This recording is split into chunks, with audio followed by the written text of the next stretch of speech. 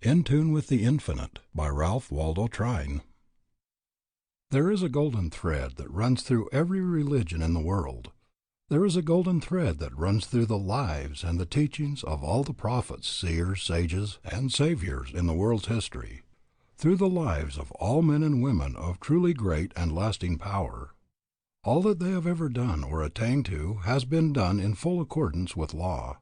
What one has done, all may do. This same golden thread must enter into the lives of all who today, in this busy workaday world of ours, would exchange impotence for power, weakness and suffering for abounding health and strength, pain and unrest for perfect peace, poverty of whatever nature for fullness and plenty. Each is building his own world. We both build from within, and we attract from without.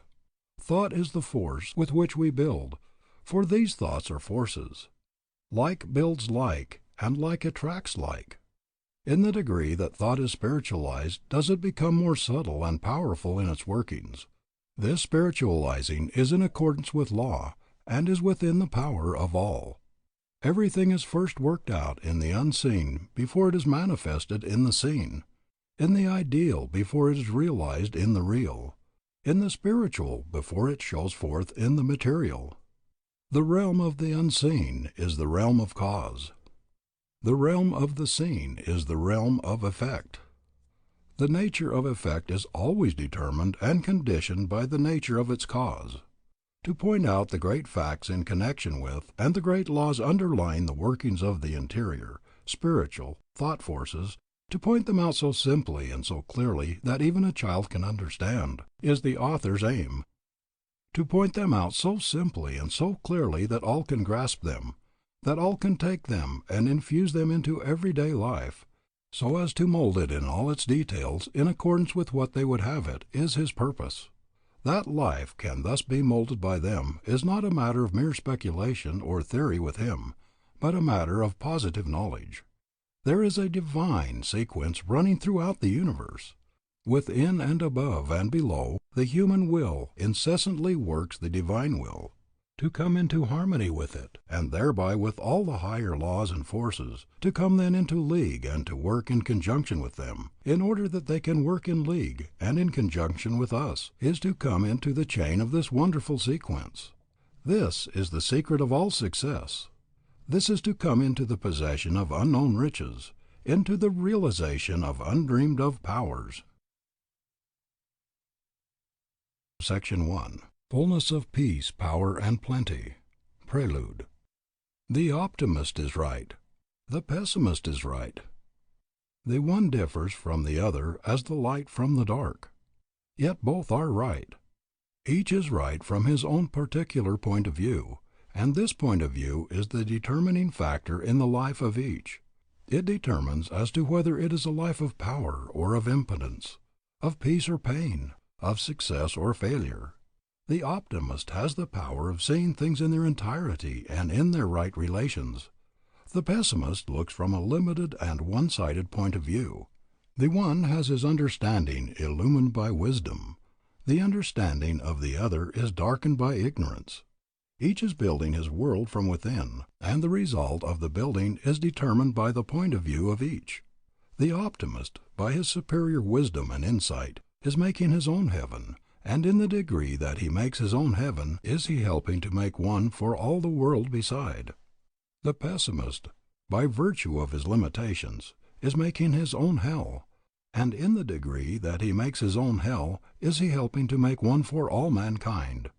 You and I have the predominating characteristics of an optimist or the predominating characteristics of a pessimist.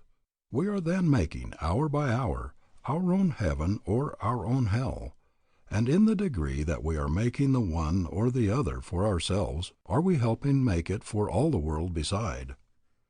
The word heaven means harmony. The word hell is from the Old English hell, meaning to build a wall around, to separate. To be held was to be shut off from. Now if there is such a thing as harmony, there must be that something one can be in right relations with. For to be in right relations with anything is to be in harmony with it. Again, if there is such a thing as being held, shut off, separated from, There must be that something from which one is held, shut off, or separated. Section 2. The Supreme Fact of the Universe. The great central fact of the universe is that spirit of infinite life and power that is behind all, that animates all, that manifests itself in and through all, that self-existent principle of life from which all has come, and not only from which all has come, but from which all is continually coming. If there is an individual life, there must be of necessity an infinite source of life from which it comes. If there is a quality or a force of love, there must be of necessity be an infinite source of love whence it comes. If there is wisdom, there must be the all-wise source behind it from which it springs. The same is true in regard to peace, the same in regard to power, the same in regard to what we call material things. There is, then, this spirit of infinite life and power, behind all which is the source of all. This infinite power is creating, working, ruling through the agency of great immutable laws and forces that run through all the universe, that surround us on every side. Every act of our everyday lives is governed by these same great laws and forces. Every flower that blooms by the wayside springs up, grows, blooms, fades, according to certain great immutable laws. Every snowflake that plays between earth and heaven forms, falls, melts, according to certain great unchangeable laws. In a sense, there is nothing in all the great universe but law. If this is true, there must of necessity be a force behind it all that is the maker of these laws, and a force greater than the laws that are made. This spirit of infinite life and power that is behind all is what I call God. I do not care what term you may use, be it kindly light, providence, the oversoul, omnipotence, or whatever term may be most convenient. I care not what the term may be as long as we are agreed in regard to the great central fact itself. God, then, is this infinite spirit which fills all the universe with himself alone, so that all is from him and in him, and there is nothing that is outside. Indeed and in truth, then in him we live and move and have our being. He is the life of our very life itself. We have received, we are continually receiving our life from him. We are partakers of the life of God. And though we differ from him in that we are individualized spirits, while he is the infinite spirit including us as well as all else beside, yet in essence the life of God and the life of man are identically the same, and so are one. They differ not in essence, in quality, they differ in degree. There have been and are highly illumined souls who believe that we receive our life from God after the manner of a divine inflow. And again, there have been and are those who believe that our life is one with the life of God, and so that God and man are one. Which is right? Both are right. Both right when rightly understood. In regard to the first, if God is the infinite spirit of life behind all, whence all comes, then clearly our life as individualized spirits is continually coming from this infinite source by means of this divine inflow. In the second place, if our lives as individualized spirits are directly from, are parts of this infinite spirit of life, then the degree of the infinite spirit that is manifested in the life of each must be identical in quality with that source, the same as a drop of water taken from the ocean is, in nature, in characteristics, identical with that ocean, its source. And how could it be otherwise? The liability to misunderstanding in this latter case, however, is this, in that although the life of God and the life of man in essence are identically the same, the life of God so far transcends the life of individual man that it includes all else beside. In other words, so far as the quality of life is concerned, in essence they are the same. So far as the degree of life is concerned, they are vastly different. In this light, is it not then evident that both conceptions are true? And more, that they are one and the same? Both conceptions may be typified by one and the same illustration. There is a reservoir in a valley which receives its supply from an inexhaustible reservoir on the mountainside. It is then true that the reservoir in the valley receives its supply by virtue of the inflow of water from the larger reservoir on the mountainside.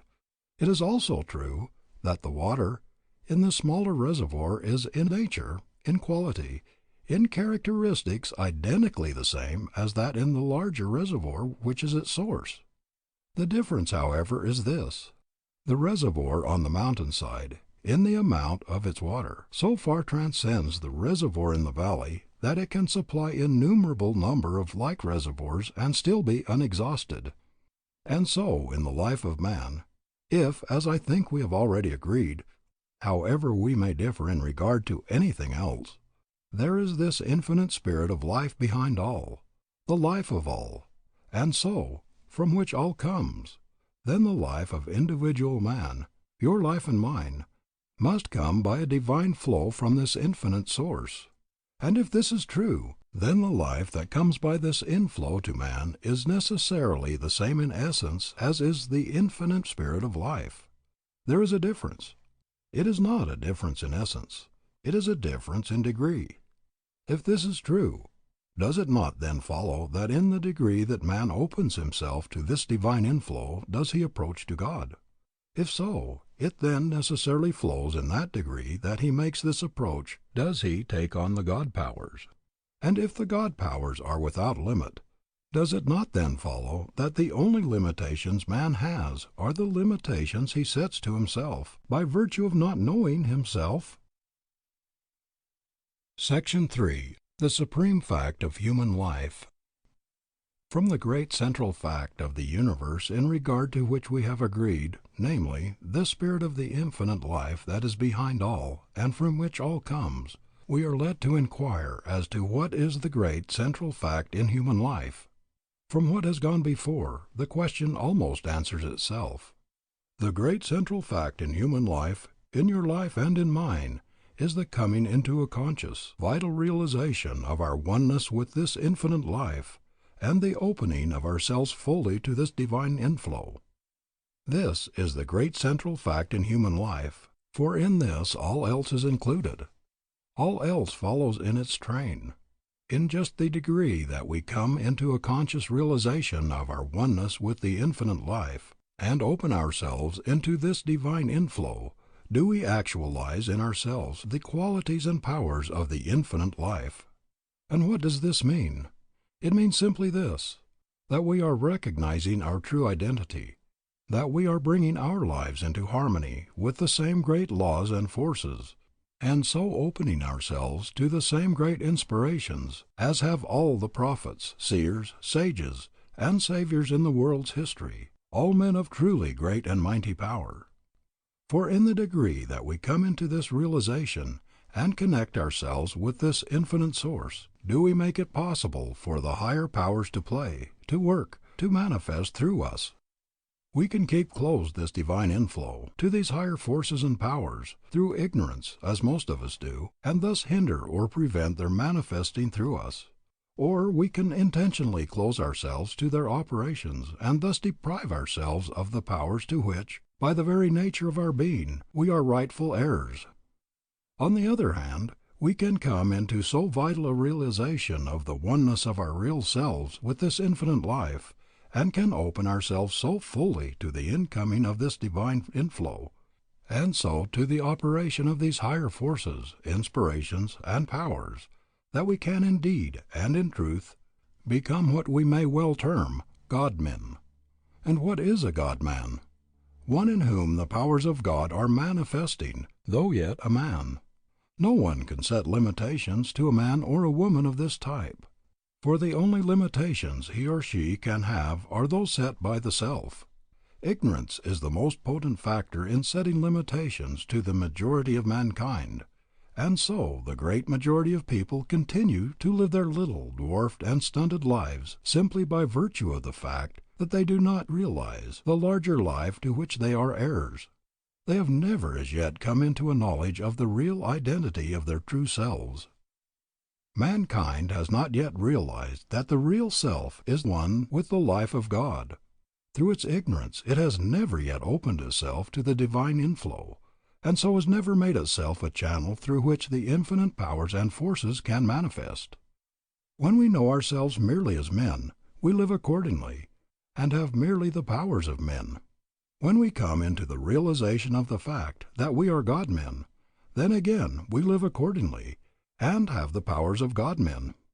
In the degree that we open ourselves to this divine inflow, are we changed from mere men into God-men. A friend has a beautiful lotus pond, a natural basin on his estate. His farm, as he always calls it, is supplied with water from a reservoir in the foothills some distance away. A gate regulates the flow of the water from the main that conducts it from the reservoir to the pond. It is a spot of transcendent beauty. There, through the days of the perfect summer weather, the lotus flowers lie full bloom upon the surface of the clear, transparent water. The June roses and other wild flowers are continually blooming upon its banks. The birds come here to drink and to bathe, and from early until late one can hear the melody of their song. The bees are continually at work in this garden of wild flowers. A beautiful grove in which many kinds of wild berries and many varieties of brakes and ferns grow, stretches back of the pond as far as the eye can reach. Our friend is a man, nay more, a God-man, a lover of his kind, and as a consequence, no notice bearing such words as "private grounds, no trespassing allowed," or "trespassers will be prosecuted," stands on his estate. But at the end of a beautiful byway that leads through the wild wood up to this enchanting spot stands a notice bearing the words, "All are welcome to the lotus pond." All love our friend. Why? They can't help it. He so loves them, and what is his is theirs. Here one may often find merry groups of children at play. Here many times tired and weary-looking men and women come, and somehow, when they go, their faces wear a different expression. The burden seems to be lifted, and now and then I've heard them when leaving, sometimes in a faint murmur, as if uttering a benediction, say, "God bless our brother friend." Many speak of this spot as the garden of God. My friend calls it his soul garden, and he spends many hours in quiet here. Often have I seen him after the others have gone, walking to and fro, or sitting quietly in the clear moonlight on an old rustic bench, drinking in the perfume of the wild flowers. He is a man of a beautifully simple nature. He says that here the real things of life come to him, and that here his greatest and most successful plans, many times as a flash of inspiration, suggest themselves to him. Everything in the immediate vicinity seems to breathe a spirit of kindliness, comfort, goodwill, and good cheer. The very cattle and sheep, as they come to the old stone fence at the edge of the grove and look across to this beautiful spot, seem, indeed, to get the same enjoyment that the people are getting. They seem almost to smile in the realization of their contentment and enjoyment, or perhaps it seems so to the onlooker, because he can scarcely help smiling as he sees the manifested evidence of their contentment and pleasure.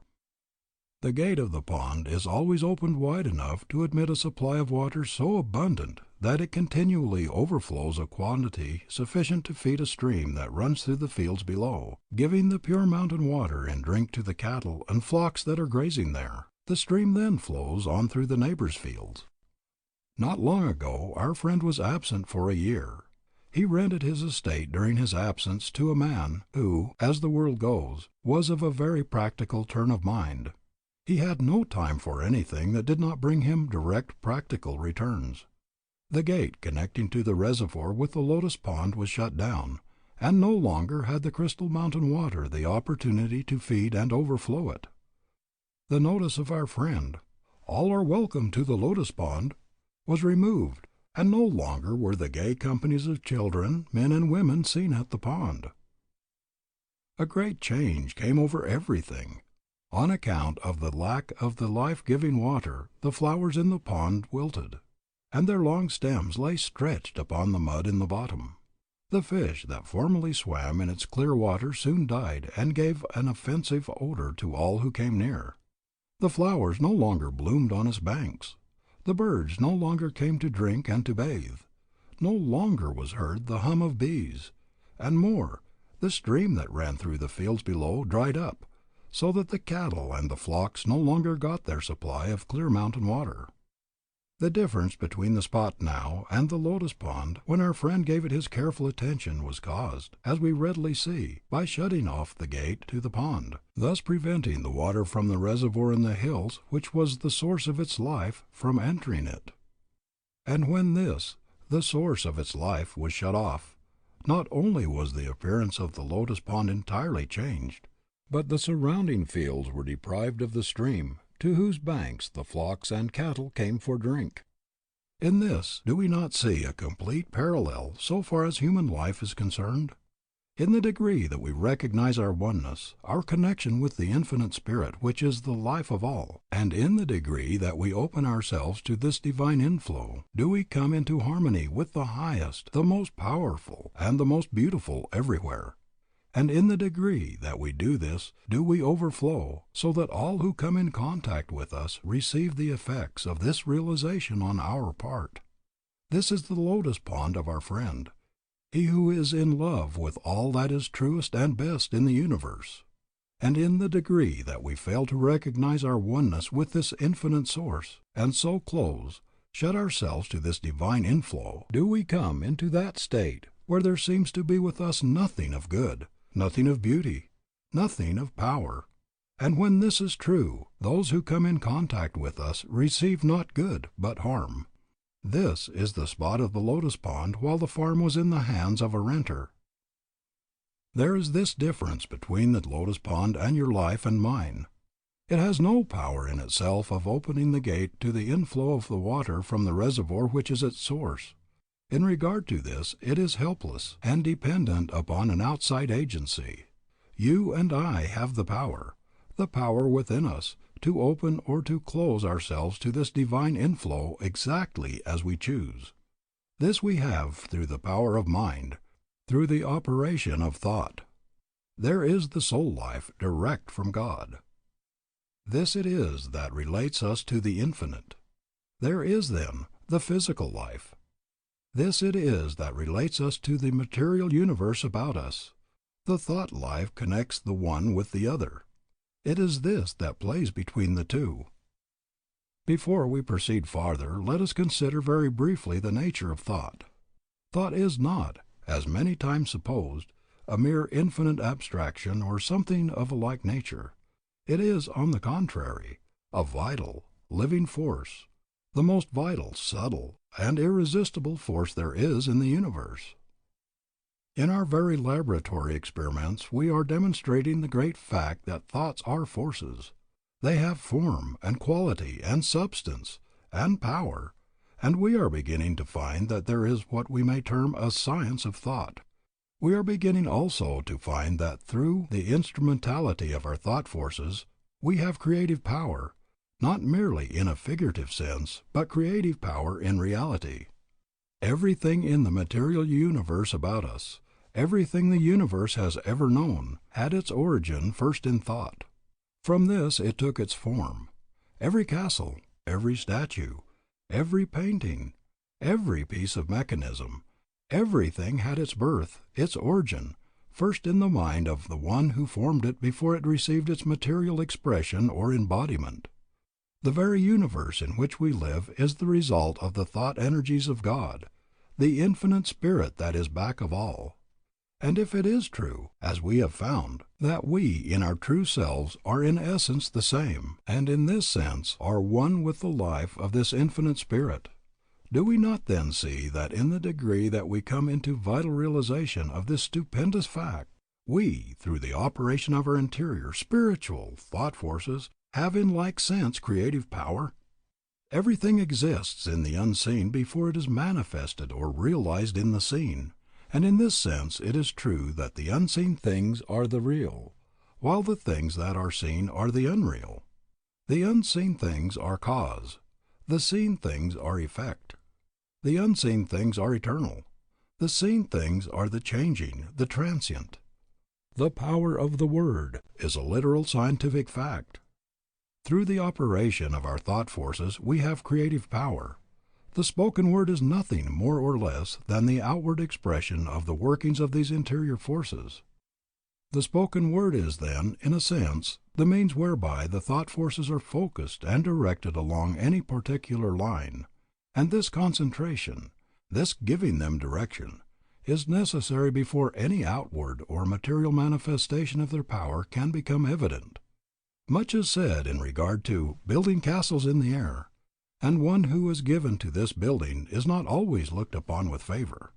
But castles in the air are always necessary before we can have castles on the ground, before we can have castles in which to live. The trouble with the one who gives himself to building castles in the air is not that he builds them in the air, but that he does not go farther and actualize in life, in character, in material form, the castles he thus builds. He does a part of the work, a very necessary part, but another equally necessary part remains still undone. There is a connection with the thought forces that we may term the drawing power of the mind, and the great law operating here is one with that great law of the universe, that like attracts like. We are continually attracting to us from both the seen and the unseen side of life forces and conditions most akin to those of our own thoughts. This law is continually operating whether we are conscious of it or not. We are all living, so to speak, in a vast ocean of thought, and the very atmosphere around us is continually filled with the thought forces that are being continually sent or that are continually going out in the form of thought waves. We are all affected, more or less, by these thought forces, either consciously or unconsciously, and in the degree that we are more or less sensitively organized, or in the degree that we are negative and so are open to outside influences rather than positive, thus determining what influences shall enter into our realm of thought and hence into our lives. There are those among us who are much more sensitively organized than others. As an organism, their bodies are more finely, more sensitively constructed. These, generally speaking, are people who are always more or less affected by the mentalities of those with whom they come in contact, or in whose company they are. A friend, the editor of one of our great journals, is so sensitively organized that it is impossible for him to attend a gathering, such as a reception, talk and shake hands with a number of people during the course of the evening, without taking on to a greater or less extent their various mental and physical conditions. These affect him to such an extent that he is scarcely himself and in his best condition for work until some 2 or 3 days afterward. Some think it unfortunate for one to be so sensitively organized. By no means. It is a good thing, for one may thus be more open and receptive to the higher impulses of the soul within, and to all higher forces and influences from without. It may, however, be unfortunate and extremely inconvenient to be so organized, unless one recognize and gain the power of closing himself, of making himself positive to all detrimental or undesirable influences. This power every one, however sensitively organized he may be, can acquire. This he can acquire through the mind's action. And moreover, there is no habit of more value to anyone, be he sensitively or less sensitively organized, than that of occasionally taking and holding himself continually in the attitude of mind. I close myself, I make myself positive to all things below, and open and receptive to all higher influences, to all things above. By taking this attitude of mind consciously now and then, it soon becomes a habit, and if one is deeply earnest in regard to it, it puts into operation silent but subtle and powerful influences in effecting the desired results. In this way all lower and undesirable influences from both the seen and the unseen side of life are closed out, while all higher influences are invited, and in the degree that they are invited will they enter.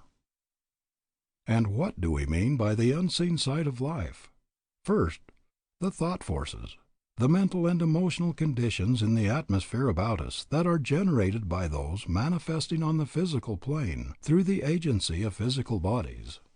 Second, the same forces generated by those who have dropped the physical body, or from whom it has been struck away, and who are now manifesting through the agency of bodies of a different nature.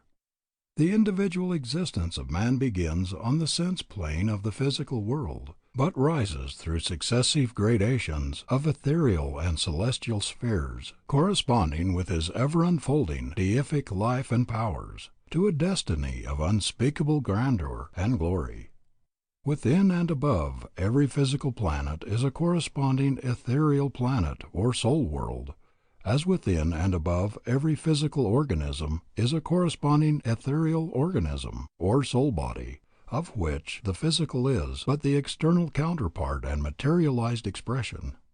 From this etherealized or soul planet, which is the immediate home of our arisen humanity, there rises or deepens in infinite gradations spheres within and above spheres, to celestial heights of spiritualized existence utterly inconceivable to the sense man. Embodiment, accordingly, is twofold.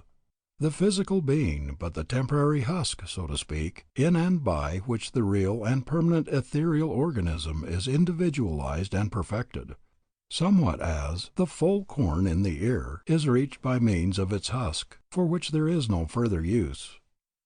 By means of this indestructible ethereal body and the corresponding ethereal spheres of environment with the social life and relations in the spheres, the individuality and personal life is preserved forever. The fact of life in whatever form means the continuance of life, even though the form be changed. Life is the one eternal principle of the universe, and so always continues, even though the form of the agency through which it manifests be changed. In my Father's house are many mansions.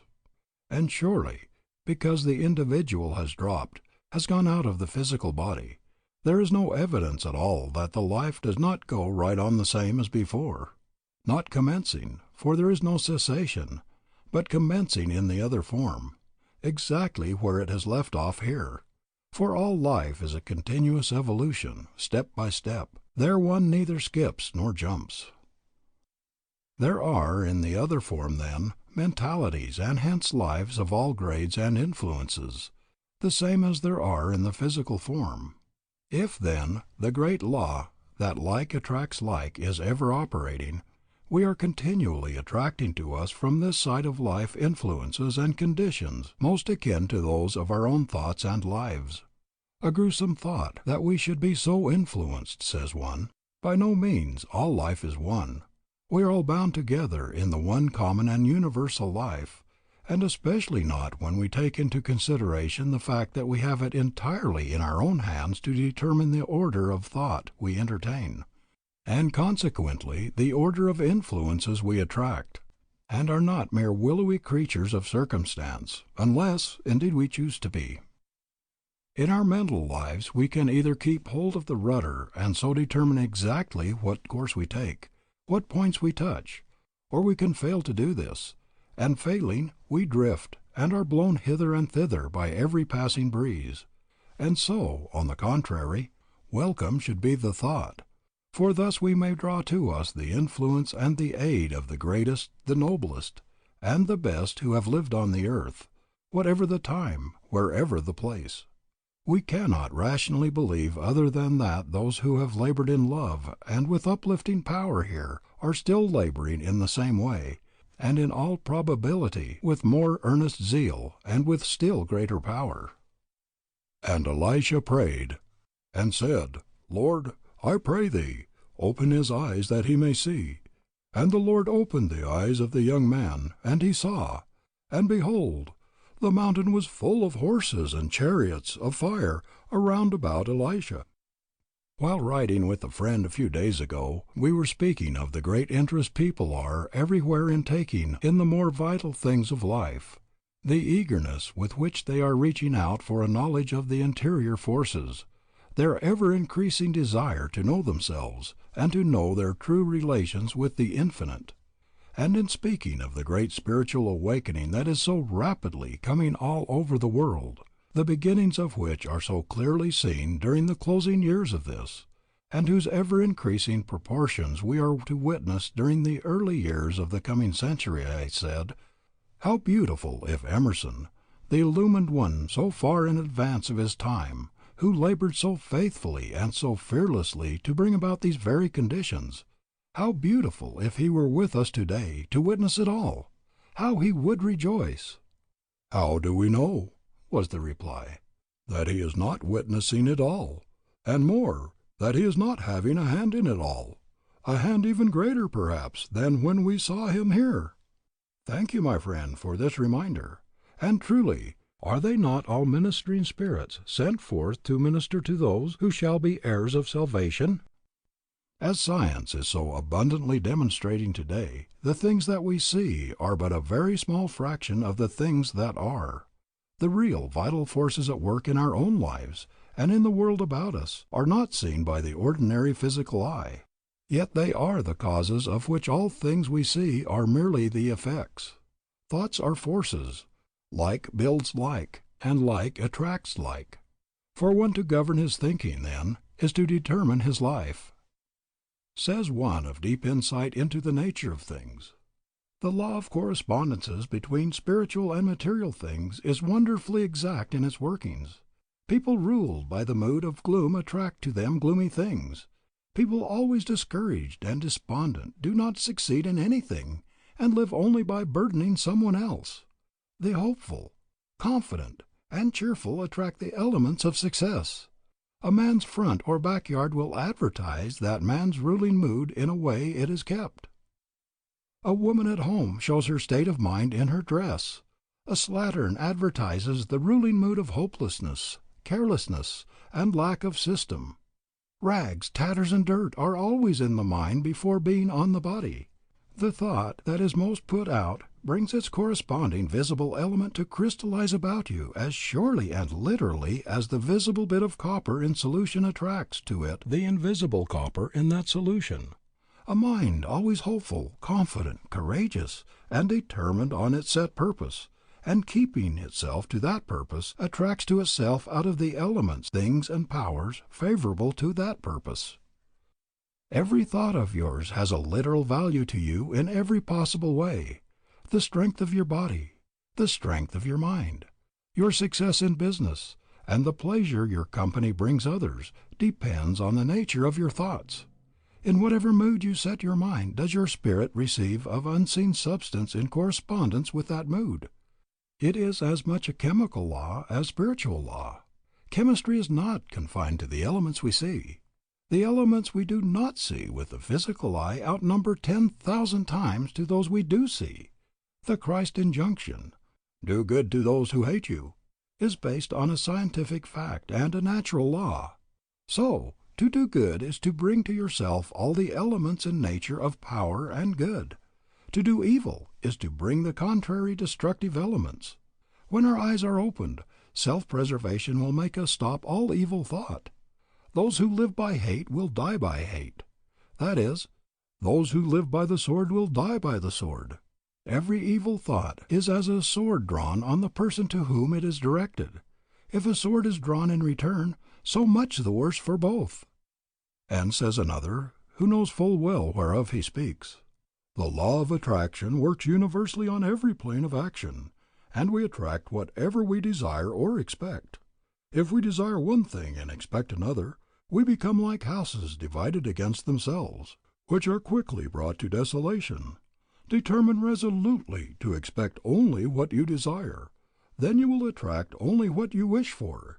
Carry any kind of thought you please about with you, and so long as you retain it, no matter how you roam over land or sea, you will unceasingly attract to yourself, knowingly or inadvertently, exactly and only what corresponds to your own dominant quality of thought. Thoughts are our private property, and we can regulate them to suit our taste entirely by steadily recognizing our ability so to do." We have just spoken of the drawing power of the mind. Faith is nothing more or less than the operation of the thought forces in the form of an earnest desire, coupled with expectation as to its fulfillment. And in the degree of that faith, the earnest desire thus sent out is continually held to and watered by firm expectation. In just that degree does it either draw to itself, or does it change from the unseen into the visible, from the spiritual into the material, that for which it is sent. Let the element of doubt or fear enter in, and what would otherwise be a tremendous force will be so neutralized that it will fail of its own realization. Continually held to and continually watered by firm expectation, it becomes a force, a drawing power that is irresistible and absolute, and the results will be absolute in direct proportion as to its absolute. We shall find, as we are so rapidly beginning to find today, that the great things said in regard to faith, the great promises made in connection with it, are not mere vague sentimentalities, but are all great scientific facts, and rest upon great immutable laws. Even in our very laboratory experiments we are beginning to discover the laws underlying and governing these forces. We are now beginning, some at least, to use them understandingly and not blindly, as has so often and so long been the case. Much is said today in regard to the will. It is many times spoken of as if it were a force in itself. But will is a force, a power, only in so far as it is a particular form of the manifestation of the thought forces.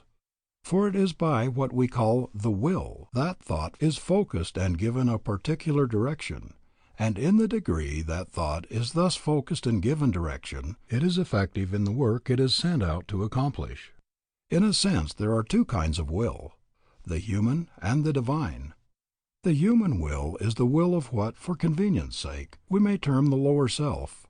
It is the will that finds its life merely in the realm of the mental and the physical, the sense will.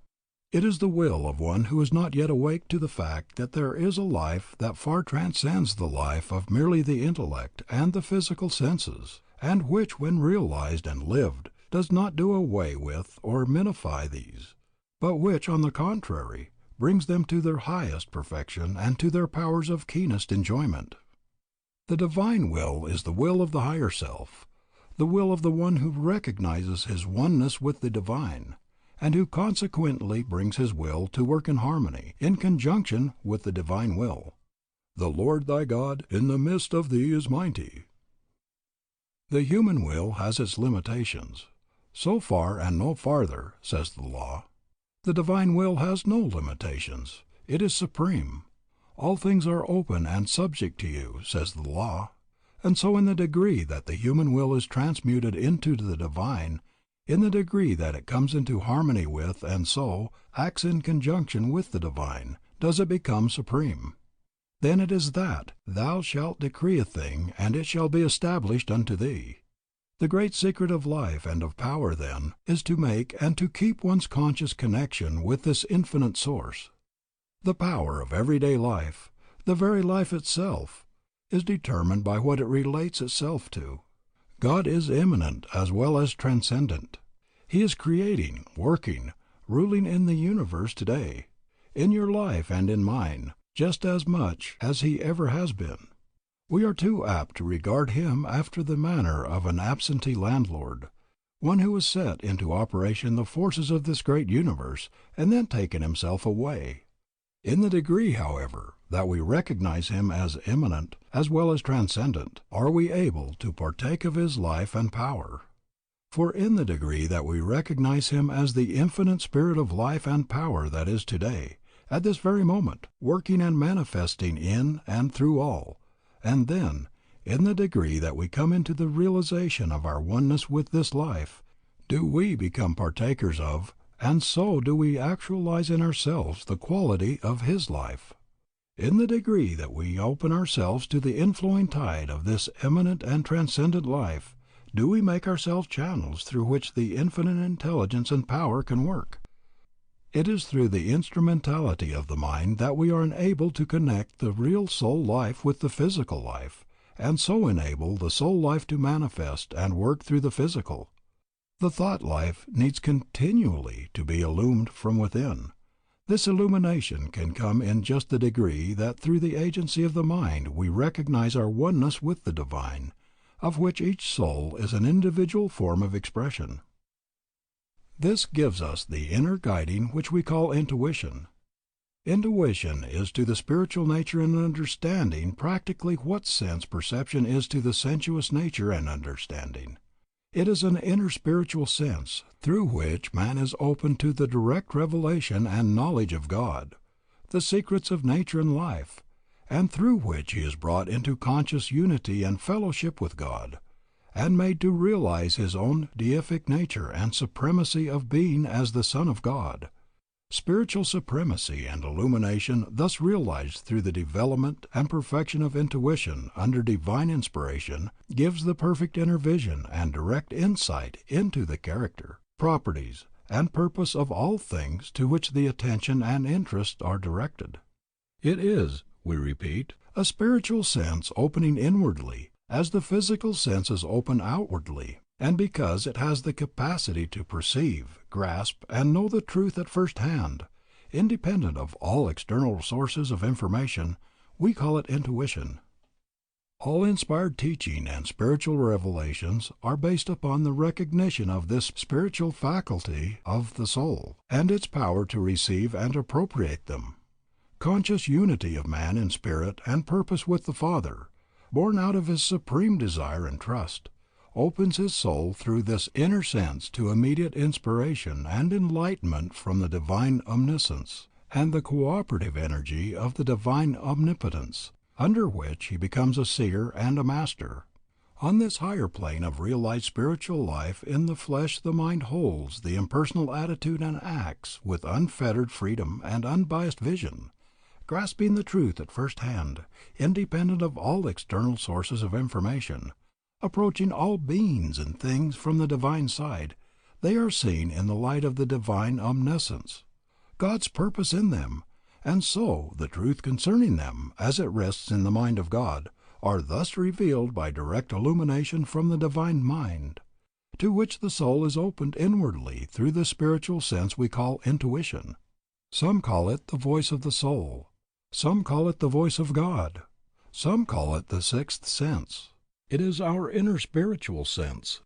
In the degree that we come into the recognition of our own true selves, into the realization of the oneness of our life with the infinite life, and in the degree that we open ourselves to this divine inflow, does this voice of intuition, this voice of the soul, this voice of God, speak clearly. And in the degree that we recognize, listen to, and obey it, does it speak ever more clearly, until, by and by, there comes a time when it is unerring, absolutely unerring, in its guidance. Section 4. Fullness of life, bodily health and vigor. God is the Spirit of infinite life. If we are partakers of this life, and have the power of opening ourselves fully to its divine flow, it means more, so far as even the physical life is concerned, than we may at first think. For very clearly, the life of this infinite Spirit, from its very nature, can admit of no disease. And if this is true, no disease can exist in the body where it freely enters, through which it freely flows. Let us recognize at the outset that, so far as the physical life is concerned, all life is from within out. There is an immutable law which says, "As within, so without," cause, effect. In other words, the thought forces, the various mental states and the emotions, all have in time their effects upon the physical body.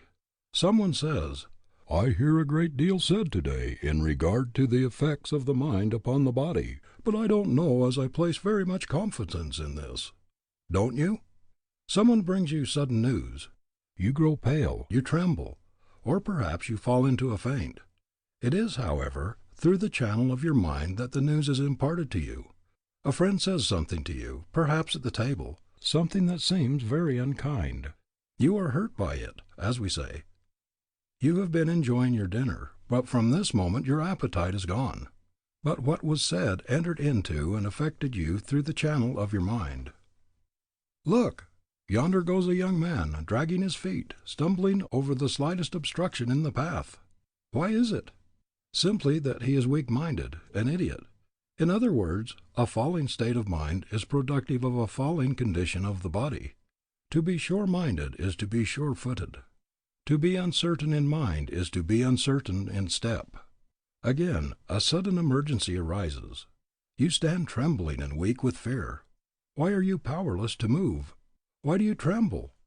And yet you believe that the mind has but little influence upon the body. You are for a moment dominated by a fit of anger. For a few hours afterwards you complain of a violent headache. And still you do not seem to realize that the thoughts and emotions have an effect upon the body. A day or two ago, while conversing with a friend, we were speaking of worry. "My father is greatly given to worry," he said. "Your father is not a healthy man," I said. "He is not strong, vigorous, robust, and active." I then went on to describe to him more fully his father's condition and the troubles which afflicted him. He looked at me in surprise and said, "Why, you do not know my father?" "No," I replied. "How then can you describe so accurately the disease with which he is afflicted?" "You have just told me that your father is greatly given to worry. When you told me this, you indicated to me cause. In describing your father's condition, I simply connected with the cause its own peculiar effects. Fear and worry have the effect of closing up the channels of the body, so that the life forces flow in a slow and sluggish manner. Hope and tranquility open the channels of the body, so that the life forces go bounding through it in such a way that disease can rarely get a foothold. Not long ago a lady was telling a friend of a serious physical trouble. My friend happened to know that between this lady and her sister the most kindly relations did not exist. He listened attentively to her delineation of her troubles, and then, looking her squarely in the face, in a firm but kindly tone said, "Forgive your sister." The woman looked at him in surprise and said, "I can't forgive my sister." "Very well then," he replied, "keep the stiffness of your joints and your kindred rheumatic troubles." A few weeks later he saw her again. With a light step she came toward him and said, "I took your advice. I saw my sister and forgave her. We have become good friends again, and I don't know how it is, but somehow or other from the very day, as I remember that we became reconciled, my troubles seem to grow less, and today there is not a trace of the old difficulties left. And really, my sister and I have become such good friends that now we can scarcely get along without one another." Again, we have effect following cause. We have several well authenticated cases of the following nature. A mother has been dominated for a few moments by an intense passion of anger, and the child at her breast has died within an hour's time. So poisoned became the mother's milk by virtue of the poisonous secretions of the system while under the domination of this fit of anger. In other cases it has caused severe illness and convulsions. The following experiment has been tried a number of times by a well-known scientist. Several men have been put into a heated room.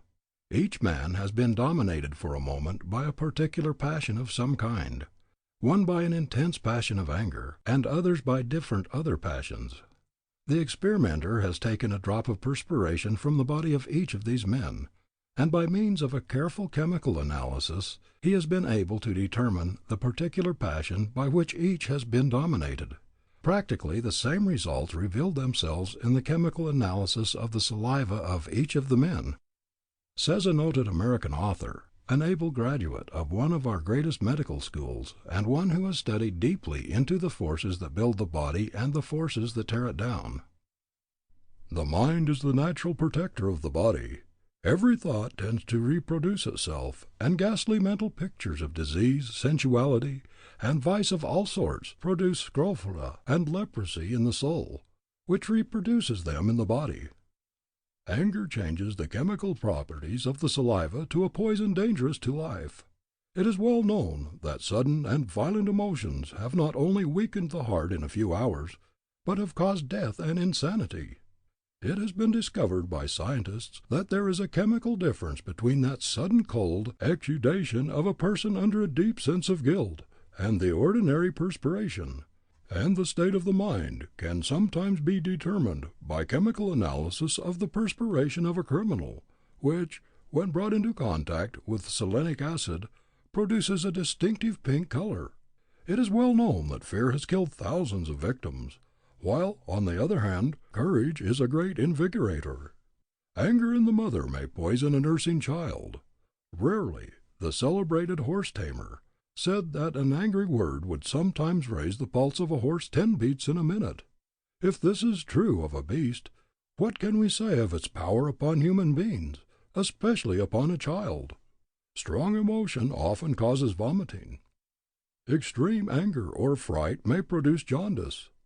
A violent paroxysm of rage has caused apoplexy and death. Indeed, in more than one instance, a single night of mental agony has wrecked a life. Grief, long-standing jealousy, constant care and corroding anxiety sometimes tend to develop insanity. Sick thoughts and discordant moods are in the natural atmosphere of disease, and crime is engendered and thrives in the miasma of the mind. From all this we get the great fact we are scientifically demonstrating today, that the various mental states, emotions, and passions have their various peculiar effects upon the body, and each induces in turn, if indulged in to any great extent, its own peculiar forms of disease, and these in time become chronic. Just a word or two in regard to their mode of operation. If a person is dominated for a moment by, say, a passion of anger, there is set upon the physical organism what we might justly term a bodily thunderstorm, which has the effect of souring, or rather of corroding the normal, healthy, and life-giving secretions of the body, so that instead of performing their natural functions, they become poisonous and destructive. And if this goes on to any great extent, by virtue of their cumulative influences, they give rise to a particular form of disease, which in turn becomes chronic. So the emotion opposite to this, that of kindness, love, benevolence, goodwill, tends to stimulate a healthy, purifying, and life-giving flow of all bodily secretions. All the channels of the body seem free and open. The life forces go bounding through them, and these very forces, set into abounding activity, will in time counteract the poisonous and disease-giving effects of their opposites. A physician goes to see a patient.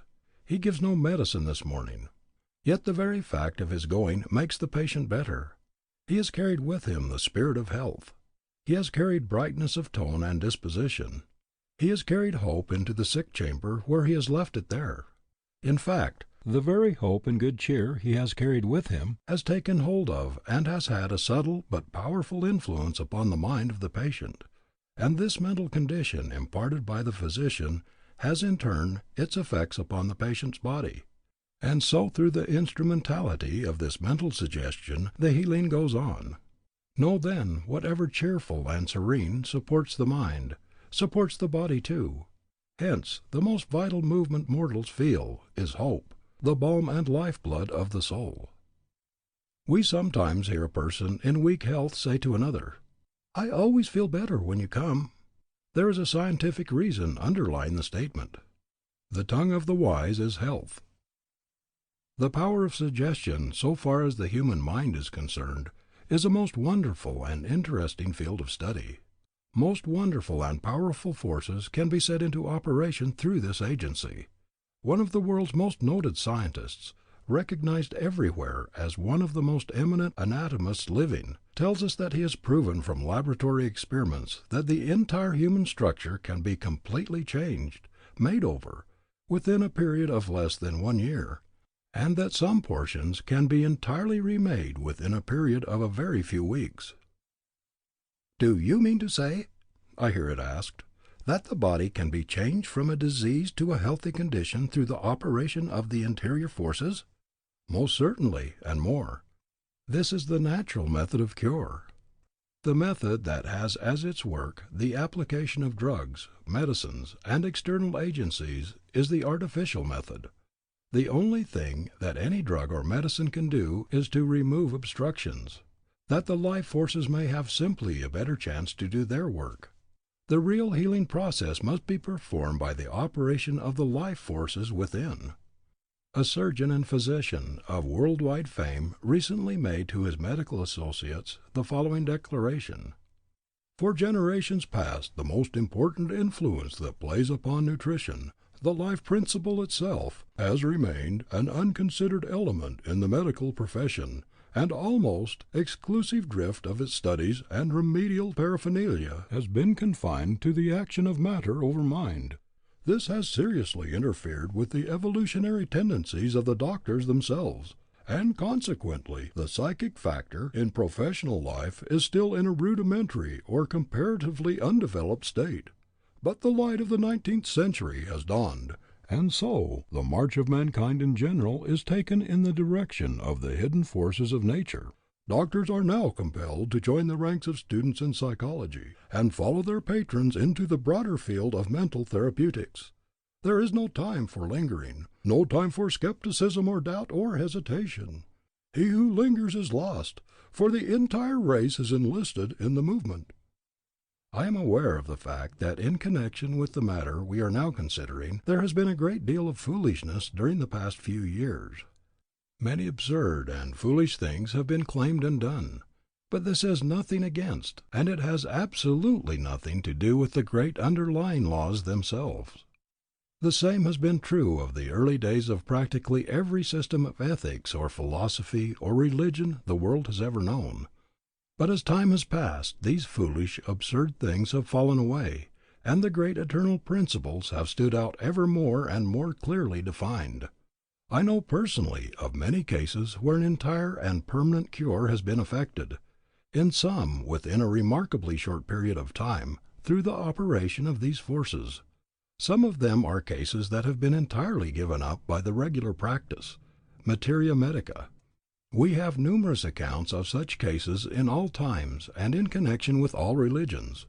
And why should not the power of effecting such cures exist among us today?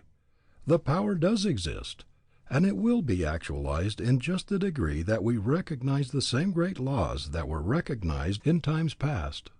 One person may do a very great deal in connection with the healing of another, but this almost invariably implies cooperation on the part of the one who is thus treated. In the cures that Christ performed, he most always needed the cooperation of the one who appealed to him. His question almost invariably was, "Dost thou believe?" He thus stimulated into activity the life-giving forces within the one cured.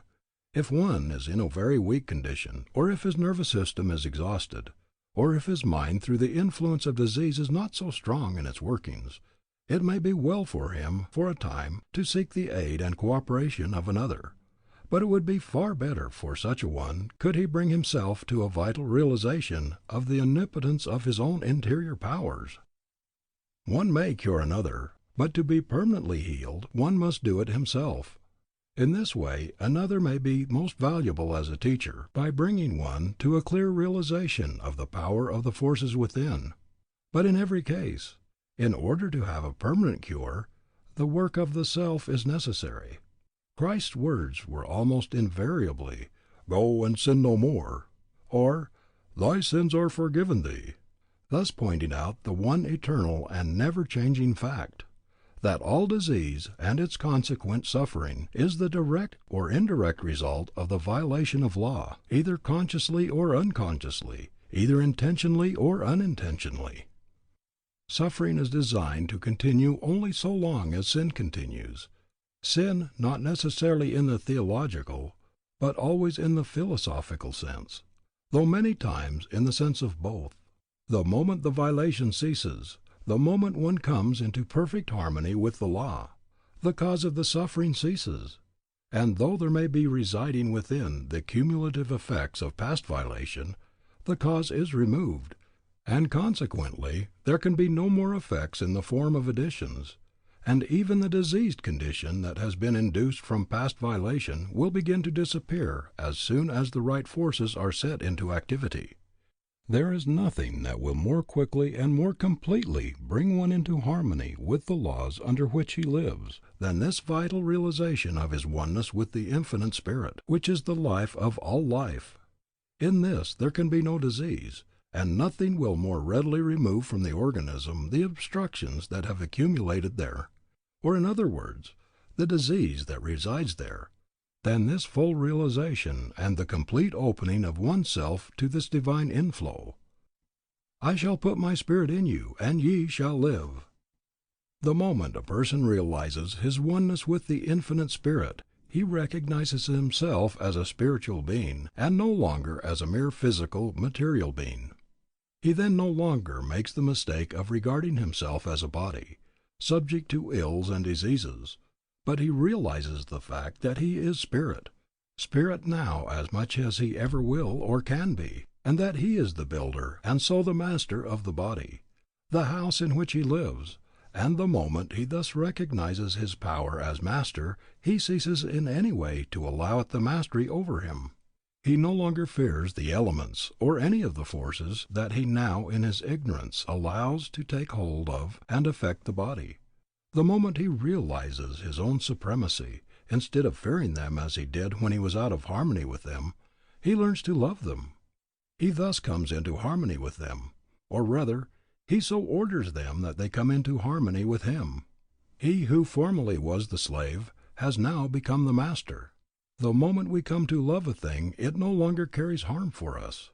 There are almost countless numbers today, weak and suffering in body, who would become strong and healthy if they would only give God an opportunity to do His work.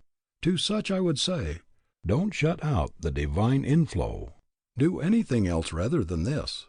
Open yourselves to it. Invite it. In the degree that you open yourselves to it, its inflowing tide will course through your bodies a force so vital that the old obstructions that are dominating them today will be driven out before it. My words are life to them that find them, and health to all their flesh. There is a trough through which a stream of muddy water has been flowing for many days. The dirt has gradually collected on its sides and bottom, and it continues to collect as long as the muddy water flows through it. Change this. Open the trough to a swift-flowing stream of clear, crystal water, and in a very little while even the very dirt that has collected on its sides and bottom will be carried away. The trough will be entirely cleansed.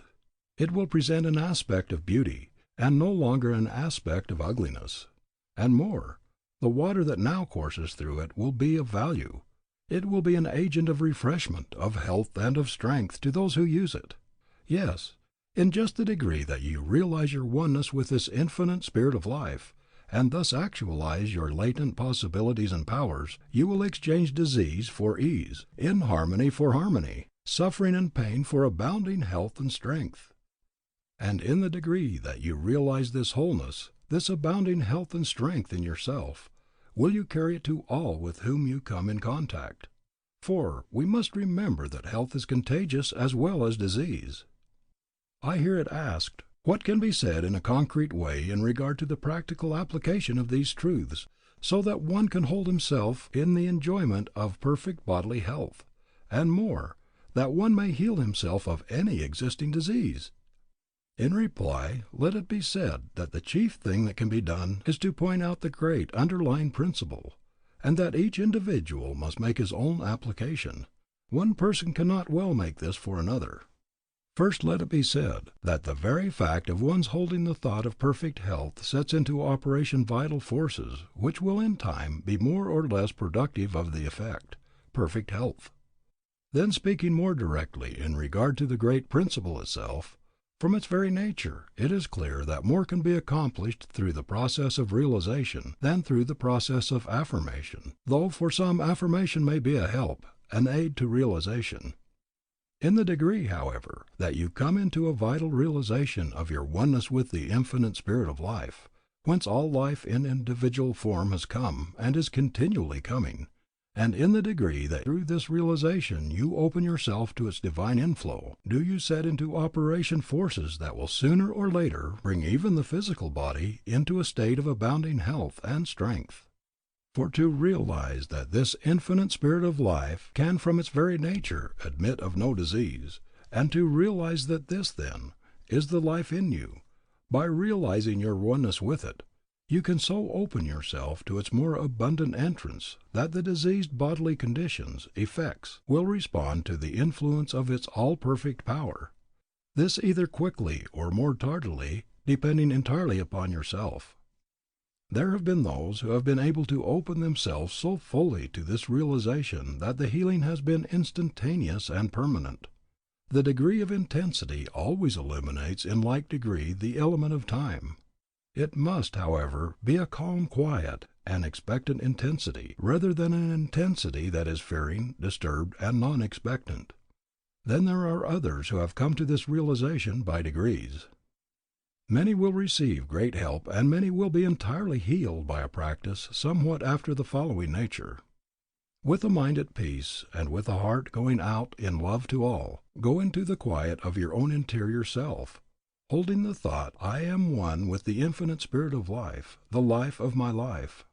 I then, as spirit, I, a spiritual being, can in my own real nature admit of no disease. I now open my body, in which disease has gotten a foothold.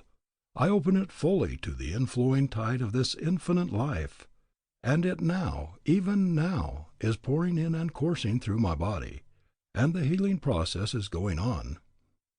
Realize this so fully that you begin to feel a quickening and a warming glow imparted by the life forces to the body. Believe the healing process is going on. Believe it, and hold continually to it. Many people greatly desire a certain thing, but expect something else. They have greater faith in the power of evil than in the power of good, and hence remain ill.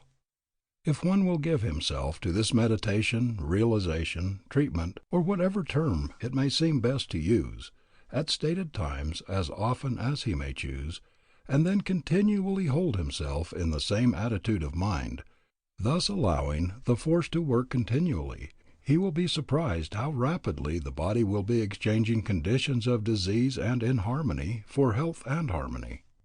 There is no particular reason, however, for this surprise, for in this way he is simply allowing the omnipotent power to do the work, which will have to do it ultimately in any case.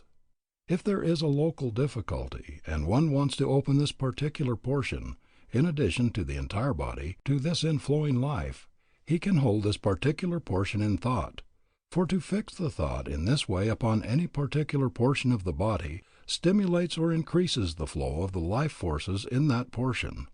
It must always be borne in mind, however, that whatever healing may be thus accomplished, effects will not permanently cease until causes have been removed.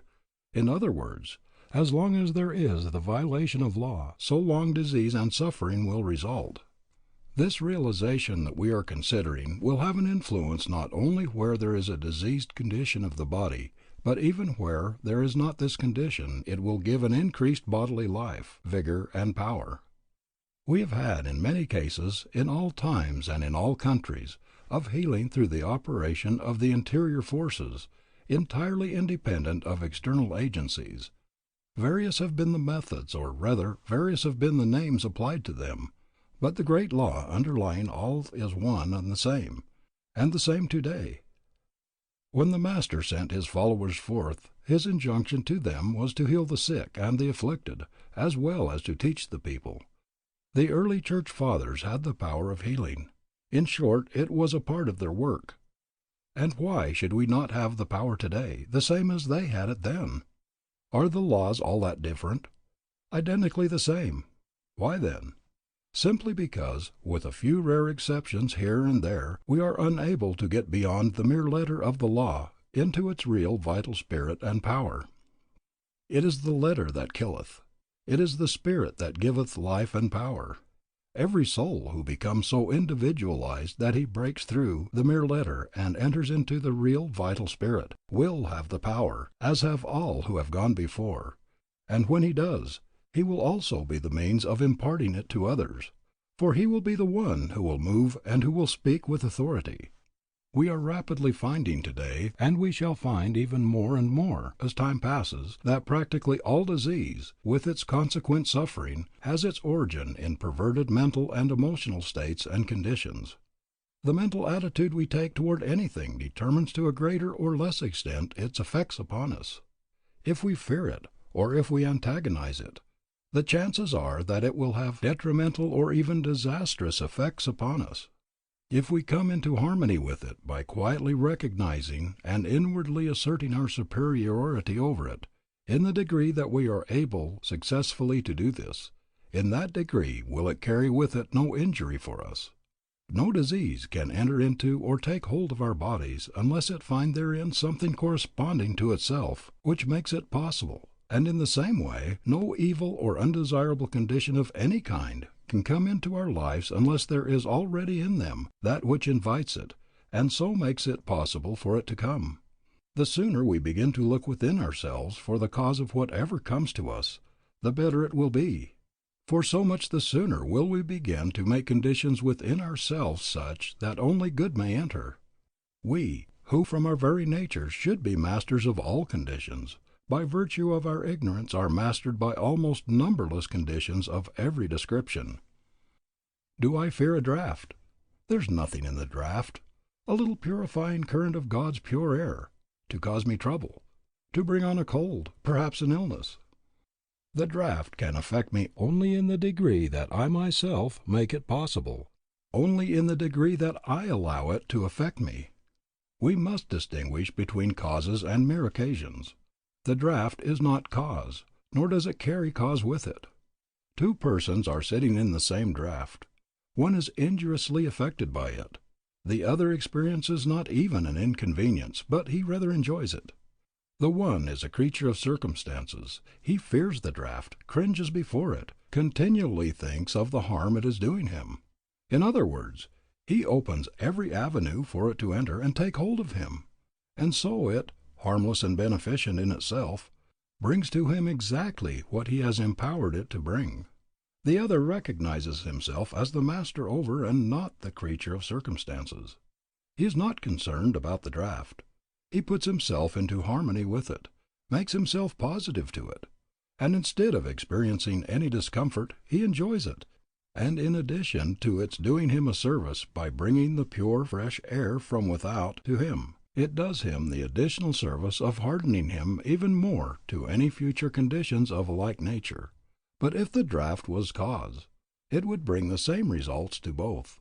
The fact that it does not shows that it is not a cause, but a condition, and it brings to each effects which correspond to the conditions it finds within each. Poor draught! How many thousands, nay, millions of times is it made the scapegoat by those who are too ignorant or too unfair to look their own weaknesses square in the face, and who instead of becoming imperial masters remain cringing slaves. Think of it, what it means! A man created the image of the eternal God, sharer of his life and power, born to have dominion, fearing, shaking, cringing before a little draught of pure life-giving air. But scapegoats are convenient things, even if the only thing they do for us is to aid us in our constant efforts at self-delusion. The best way to disarm a draught of the bad effects it has been accustomed to bring one is first to bring about a pure and healthy set of conditions within, then to change one's mental attitude toward it. Recognize the fact that of itself it has no power. It has only the power you invest it with. Thus you will put yourself into harmony with it, and will no longer sit in fear of it. Then sit in a draught a few times and get hardened to it, as everyone, by going at it judiciously, can readily do. But suppose one is in delicate health or especially subject to draughts. Then he be simply a little judicious at first. Don't seek the strongest that can be found, especially if you do not as yet in your own mind feel equal to it. For if you do not, it signifies that you still fear it. That supreme regulator of all life, good common sense, must be used here, the same as elsewhere.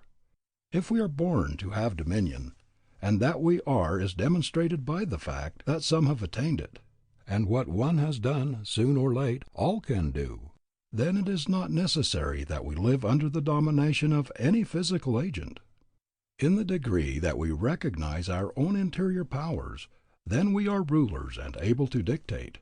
In the degree that we fail to recognize them, we are slaves and are dictated to. We build whatever we find within us. We attract whatever comes to us, and all in accordance with spiritual law, for all natural law is spiritual law. The whole of human life is cause and effect. There is no such thing in it as chance, nor is there even in all the wide universe. Are we not satisfied with whatever comes into our lives? The thing to do, then, is not to spend time in railing against the imaginary something we create and call fate, but to look to the within and change the causes at work there, in order that things of a different nature may come, for there will come exactly what we cause to come. This is true not only of the physical body, but of all phases and conditions of life. We invite whatever comes, and did we not invite it, either consciously or unconsciously, it could not and it would not come. This may undoubtedly be hard for some to believe, or even to see at first. But in the degree that one candidly and open-mindedly looks at it, and then studies into the silent, but subtle and, so to speak, omnipotent workings of the thought forces, and as he traces their effects within him and about him, it becomes clearly evident and easy to understand. And then whatever does come to one depends for its effects entirely upon his mental attitude toward it. Does this or that occurrence or condition cause you annoyance? Very well. It causes you annoyance, and so disturbs your peace merely because you allow it to. You are born to have absolute control over your own dominion, but if you voluntarily hand over this power, even if for a little while, to someone or to something else, then you of course become the creature, the one controlled. To live undisturbed by passing occurrences, you must first find your own center. You must then be firm in your own center, and so rule the world from within. He who does not himself condition circumstances allows the process to be reversed, and becomes a conditioned circumstance. Find your center and live in it. Surrender it to no person, to no thing. In the degree that you do this will you find yourself growing stronger and stronger in it. And how can one find a center? By realizing his oneness with the infinite power, and by living continually in this realization. But if you do not rule from your own center, if you invest this or that with the power of bringing you annoyance or evil or harm, then take what it brings, but cease your railings against the eternal goodness and beneficence of all things. I swear the earth shall surely be complete to him or her who shall be complete. The earth remains jagged and broken, only to him who remains jagged and broken. If the windows of your soul are dirty and streaked, covered with foreign matter to them, then the world as you look out of them will be to you dirty and streaked and out of order. Cease your complainings. However, keep your pessimism, your poor unfortunate me, to yourself, lest you betray the fact that your windows are badly in need of something. But know that your friend, who keeps his windows clean, that the eternal sun may illumine all within and make visible all without, know that he lives in a different world from yours. Then go wash your windows, and instead of longing for some other world, you will discover the wonderful beauties of this world, and if you don't find transcendent beauties on every hand here, the chances are that you will never find them anywhere. The palm hangs on the berry bush, when comes the poet's eye, and the whole street is a masquerade when Shakespeare passes by. This same Shakespeare, whose mere passing causes all this commotion, is the one who put into the mouth of one of his creations the words, "The fault, dear Brutus, is not in our stars, but in ourselves, that we are underlings." And the great work of his own life is right good evidence that he realized full well the truth of the facts we are considering. And again he gave us a great truth in keeping with what we are considering when he said, "Our doubts are traitors, and make us lose the good we oft might win, by fearing to attempt."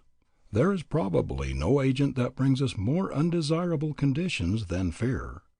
We should live in fear of nothing, nor will we when we come fully to know ourselves. An old French proverb runs, "Some of your griefs you have cured, and the sharpest you still have survived. But what torments of pain you endured from evils that never arrived." Fear and lack of faith go hand in hand. The one is born of the other. Tell me how much one is given to fear, and I will tell you how much he lacks in faith. Fear is a most expensive guest to entertain, the same as worry is. So expensive are they that no one can afford to entertain them. We invite what we fear, the same as, by a different attitude of mind, we invite and attract the influences and conditions we desire. The mind dominated by fear opens the door for the entrance of the very things, for the actualization of the very condition it fears. "Where are you going?" asked an Eastern pilgrim on meeting the plague one day. "I am going to Baghdad to kill 5,000 people," was the reply. A few days later the same pilgrim met the plague returning. "You told me you were going to Baghdad to kill 5,000 people," said he, "but instead you killed 50,000." "No," said the plague, "I killed only 5,000, as I told you I would. The others died of fright." Fear can paralyze every muscle in the body. Fear affects the flow of the blood, likewise the normal and healthy action of all the life forces. Fear can make the body rigid, motionless, and powerless to move. Not only do we attract to ourselves the things we fear, but we also aid in attracting to others the conditions we in our own minds hold them in fear of.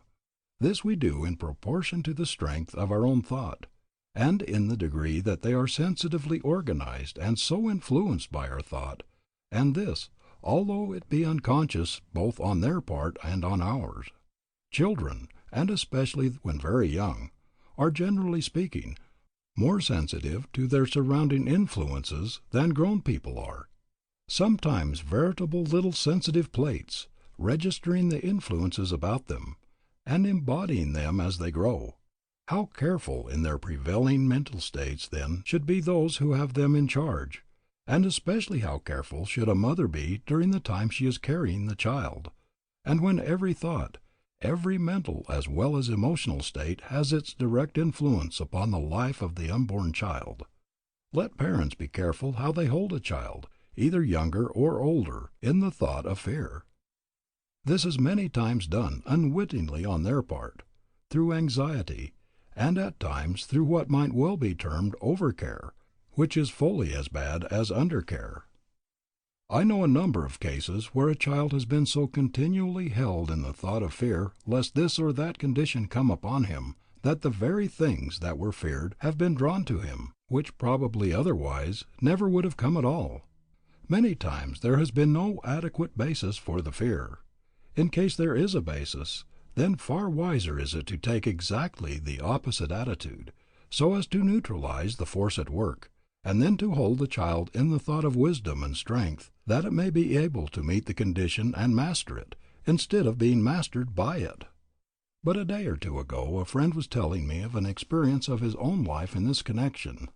At a period when he was having a terrific struggle with a certain habit, he was so continually held in the thought of fear by his mother and the young lady to whom he was engaged, the engagement to be consummated at the end of a certain period, the time depending on his proving his mastery, that he, very sensitively organized, continually felt the depressing and weakening effects of their negative thoughts.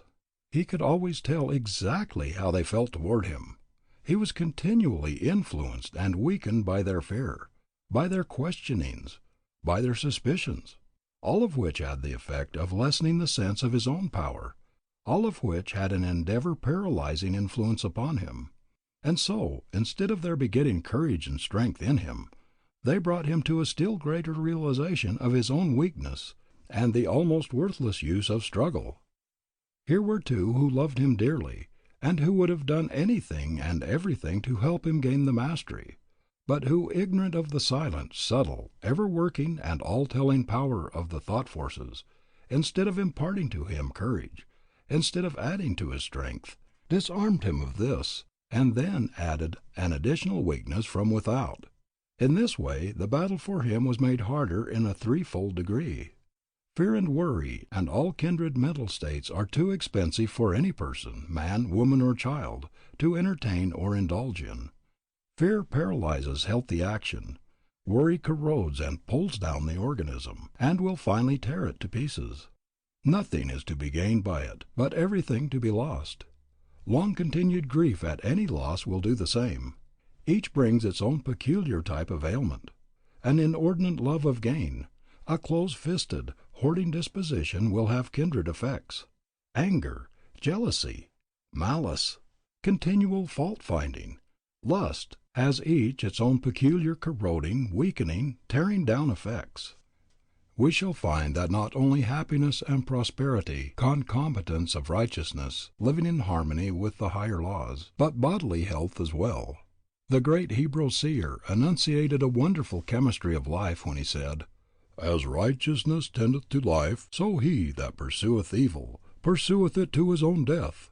On the other hand, "In the way of righteousness is life, and in the pathway thereof there is no death."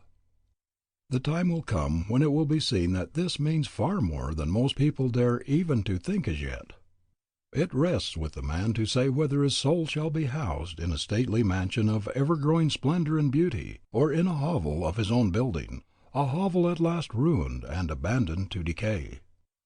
The bodies of almost untold numbers, living their one-sided, unbalanced lives, are every year, through these influences, weakening and falling by the wayside long before their time. Poor, poor houses, intended to be beautiful temples, brought to desolation by their ignorant, reckless, deluded tenants. Poor houses! A close observer, a careful student of the power of the thought forces, will soon be able to read in the voice, in the movements, in the features, the effects registered by the prevailing mental states and conditions. Or, if he is told the prevailing mental states and conditions, he can describe the voice, the movements, the features, as well as describe in a general way the peculiar physical ailments their possessor is heir to. We are told by good authority that a study of the human body, its structure, and the length of time it takes to come to maturity, in comparison with the time it takes the bodies of various animals and their corresponding longevity, reveals the fact that its natural age should be nearer 120 years than what we commonly find it today. But think of the multitudes all about us whose bodies are aging, weakening, breaking, so that they have to abandon them long before they reach what ought to be a long period of strong, vigorous middle life. Then, the natural length of life being thus shortened, it comes to be what we might term a race belief that this shortened period is the natural period, and as a consequence many, when they approach a certain age, seeing that as a rule people at this period of life begin to show signs of age, to break and go downhill as we say, they thinking it a matter of course that it must be the same with them, by taking this attitude of mind, many times bring upon themselves these very conditions long before it is necessary. Subtle and powerful are the influence of the mind in the building and rebuilding of the body. As we understand them better, it may become the custom for people to look forward with pleasure to the teens of their second century. There comes to mind at this moment a friend, a lady well on to 80 years of age. An old lady, most people in fact, would call her, especially those who measure age by the number of seasons that have come and gone since one's birth. But to call our friend old would be to call black white. She is no older than a girl of 25, and indeed younger, I'm glad to say, or I'm sorry to say, depending on the point of view, than many a girl of this age. Seeking for the good in all people and in all things, she has found the good everywhere. The brightness of disposition and of voice that is hers today, that attracts all people to her, and that makes her so beautifully attractive to all people, has characterized her all through life.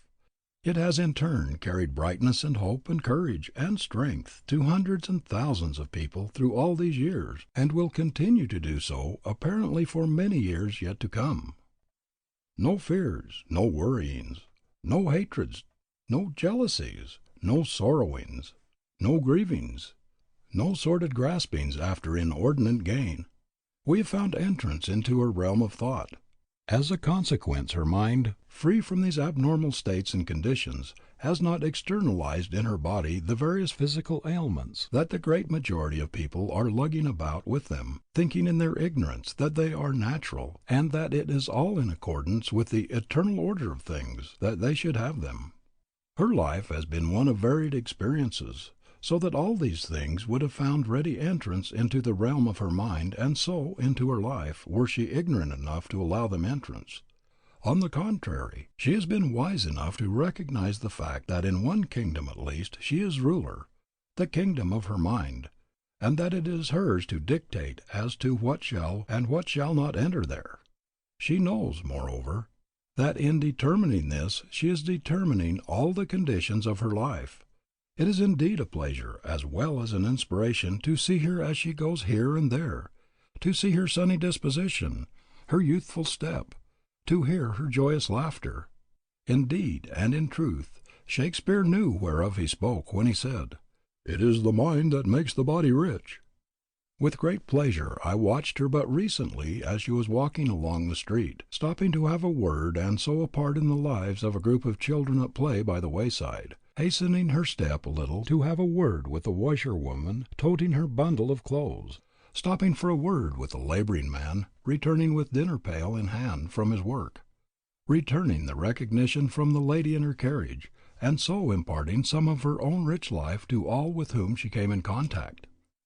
And as good fortune would have it, while still watching her, an old lady passed her, really old, this one, though at least 10 or 15 years younger, so far as the count by the seasons is concerned. Nevertheless, she was bent in form and apparently stiff in joint and muscle. Silent in mood, she wore a countenance of a long-faced sadness.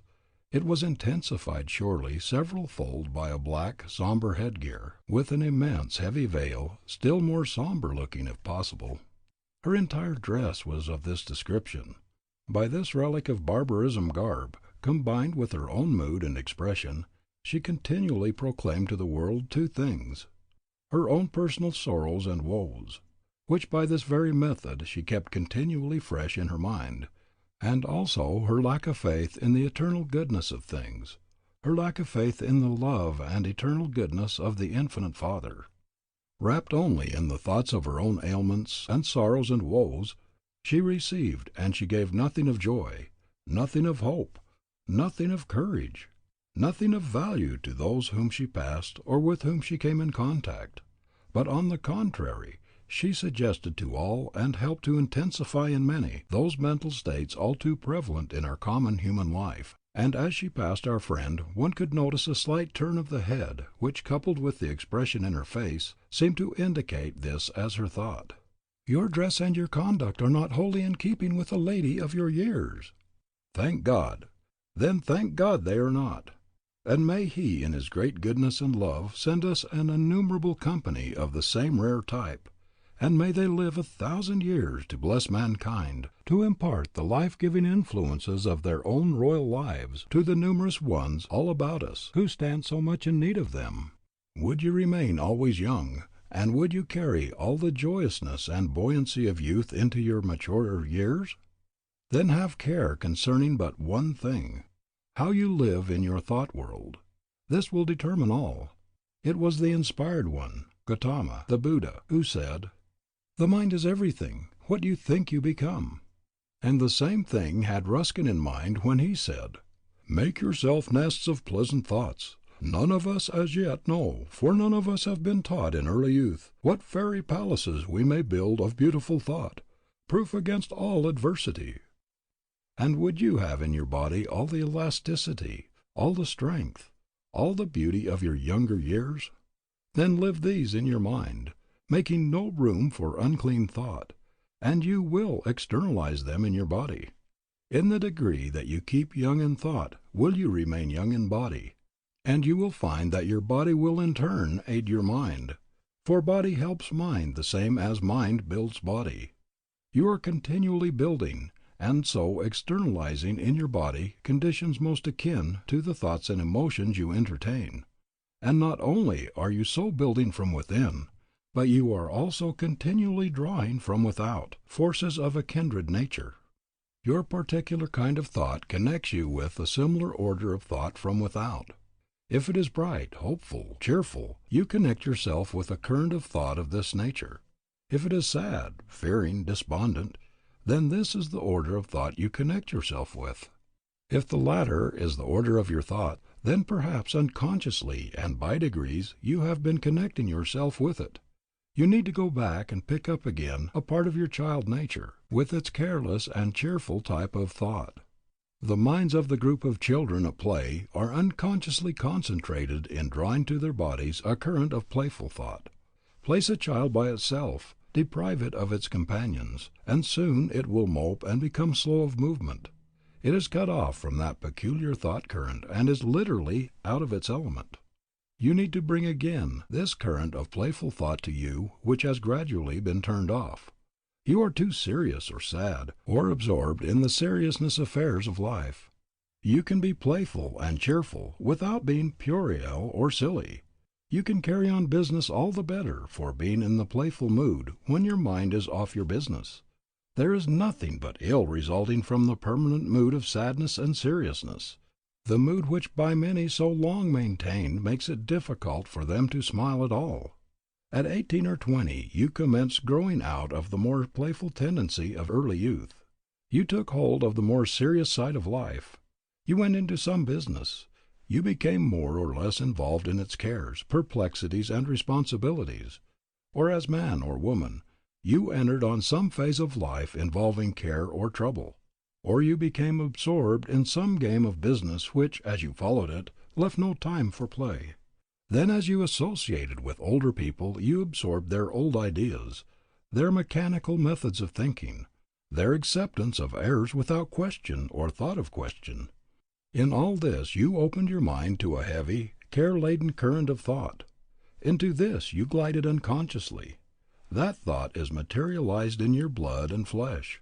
The scene of your body is a deposit or crystallization of the unseen element ever flowing into your body from your mind. Years pass on, and you find that your movements are stiff and cumbrous, that you can with difficulty climb a tree as at 14. Your mind has all this time been sending to your body these heavy, inelastic elements, making your body what now it is. Your change for the better must be gradual, and can only be accomplished by bringing the thought current of an all-round symmetrical strength to bear on it, by demanding of the Supreme Power to be led in the best way, by diverting your mind from the many unhealthy thoughts which habitually have been flowing into it without your knowing it, to healthier ones. Like the beast, the bodies of those of our race have in the past weakened and decayed. This will not always be. Increase of spiritual knowledge will show the cause of such decay, and will show also how to take advantage of a law or force to build us up, renew ever the body, and give it greater and greater strength, instead of blindly using that law or force, as has been done in the past, to weaken our bodies and finally destroy them. Full, rich, and abounding health is the normal and the natural condition of life. Anything else is an abnormal condition, and abnormal conditions, as a rule, come through perversions. God never created sickness, suffering, and disease. They are man's own creations. They come through his violating the laws under which he lives. So used are we to seeing them that we come gradually, if not to think of them as natural, then to look upon them as a matter of course. The time will come when the work of the physician will not be to treat and attempt to heal the body, but to heal the mind, which in turn will heal the body. In other words, the true physician will be a teacher. His work will be to keep people well, instead of attempting to make them well after sickness and disease comes on. And still beyond this, there will come a time when each will be his own physician, in the degree that we live in harmony with the higher laws of our being, and so in the degree that we become better acquainted with the powers of the mind and spirit, will we give less attention to the body. No less care, but less attention. The bodies of thousands today would be much better cared for if their owners gave them less thought and attention. As a rule, those who think least of their bodies enjoy the best health. Many are kept in continual ill health by the abnormal thought and attention they give them. Give the body the nourishment, the exercise, the fresh air, the sunlight it requires. Keep it clean, and then think of it as little as possible. In your thoughts and in your conversation never dwell upon the negative side. Don't talk of sickness and disease. By talking of these you do yourself harm, and you do harm to those who listen to you.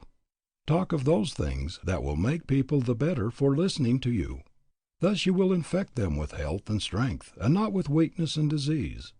To dwell upon the negative side is always destructive. This is true of the body, the same as it is true of all other things. The following from one whose thorough training as a physician has been supplemented by extensive study and observations along the lines of the powers of the interior forces, are of special significance and value in this connection. We can never gain health by contemplating disease, any more than we can reach perfection by dwelling upon imperfection, or harmony through discord. We should keep a high ideal of health and harmony constantly before the mind. Never affirm or repeat about your health what you do not wish to be true. Do not dwell upon your ailments, nor study your symptoms. Never allow yourself to be convinced that you are not complete master of yourself. Stoutly affirm your superiority over bodily ills, and do not acknowledge yourself the slave of any inferior power. I would teach children early to build a strong barrier between themselves and disease, by healthy habits of thought, high thinking, and purity of life. I would teach them to expel all thoughts of death, all images of disease, all discordant emotions like hatred, malice, revenge, envy, and sensuality, as they would banish a temptation to do evil. I would teach them that bad food, bad drink, or bad air makes bad blood, that bad blood makes bad tissue, and bad flesh bad morals. I would teach them that healthy thoughts are as essential to healthy bodies as pure thoughts to a clean life. I would teach them to cultivate a strong willpower, and to embrace themselves against life's enemies in every possible way. I would teach the sick to have hope, confidence, cheer. Our thoughts and imaginations are the only real limits to our possibilities. No man's success or health will ever reach beyond his own confidence. As a rule, we erect our own barriers. Like produces like in the universe through. Hatred, envy, malice, jealousy, and revenge all have children. Every bad thought breeds others, and each of these goes on, ever reproducing itself, until our world is peopled with their offspring. The true physician and parent of the future will not medicate the body with drugs, so much as the mind with principles. The coming mother will teach her child to assuage the fever of anger, hatred, malice, with the great panacea of the world, love. The coming physician will teach the people to cultivate cheerfulness, goodwill, and noble deeds for a health tonic as well as a heart tonic, and that a merry heart doeth good like a medicine. The health of your body, the same as the health and strength of your mind, depends upon what you relate yourself with. This infinite spirit of life, this source of all life, can, from its very nature, we have found, admit of no weakness, no disease. Come then into the full, conscious, vital realization of your oneness with this infinite life. Open yourself to its more abundant entrance, and full and ever renewing bodily health and strength will be yours. And any good may ever conquer ill. Health walk where pain has trod. As a man thinketh, so he is. Rise then, and think with God. The whole matter may then be summed up in one sentence. God is well, and so are you. You must awaken to the knowledge of your real being. When this awakening comes, you will have, and you will see that you have, the power to determine what conditions are externalized in your body. You must recognize, you must realize yourself as one with the infinite Spirit. God's will is then your will. Your will is God's will. And with God all things are possible. When we are able to do away with all sense of separateness by living continually in the realization of this oneness, not only will our bodily ills and weaknesses vanish, but all limitations along all lines. Then, delight thyself in the Lord, and He shall give thee the desires of thine heart. Then you will feel like crying all the day long. The lines are fallen unto me in pleasant places, yea, I have a goodly heritage. Drop out of your mind your belief in good things and good events coming to you in the future. Come now into the real life, and coming, appropriate, and actualize them now. Remember that only the best is good enough for one with a heritage so royal as yours. We buy ashes for bread, we buy diluted wine. Give me the true, whose ample leaves and tendrils curled among the silver hills of heaven, draw everlasting dew. Section 5. The Secret, Power, and Effects of Love. This is the spirit of infinite love. The moment we recognize ourselves as one with it, we become so filled with love that we see only the good in all. And when we realize that we are all one with this infinite spirit, then we realize, in a sense, we are all one with each other. When we come into a recognition of this fact, we can then do no harm to anyone, to anything. we find that we are all members of the one great body, and that no portion of the body can be harmed without all the other portions suffering thereby. When we fully realize the great fact of the oneness of all life, that all are partakers from this one infinite source, and so that the same life is the life of each individual, then prejudices go and hatreds cease. Love grows and reigns supreme. Then, wherever we go, wherever we come in contact with fellow man, we are able to recognize the God within. We thus look only for the good, and we find it. It always pays. There is a deep scientific fact underlying the great truth. He that takes the sword shall perish by the sword. The moment we come into a realization of the subtle powers of the thought forces, we can quickly see that the moment we entertain any thoughts of hatred toward another, he gets the effects of these diabolical forces that go out from us, and has the same thoughts of hatred aroused in him, which in turn return to the sender. Then when we understand the effects of the passion, hatred, or anger, even upon the physical body, we can see how detrimental, how expensive this is. The same is true in regard to all kindred thoughts or passions, envy, criticism, jealousy, scorn. In the ultimate, we shall find that in entertaining feelings of this nature toward another, we always suffer far more than the one toward whom we entertain them. And then when we fully realize the fact that selfishness is at the root of all error, sin, and crime, and that ignorance is the basis of all selfishness, with what charity we come to look upon the acts of all. It is the ignorant man who seeks his own ends at the expense of the greater whole. It is the ignorant man, therefore, who is the selfish man. The truly wise man is never selfish. He is a seer and recognizes the fact that he, a single member of the one great body, is benefited in just the degree that the entire body is benefited, and so he seeks nothing for himself that he would not equally seek for all mankind. If selfishness is at the bottom of all error, sin, and crime, and ignorance is the basis of all selfishness, then when we see a manifestation of either of these qualities, if we are true to the highest within us, we will look for and will seek to call forth the good in each individual with whom we come in contact. When God speaks to God, then God responds, and shows forth as God. But when the devil speaks to devil, then devil responds, and the devil is always to pay. Sometimes I hear a person say, "I don't see any good in him." No? Then you are no seer. Look deeper, and you will find the very God in every human soul. But remember, it takes a God to recognize a God. Christ always spoke to the highest, the truest, and the best in men. He knew and he recognized the God in each because he had first realized it in himself. He ate with publicans and sinners. Abominable, the scribes and Pharisees said.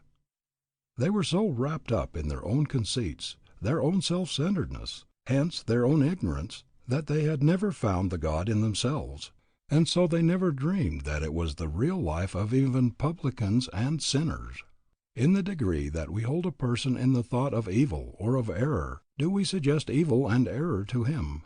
In the degree that he is sensitively organized or not well individualized, and so, subject to the suggestions of the thought forces from others, will he be influenced. And so in this way we may be sharers in the very evil doing in which we hold another in thought. In the same way, when we hold a person in the thought of the right, the good, and the true, righteousness, goodness, and truth are suggested to him, and thus we have a most beneficent influence on his life and conduct. If our hearts go out in love to all with whom we come in contact, we inspire love, and the same ennobling and warming influence of love always return to us from those in whom we inspire them. There is a deep scientific principle underlying the precept, if you would have all the world love you, you must first love all the world. In the degree that we love we will be loved. Thoughts are forces. Each creates its kind. Each comes back laden with the effect that corresponds to itself and of which it is the cause. Then let your secret thoughts be fair. They have a vital part and share. In shaping words and molding fate, God's system is so intricate. I know of no better practice than that of a friend who continually holds himself in an attitude of mind that he continually sends out his love in the form of the thought, "Dear everybody, I love you." And when we realize the fact that a thought invariably produces its effect before it returns, or before it ceases, we can see how he is continually breathing out a blessing, not only upon all with whom he comes in contact, but upon all the world. These same thoughts of love, moreover tokened in various ways, are continually coming to him from all quarters. Even animals feel the effects of these forces. Some animals are much more sensitively organized than many people are, and consequently they get the effects of our thoughts, our mental states, and emotions much more readily than many people do. Therefore, whenever we meet an animal we can do it good by sending out to it these thoughts of love. It will feel the effects, whether we simply entertain or whether we voice them. And it is often interesting to note how quickly it responds, and how readily it gives evidence of its appreciation of this love and consideration on our part. What a privilege and how enjoyable it would be to live and walk in a world where we meet only gods. In such a world you can live. In such a world I can live. For in the degree that we come into this higher realization, do we see only the God in each human soul. And when we are thus able to see Him in every one we meet, we then live in such a world. And when we thus recognize the God in every one, we by this recognition help to call it forth ever more and more. What a privilege! This privilege of yours, this privilege of mine! That hypocritical judging of another is something then with which we can have nothing to do. For we have the power of looking beyond the evolving, changing, error-making self, and seeing the real, the changeless, the eternal self which by and by will show forth in the full beauty of holiness. We are then large enough also to realize the fact that when we condemn another, by that very act we condemn ourselves. This realization so fills us with love that we continually overflow it, and all with whom we come in contact feel its warming and life-giving power. These in turn send back the same feelings of love to us, and so we continually attract love from all quarters. Tell me how much someone loves, and I will tell you how much he has seen of God. Tell me how much he loves, and I will tell you how much he lives with God. Tell me how much he loves, and I will tell you how far into the kingdom of heaven, the kingdom of harmony, he has entered, for love is the fulfilling of the law. And in a sense, love is everything. It is the key to life, and its influences are beyond those that move the world. Live only in the thought of love for all, and you will draw love to you from all. Live in the thought of malice or hatred, and malice and hatred will come back to you. For evil poisons malice shafts, like boomerangs return, inflicting wounds that will not heal, while rage and anger burn. Every thought you entertain is a force that goes out, and every thought comes back laden with its kind. This is an immutable law. Every thought you entertain has moreover a direct effect upon your body. Love and its kindred emotions are the normal and the natural, those in accordance with the eternal order of the universe, for God is love. These have a life-giving, health-engendering influence upon your body, besides beautifying your countenance, enriching your voice, and making you ever more attractive in every way. And as it is true that in the degree that you hold thoughts of love for all, you call the same from them in return, and as these have a direct effect upon your mind, and through your mind upon your body, it is as so much life force added to your own from without. You are then continually building this into both your mental and physical life, and so your life is enriched by its influence. Hatred and all its kindred emotions are the unnatural, the abnormal, the perversions, and so out of harmony with the eternal order of the universe. For if love is the fulfilling of the law, then these, its opposites, are direct violations of the law, and there can never be a violation of law without its attendant pain and suffering in one form or another. There is no escape from this. And what is the result of this particular form of violation? When you allow thoughts of anger, hatred, malice, jealousy, envy, criticism, or scorn to exercise sway, they have a corroding and poisoning effect upon the organism. They pull it down, and if allowed to continue, will eventually tear it to pieces by externalizing themselves in the particular forms of disease they give rise to. And then in addition to the destructive influences from your own mind, you are continually calling the same influences from other minds, and these come as destructive forces augmenting your own, thus aiding in the tearing down process. And so love inspires love, hatred breeds hatred. Love and goodwill stimulate and build up the body. Hatred and malice corrode and tear it down. Love is a savor of life unto life. Hatred is a savor of death unto death. There are loyal hearts, there are spirits brave, there are souls that are pure and true. Then give to the world the best you have, and the best will come back to you. Give love, and love to your heart will flow, a strength in your utmost need. Have faith, and a score of hearts will show their faith in your word and deed. I hear it said, how in regard to one who bears me hatred, towards whom I have entertained no such thoughts and feelings, and so have not been the cause of his becoming my enemy. This may be true, but the chances are that you will have but few enemies if there is nothing of an antagonistic nature in your mind and heart. Be sure there is nothing of this nature. But if hatred should come from another without apparent cause on your part, then meet it from first to last with thoughts of love and goodwill. In this way you can, so to speak, so neutralize its effects that it cannot reach you and so cannot harm you. Love is positive and stronger than hatred. Hatred can always be conquered by love. On the other hand, if you meet hatred with hatred, you simply intensify it.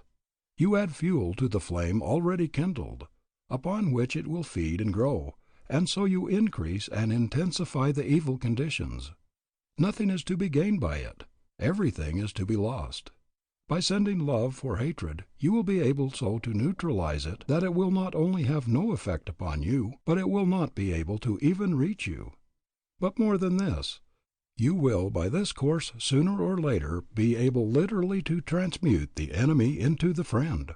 Meet hatred with hatred, and you degrade yourself. Meet hatred with love, and you elevate not only yourself, but also the one who bears you hatred. The Persian sage has said, "Always meet petulance with gentleness, and perverseness with kindness. A gentle hand can lead even an elephant by a hair. Reply to thine enemy with gentleness. Opposition to peace is sin."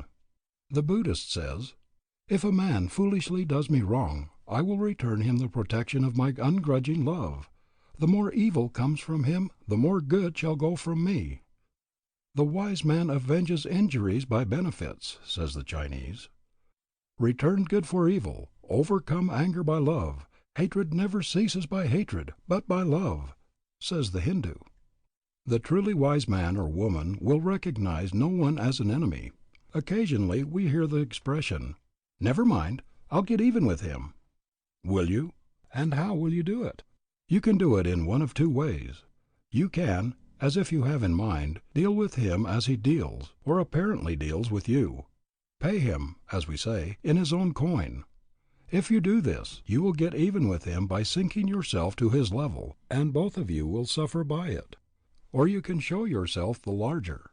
You can send him love for hatred, kindness for ill treatment, and so get even with him by raising him to the higher level.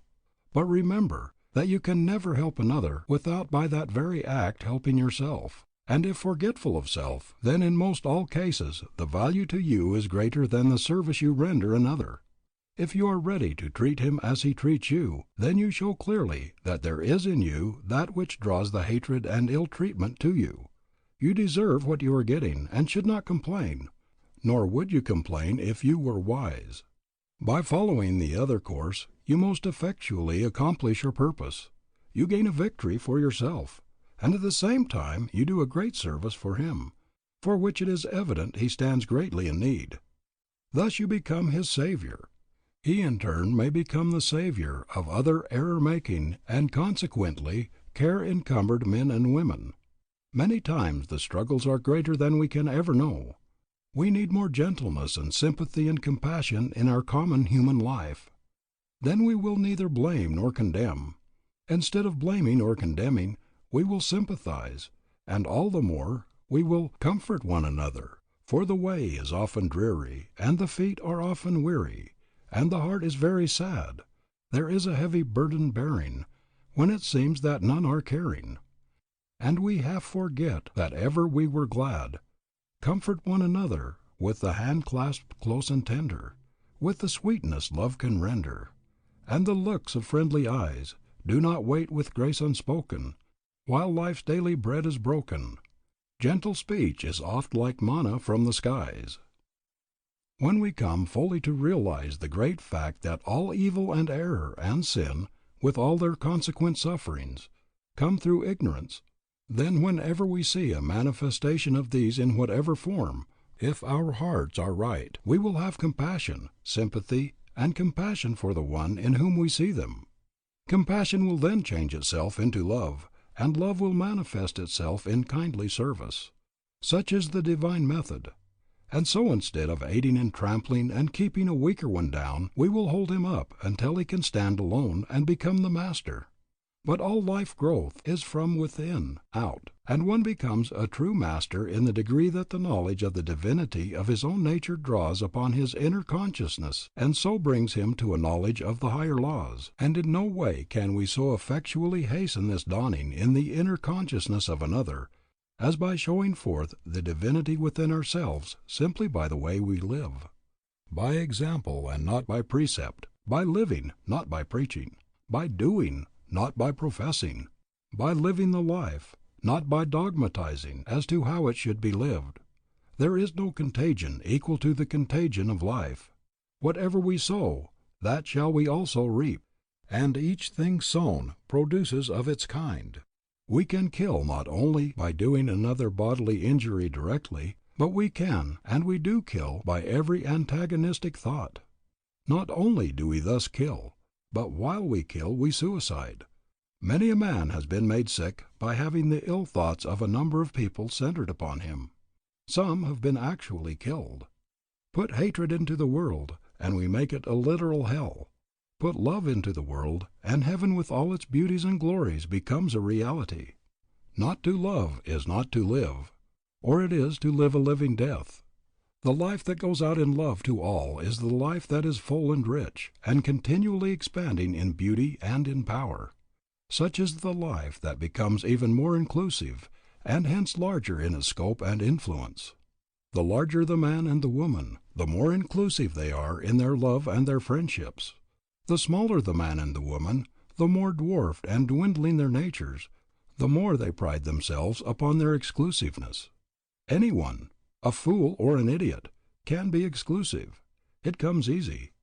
It takes and it signifies a large nature to be universal, to be inclusive. Only the man or woman of small, personal, self-centered, self-seeking nature is exclusive. The man or the woman of a large, royal, unself-centered nature never is. The small nature is the one that continually strives for effect. The larger nature never does. The one goes here and there in order to gain recognition, in order to attach himself to the world. The other stays at home and draws the world to him. The one loves merely himself. The other loves all the world, but in his larger love for all the world he finds himself included. Verily then, the more one loves, the nearer he approaches to God, for God is the Spirit of infinite love.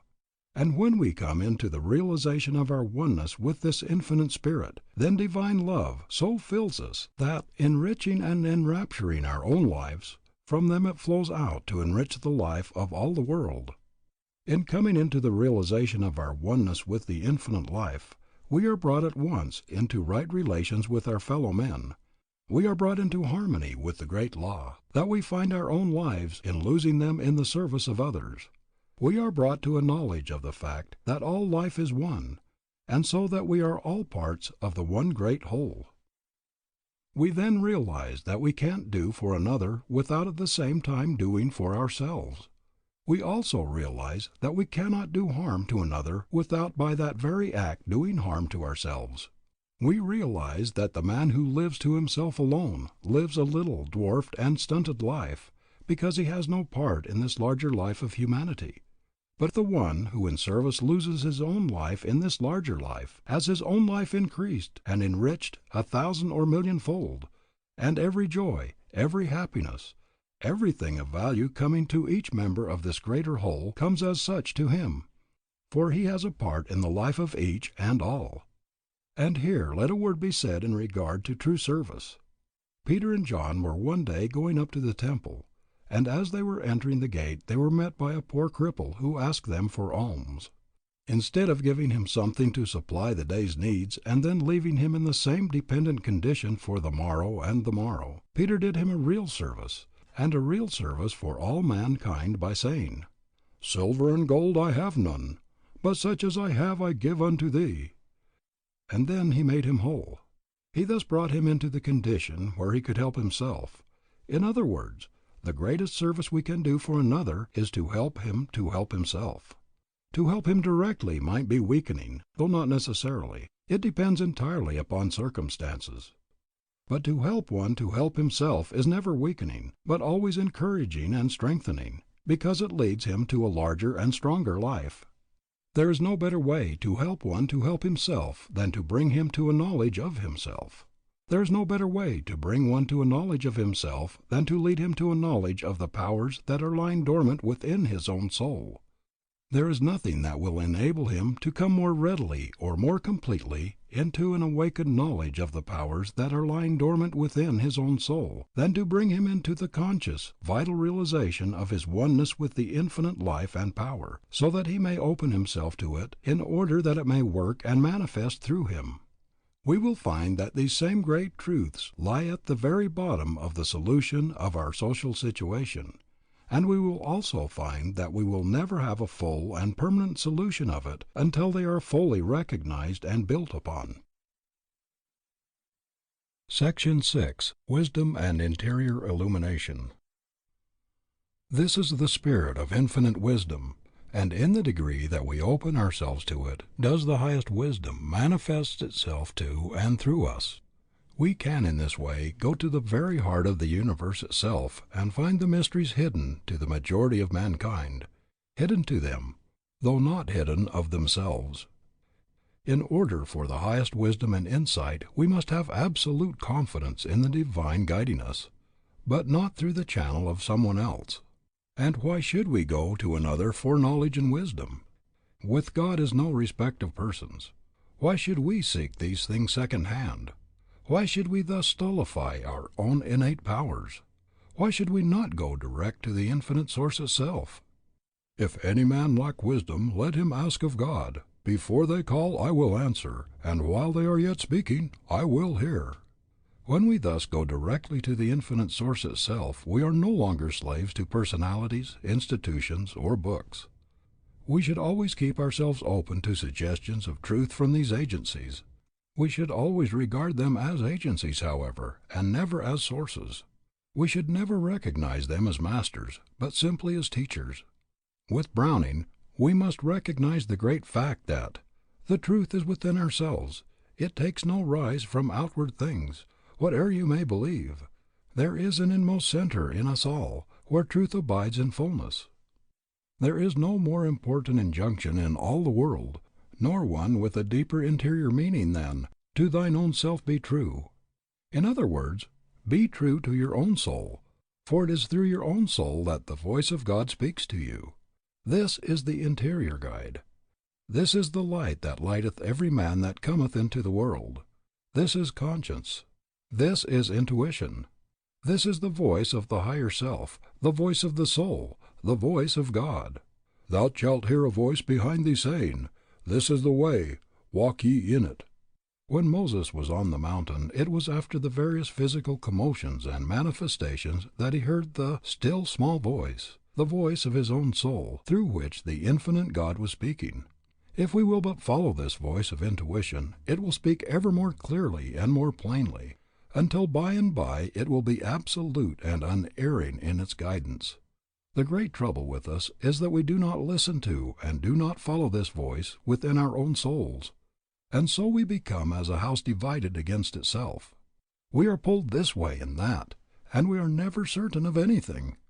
I have a friend who listens so carefully to this inner voice, who, in other words, always acts so quickly and so fully in accordance with his intuitions, and whose life as a consequence is so absolutely guided by them, that he always does the right thing at the right time and in the right way.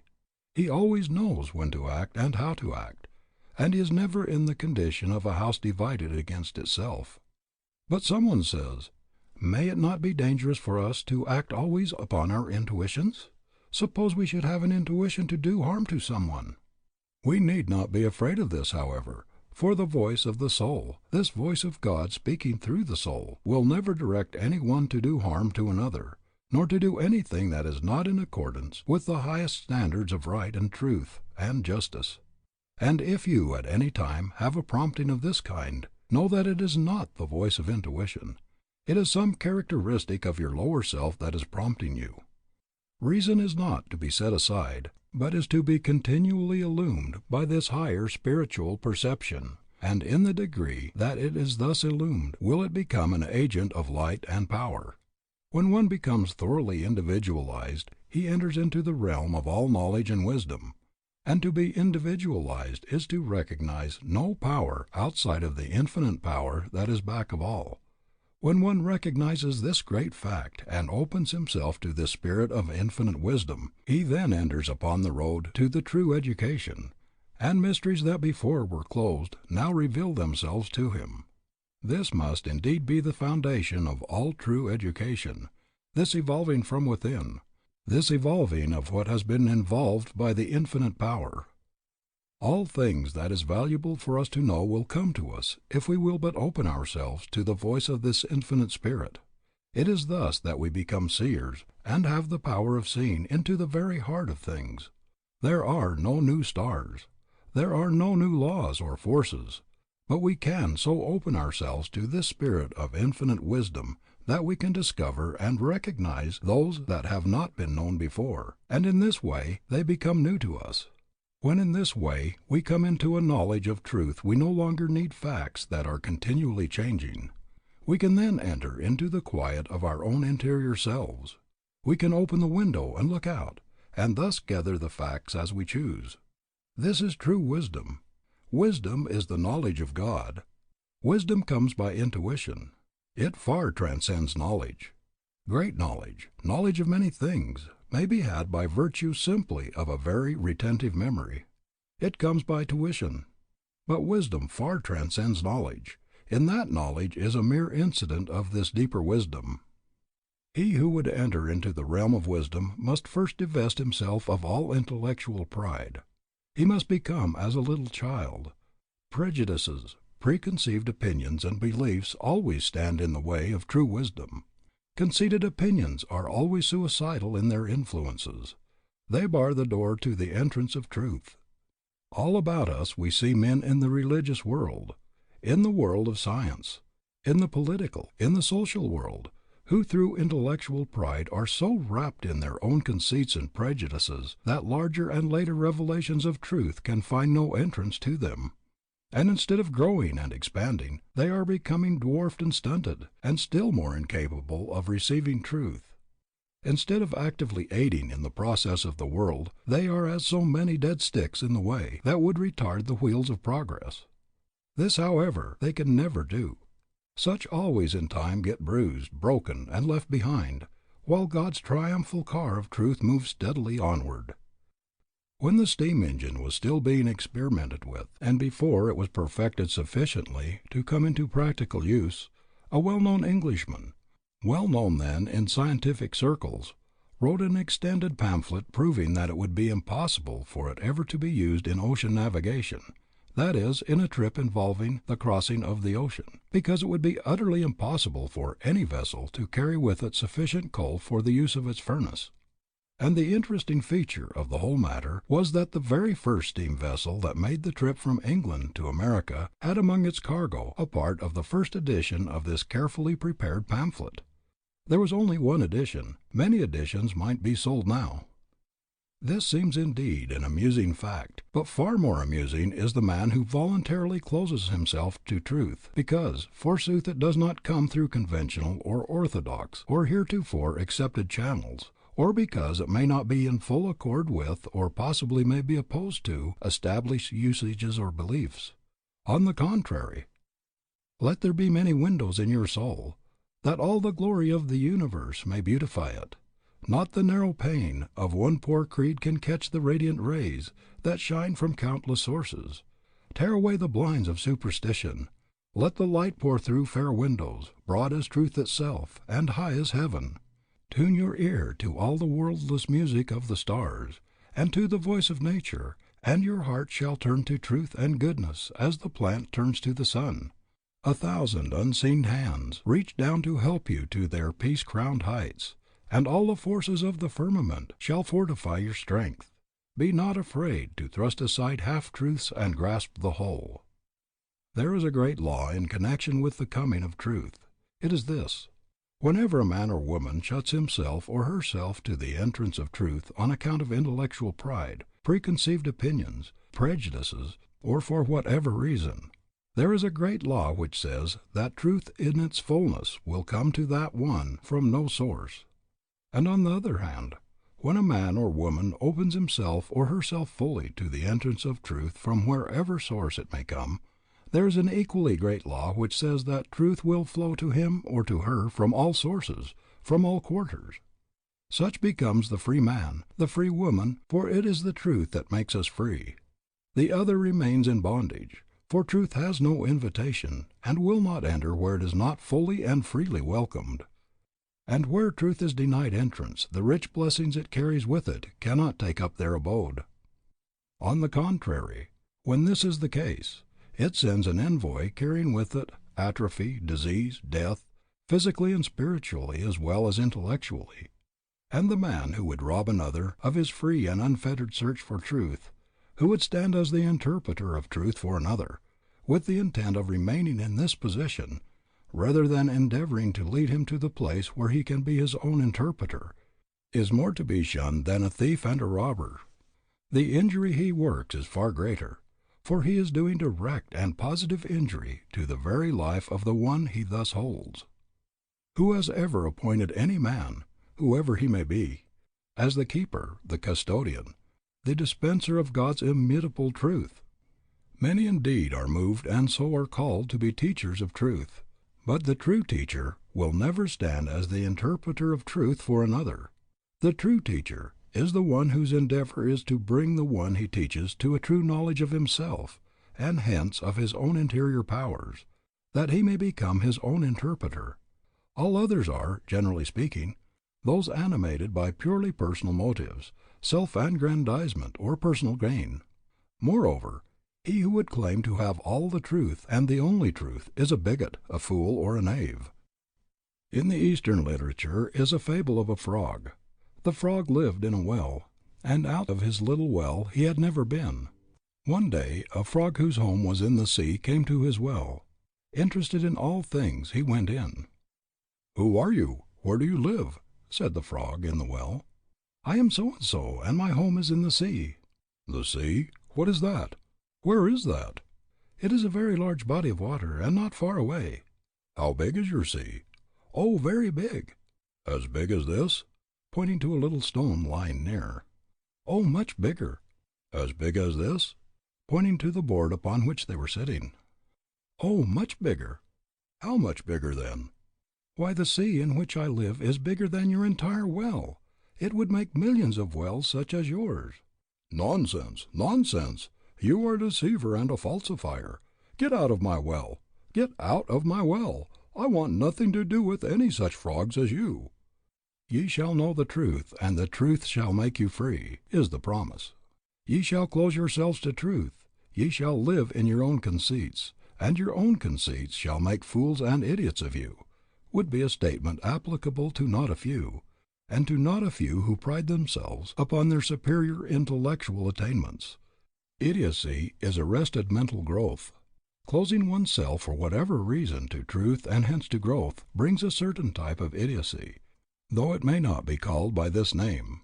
On the other hand, another type is that arrested growth caused by taking all things for granted, without proving them for oneself, merely because they come from a particular person, a particular book, a particular institution. This is caused by one's always looking without instead of being true to the light within, and carefully tending it that it may give an ever clearer light.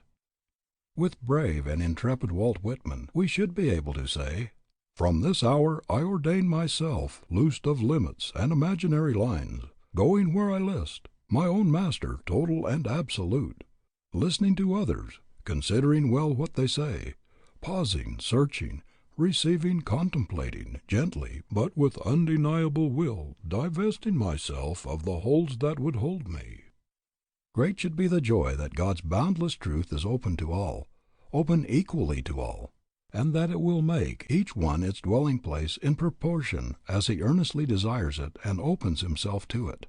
And in regard to the wisdom that guides us in our daily life, there is nothing that is right and well for us to know that may not be known when we recognize the law of its coming, and are able wisely to use it.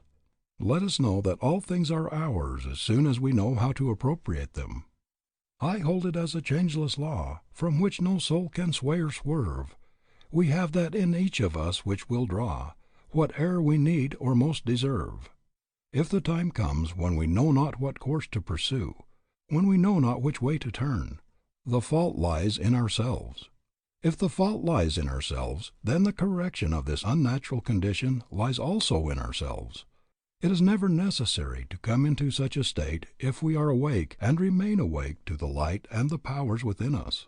The light is ever shining, and the only thing that is necessary for us diligently to see to is that we permit neither this thing nor that to come between us and the light. With thee is the fountain of life, in thy light shall we see light.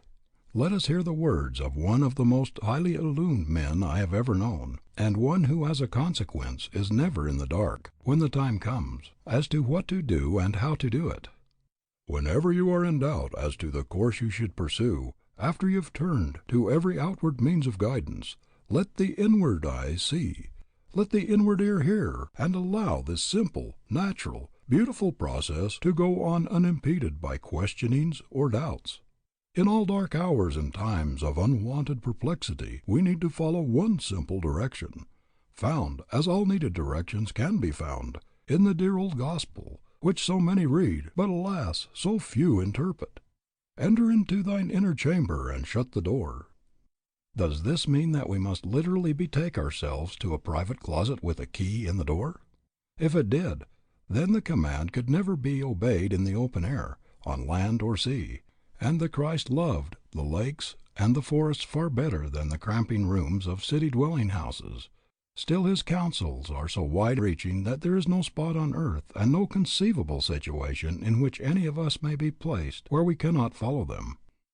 One of the most intuitive men we ever met had a desk in a city office where several other gentlemen were doing business constantly and often talking loudly. Entirely undisturbed by the many various sounds about him, this self-centered, faithful man would, in any moment of perplexity, draw the curtains of privacy so completely about him that he would be as fully enclosed in his own psychic aura, and thereby as effectually removed from all distractions, as though he were alone in some primeval wood. Taking his difficulty with him into the mystic silence in the form of a direct question, to which he expected a certain answer, he would remain utterly passive until the reply came, and never once through many years' experience did he find himself disappointed or misled. Intuitive perceptions of truth are the daily bread to satisfy our daily hunger. They come like manna from the desert day by day. Each day brings adequate supply for that day's need only. They must be followed instantly, for dalliance with them means their obscuration, and the more we dally, the more we invite erroneous impressions to cover intuition with a pall of conflicting moral fantasy, born of illusions of the tyrant's will. One condition is imposed by universal law, and this we must obey. Put all wishes aside and save the one desire to know truth.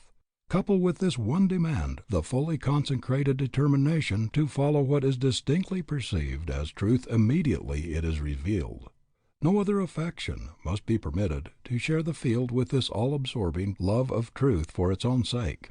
Obey this one direction, and never forget that expectation and desire are bride and groom and forever inseparable, and you will soon find your hitherto darkened way grow luminous with celestial radiance, for with the heaven within, all heavens without incessantly cooperate. This may be termed going into the silence. This it is to perceive and to be guided by the light that lighteth every man that cometh into the world. This it is to listen to and be guided by the voice of your own soul, the voice of your higher self. The soul is divine, and in allowing it to become translucent to the infinite Spirit it reveals all things to us. As man turns away from the divine light do all things become hidden. There is nothing hidden of itself. When the spiritual sense is opened, then it transcends all the limitations of the physical senses and the intellect. And in the degree that we are able to get away from the limitations set by them, and realize that so far as the real life is concerned, it is one with the infinite life, then we begin to reach the place where this voice will always speak, where it will never fail us, if we follow it, and as a consequence where we will always have the divine illumination and guidance. To know this and to live in this realization is not to live in heaven hereafter, but to live in heaven here and now, today and every day. No human soul need be without it. When we turn our face in the right direction, it comes as simply and as naturally as the flower blooms and the wind blows. It is not to be bought with money or with price. It is a condition waiting simply to be realized, by rich, by poor, by king and peasant, by master and by servant, the world over. All are equal heirs to it.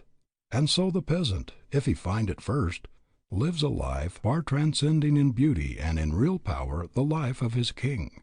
The servant, if he finds it first, lives a life surpassing the life of his master. If you would find the highest, the fullest, and the richest life that not only this world but any world can know, then do away with the sense of the separateness of your life from the life of God. Hold to the thought of your oneness. In the degree that you do this, you will find yourself realizing it more and more, and as this life of realization is lived, you will find that no good thing will be withheld, for all things are included in this. Then it will be yours, without fears or forebodings, simply to do today what your hands find to do, and so be ready for tomorrow, when it comes, knowing that tomorrow will bring tomorrow's supplies for the mental, the spiritual, and the physical life. Remember, however, that tomorrow's supplies are not needed until tomorrow comes. If one is willing to trust himself fully to the law will never fail him. It is the half-hearted trusting to it that brings uncertain and so unsatisfactory results. Nothing is firmer and surer than Deity. It will never fail the one who throws himself wholly upon it. The secret of life, then, is to live continually in this realization, whatever one may be doing, wherever one may be, by day and by night, both waking and sleeping. It can be lived in while we are sleeping no less than when we are awake. And here shall we consider a few facts in connection with sleep, in connection with receiving instruction and illumination while asleep. During the process of sleep it is merely the physical body that is at rest in quiet. The soul life, with all its activities, goes right on. Sleep is nature's provision for the recuperation of the body, for the rebuilding, and hence the replacing of the waste that is continually going on during the waking hours. It is nature's great restorer. If sufficient sleep is not allowed the body, so that the rebuilding may equalize the wasting process, the body is gradually depleted and weakened, and any ailment or malady, when it is in this condition, is able to find a more ready entrance. It is for this reason that those who are subject to it will take cold, as we term it, more readily when the body is tired or exhausted through loss of sleep than at almost any other time. The body is in that condition where outside influences can have a more ready effect upon it than when it is in its normal condition. And when they do have an effect, they always go to the weaker portions first. Our bodies are given us to serve far higher purposes than we ordinarily use them for. Especially is this true in the numerous cases where the body is master of its owner.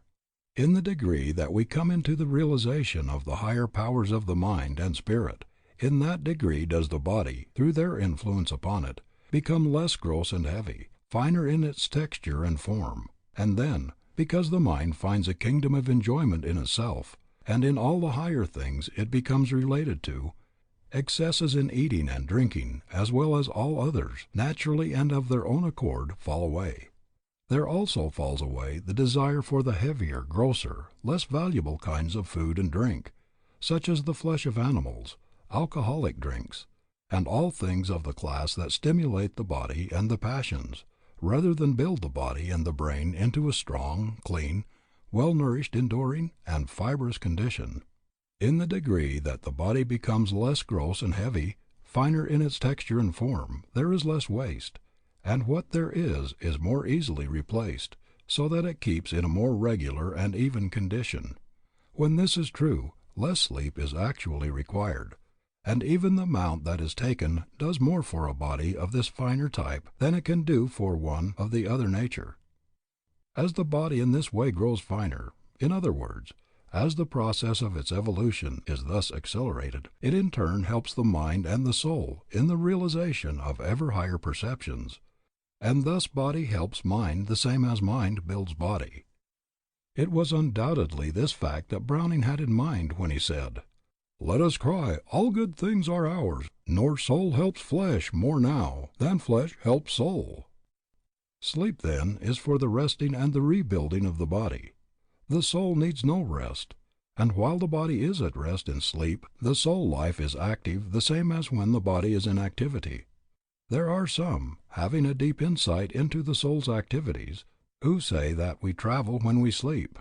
Some are able to recall and bring over into the conscious waking life the scenes visited, the information gained, and the events that have transpired. Most people are not able to do this, and so much that might otherwise be gained is lost.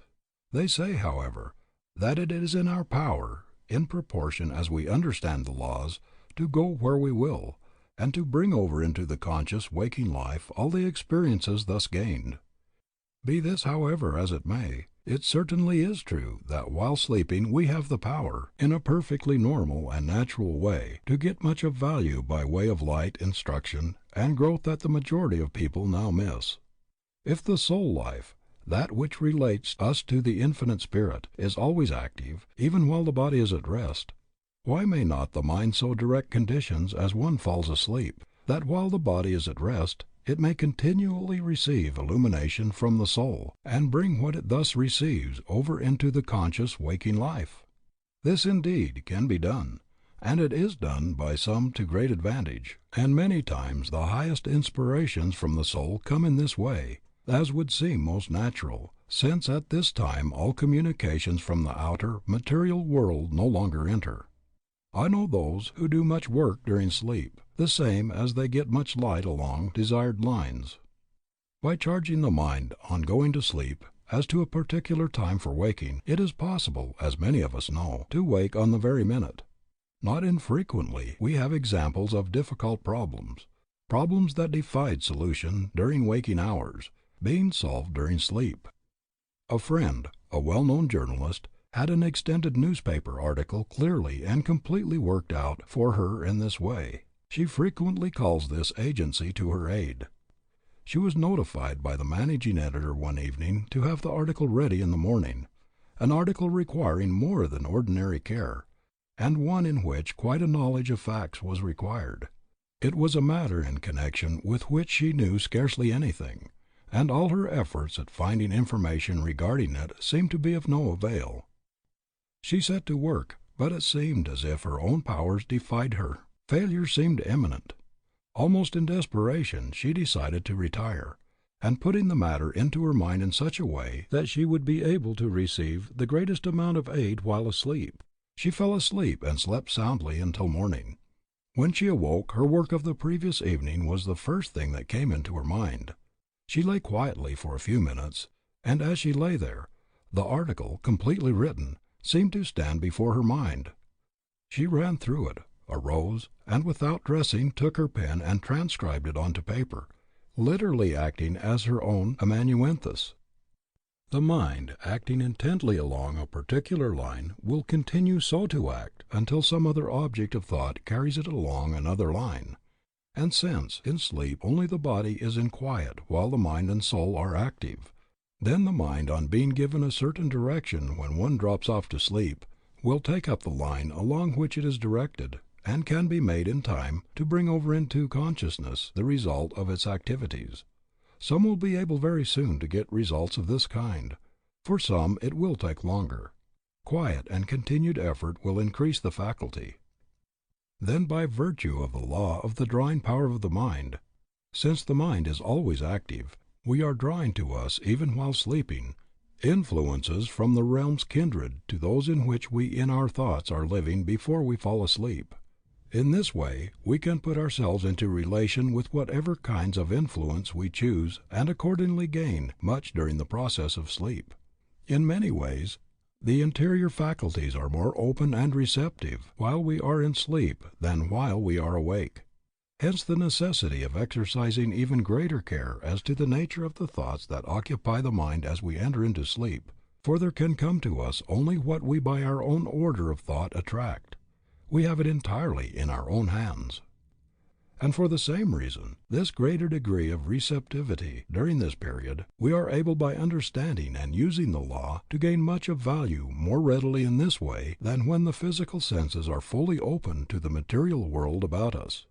Many will find a practice somewhat after the following nature of value.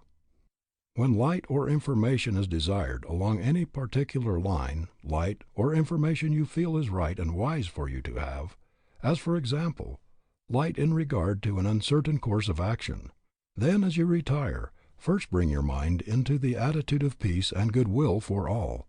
You in this way bring yourself into a harmonious condition, and in turn attract yourself to these same peaceful conditions from without. Then, resting in this sense of peace, quietly and calmly send out your earnest desire for the needed light or information. Cast out of your mind all fears or forebodings lest it come not, for in quietness and in confidence shall be your strength. Take the expectant attitude of mind, firmly believing and expecting that when you awake the desired results will be with you. Then on awaking, before any thoughts or activities from the outside world come in to absorb the attention, remain for a little while receptive to the intuitions or the impressions that come. When they come, when they manifest themselves clearly, then act upon them without delay. In the degree that you do this, in that degree will the power of doing it ever more effectively grow.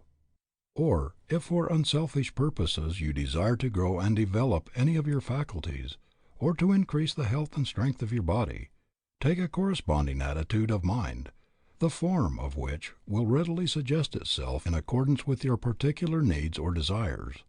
In this way you will open yourself to, you will connect yourself with, and you will set into operation within yourself the particular order of forces that will make these results. Don't be afraid to voice your desires. In this way you set into operation vibratory forces which go out and which make their impress felt somewhere, and which, arousing into activity or uniting with other forces, set about to actualize your desires. No good thing shall be withheld from him who lives in harmony with the higher laws and forces. There are no desires that shall not be satisfied to the one who knows and who wisely uses the powers with which he or she is endowed. Your sleep will be more quiet and peaceful and refreshing, and so your power increased mentally, physically, and spiritually, simply by sending out as you fall asleep thoughts of love and goodwill, thoughts of peace and harmony for all. In this way you are connecting yourself with all the forces in the universe that make for peace and harmony.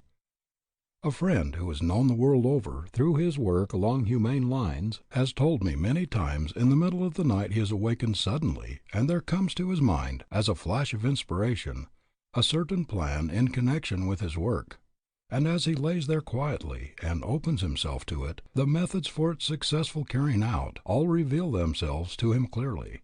In this way many plans are entered upon and brought to a successful culmination that otherwise would never be thought of, plans that seem indeed marvelous to the world at large. He is a man with a sensitive organism. his life in thorough harmony with the higher laws, and given wholly and unreservedly to the work to which he has dedicated it. Just how and from what source these inspirations come he does not fully know. Possibly no one does, though each may have his theory. But this we do know, and it is all we need to know, at least, that to the one who lives in harmony with the higher laws of his being, and who opens himself to them, they come. Visions and inspirations of the highest order will come to the degree that we make for them the right conditions. One who has studied deeply into the subject in hand has said, to receive education spiritually while the body is resting in sleep is a perfectly normal and orderly experience, and would occur definitely and satisfactorily in the lives of all of us, if we paid more attention to the internal and consequently less to the external states with their supposed but unreal necessities. Our thoughts make us what we are here and hereafter, and our thoughts are often busier by night than by day. For when we are asleep to the exterior we can be wide awake to the interior world, and the unseen world is a substantial place, the conditions of which are entirely regulated by mental and moral attainments. When we are not deriving information through outward avenues of sensation, we are receiving instruction through interior channels of perception, and when this fact is understood for what it is worth, it will become a universal custom for persons to take to sleep with them in the special subject on which they most earnestly desire particular instruction. The Pharaoh type of person dreams, and so does his butler and baker, but the Joseph type, which is that of the truly gifted seer, both dreams and interprets. But why had not Pharaoh the power of interpreting his dreams? Why was Joseph the type of the truly gifted seer? Why did he not only dream, but also had the power to interpret both his own dreams and the dreams of others? Simply read the lives of the two. He who runs may read. In all true power it is, after all, living the life that tells. And in proportion as one lives the life, does he not only attain to the highest power and joy for himself, but he also becomes of ever greater service to all the world. One need remain in no hell longer than he himself chooses to, and the moment he chooses not to remain longer, not all the powers in the universe can prevent his leaving it. One can rise to any heaven he himself chooses, and when he chooses so to rise, all the powers of the universe combine to help him heavenward. When one awakes from sleep and so returns to conscious life, he is in a particular receptive and impressionable state. All relations with the material world have for a time been shut off. The mind is in a freer and more natural state, resembling somewhat a sensitive plate, where impressions can readily leave their traces. This is why many times the highest and truest impressions come to one in the early morning hours, before the activities of the day and their attendant distractions have exerted an influence. This is one reason why many people can do their best work in the early hours of the day. But this fact is also a most valuable one in connection with the molding of everyday life. The mind is at this time a clean sheet of paper. We can most valuably use this quiet, receptive, impressional period by wisely directing the activities of the mind along the highest and most desirable paths, and thus, so to speak, set the pace for the rest of the day. Each morning is a fresh beginning. We are, as it were, just beginning life. We have it entirely in our own hands. And when the morning with its fresh beginning comes, all yesterdays should be yesterdays, with which we have nothing to do. Sufficient is it to know that the way we lived our yesterday has determined for us our today. And again, when the morning with its fresh beginning comes, all tomorrows should be tomorrows, with which we have nothing to do. Sufficient to know that the way we live our today determines our tomorrow.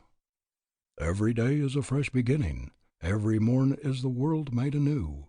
You who are weary of sorrow and sinning, there is a beautiful hope for you, a hope for me and a hope for you. All the past things are past and over. The tasks are done and the tears are shed. Yesterday's errors let yesterday cover. Yesterday's wounds which smarted and bled are healed with the healing which mind has shed. Let them go, since we cannot relieve them, cannot undo, and cannot atone. God in His mercy, forgive them. Only the new days are our own. Today is ours, and today alone. Here are the skies all burnished brightly. Here is the spent earth all reborn. Here are the tired limbs springing lightly to face the sun and to share with the morn in the chrism of dew and the cool of dawn. Every day is a fresh beginning. Listen, my soul, to the glad refrain, and spite of old sorrow and older sinning, and puzzles forecasted and possible pain, take heart with the day and begin again. Simply the first hour of this new day, with all its richness and glory, with all its sublime and eternity-determining possibilities, and each succeeding hour as it comes, but not before it comes. This is the secret of character building. This simple method will bring anyone to the realization of the highest life that can be even conceived of, and there is nothing in this connection that can be conceived of that cannot be realized somehow, somewhen, somewhere. This brings such a life within the possibilities of all, for there is no one, if really in earnest and if he really desires it, who cannot live to his highest for a single hour. But even though there should be, if he is only earnest in his endeavor, then, through the law that like builds like, he will be able to come a little nearer to it the next hour, and still nearer the next, and the next, until sooner or later comes the time when it becomes the natural, and any other would require effort. In this way one becomes in love and in league with the highest and best in the universe, and as a consequence, the highest and best in the universe becomes in love and in league with him. They aid him at every turn. They seem literally to move all things his way, because, forsooth, he has first moved their way. Section 7. The Realization of Perfect Peace. This is the spirit of infinite peace, and the moment we come into harmony with it, there comes to us an inflowing tide of peace, for peace is harmony. A deep interior meaning underlies the great truth. To be spiritual-minded is life and peace. To recognize the fact that we are spirit, and to live in this thought, is to be spiritually minded, and so to be in harmony and peace.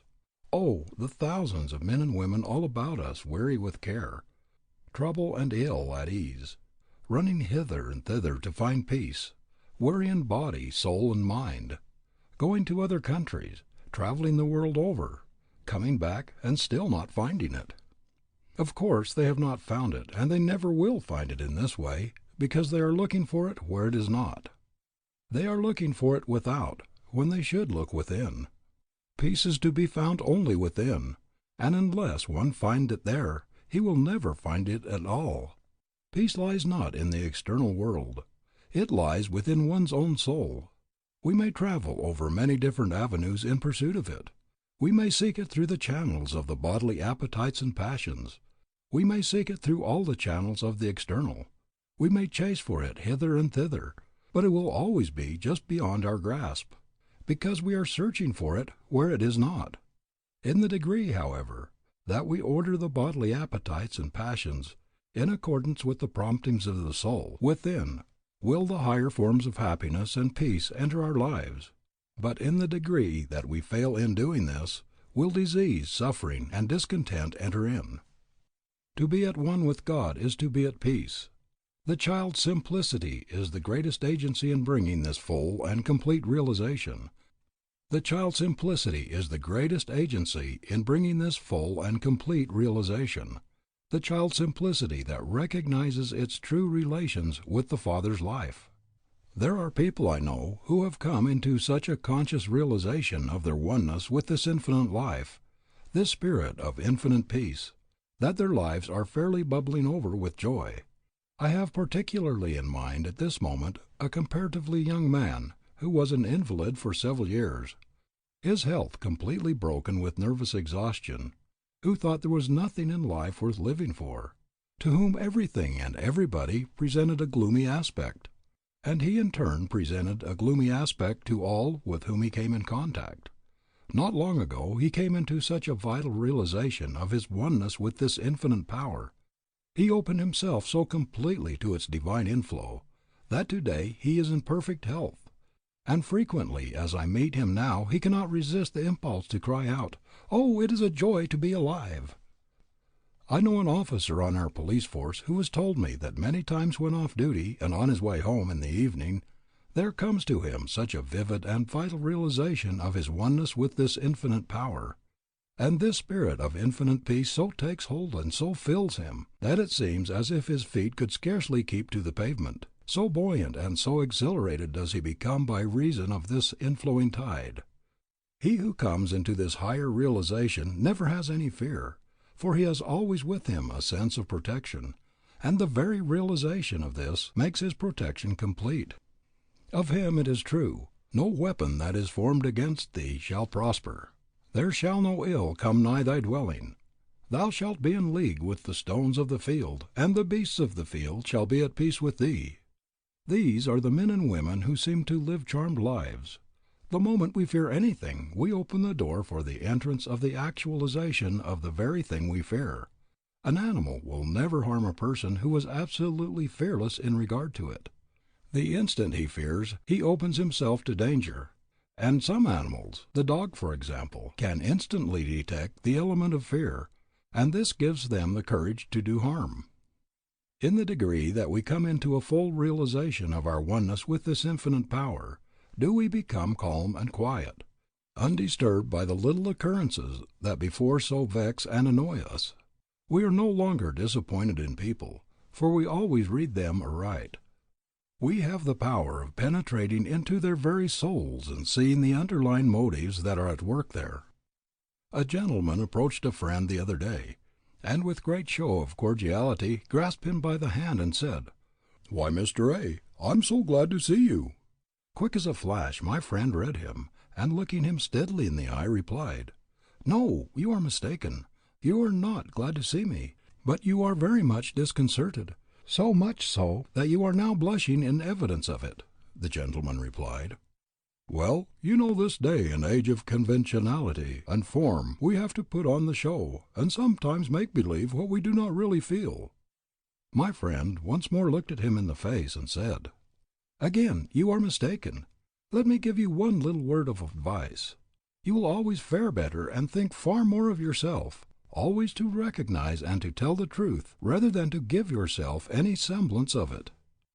As soon as we are able to read people aright, we will then cease to be disappointed in them. We will cease to place them on pedestals, for this can never be done without some attendant disappointment. The fall will necessarily come sooner or later, and moreover, we are thus many times unfair to our friends. When we come into harmony with this spirit of peace, evil reports and apparent bad treatment, either at the hands of friends or of enemies, will no longer disturb us.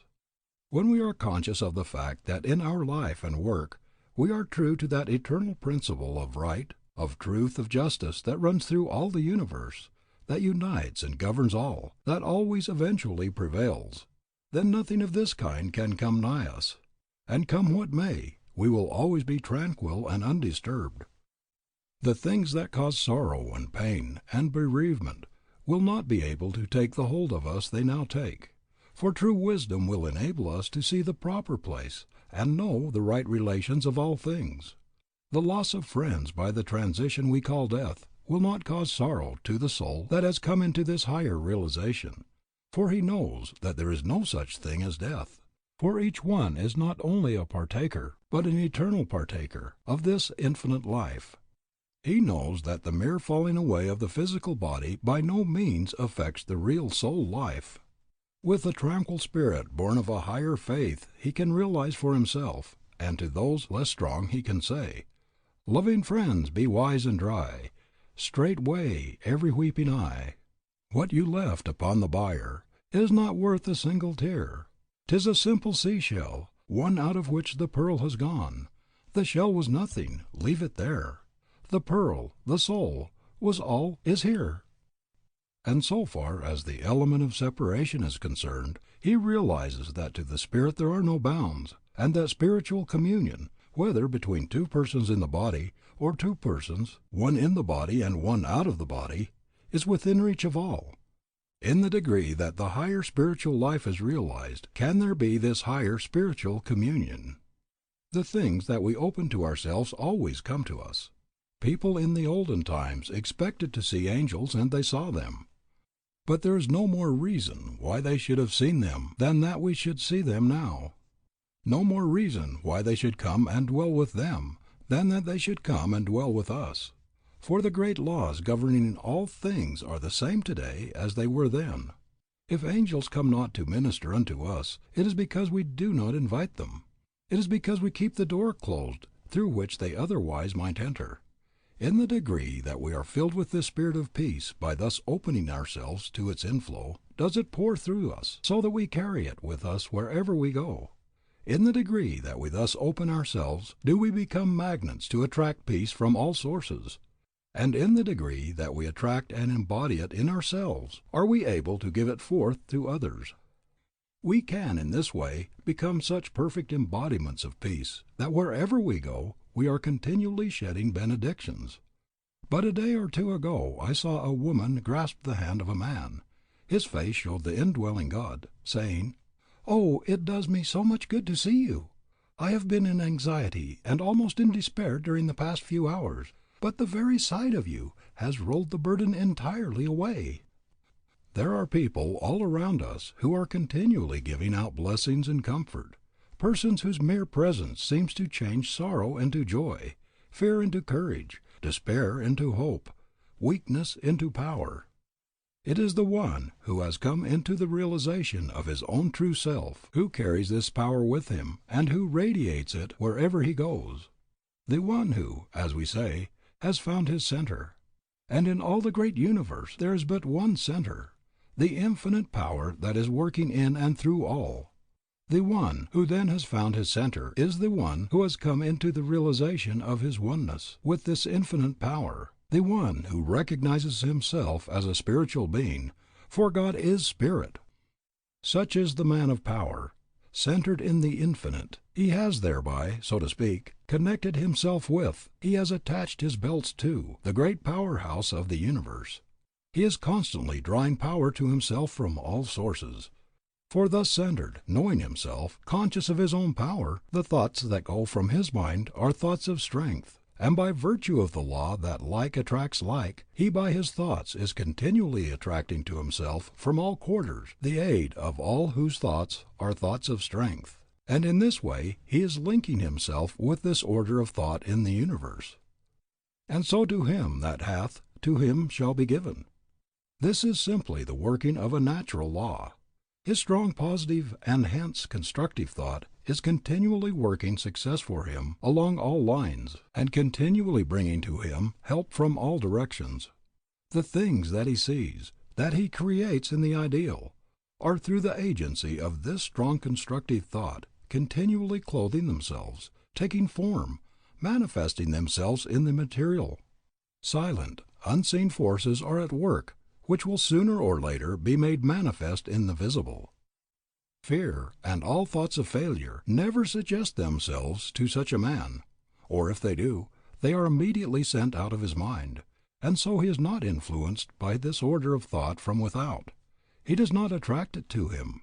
He is in another current of thought.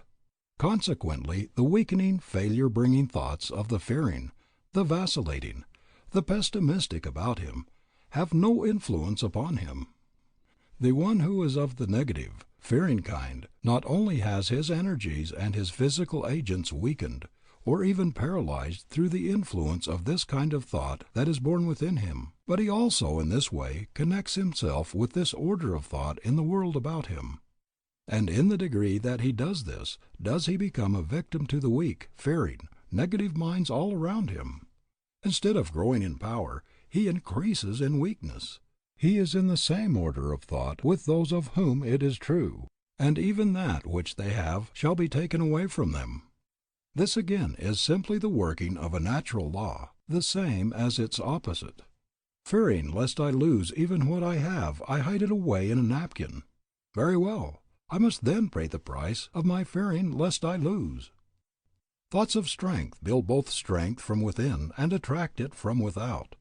Thoughts of weakness actualize weakness from within and attract it from without. Courage begets strength. Fear begets weakness. And so courage begets success. Fear begets failure. It is the man or the woman of faith, and hence of courage, who is the master of circumstances, and who makes his or her power felt in the world. It is the man or the woman who lacks faith, and who as a consequence is weakened and crippled by fears and forebodings, who is the creature of all passing occurrences. Within each one lies the cause of whatever comes to him. Each has it in his own hands to determine what comes. Everything in the visible, material world has its origin in the unseen, the spiritual, the thought world. This is the world of cause. The former is the world of effect. The nature of the effect is always in accordance with the nature of the cause. What one lives in his invisible thought world he is continually actualizing in his visible, material world. If he would have any conditions different in the latter, he must make the necessary change in the former. A clear realization of this great fact would bring success to thousands of men and women who all about us are now in the depths of despair. It would bring health, abounding health and strength to thousands now diseased and suffering. It would bring peace and joy to thousands now unhappy and ill at ease. And oh, the thousands all about us who are continually living in the slavery of fear.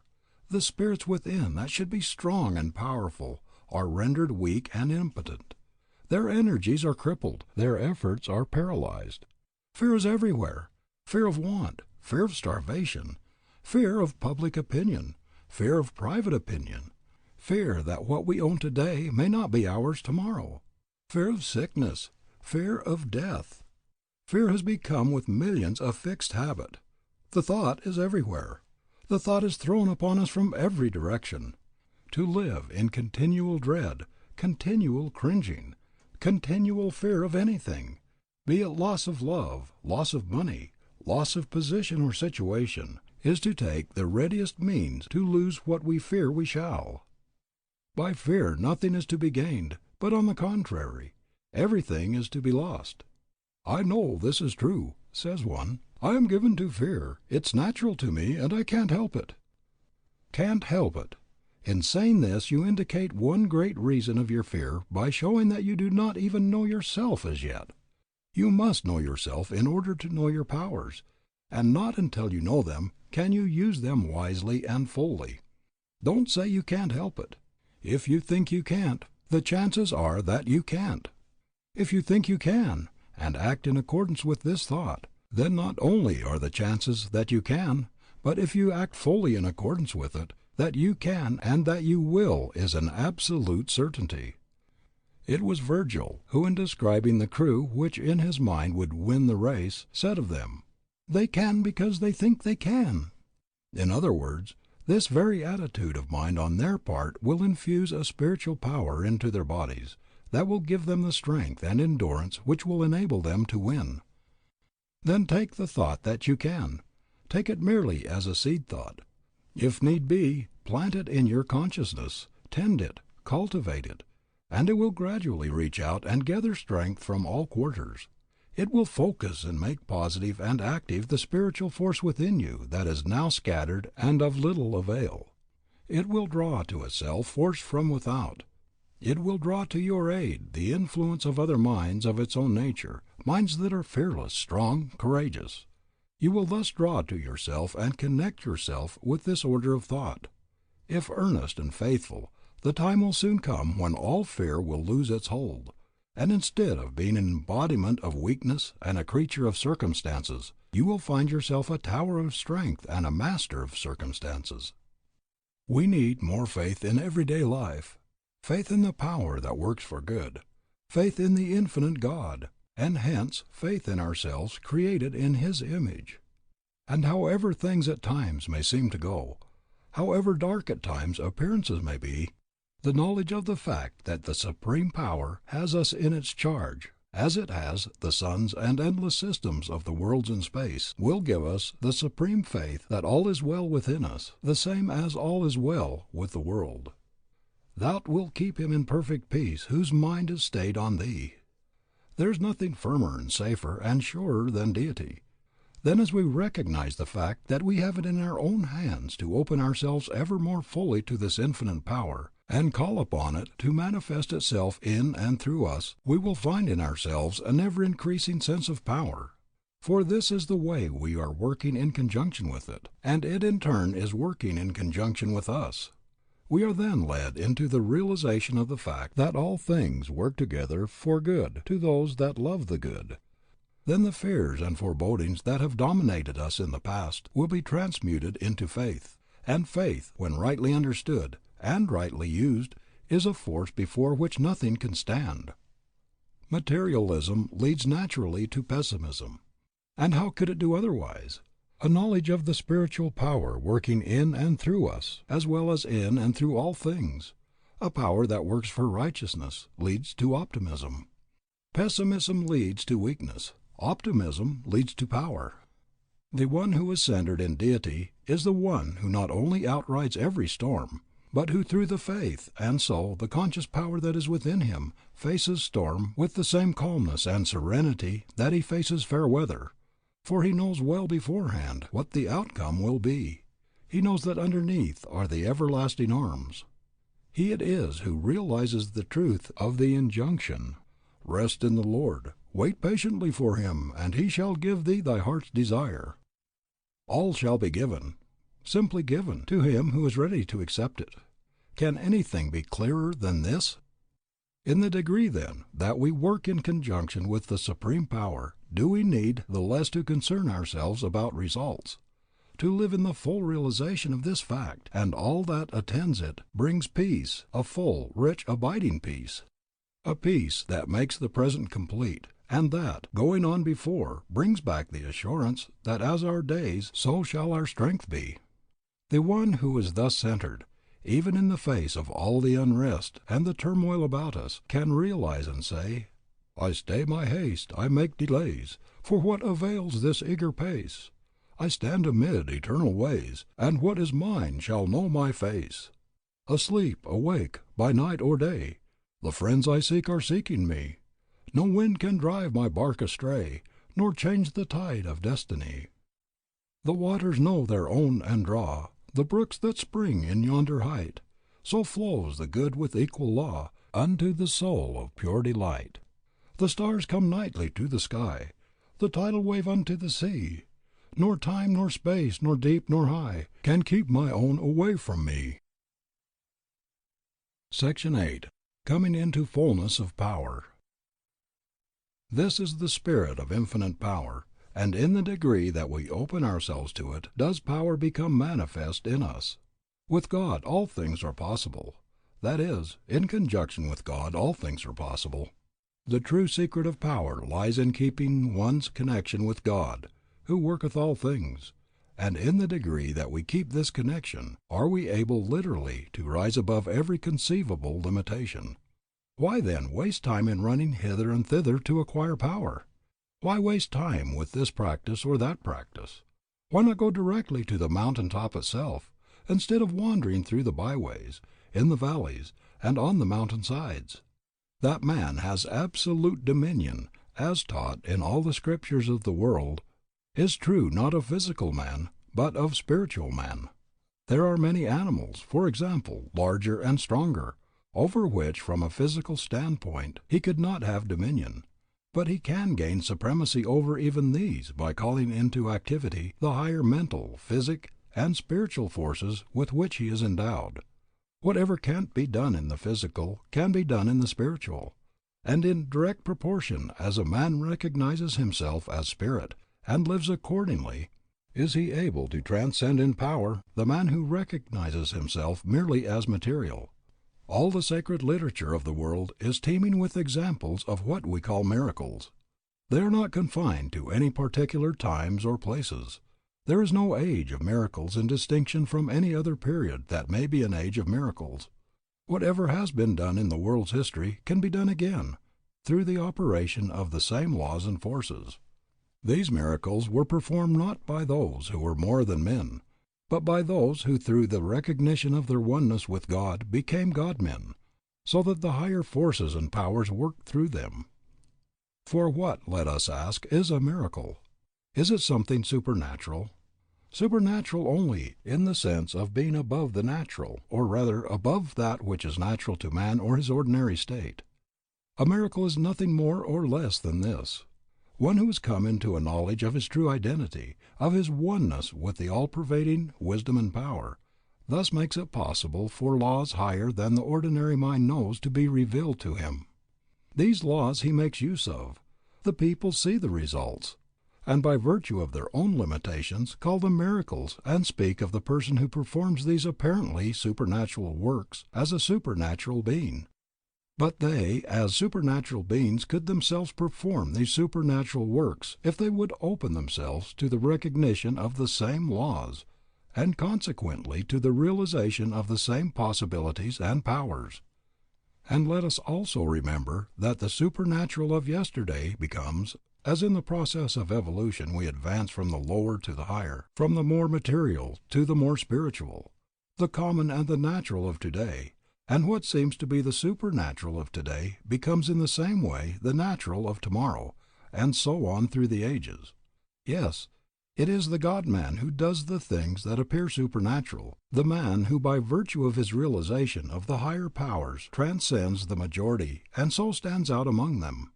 But any power that is possible to one human soul is possible to another. The same laws operate in every life.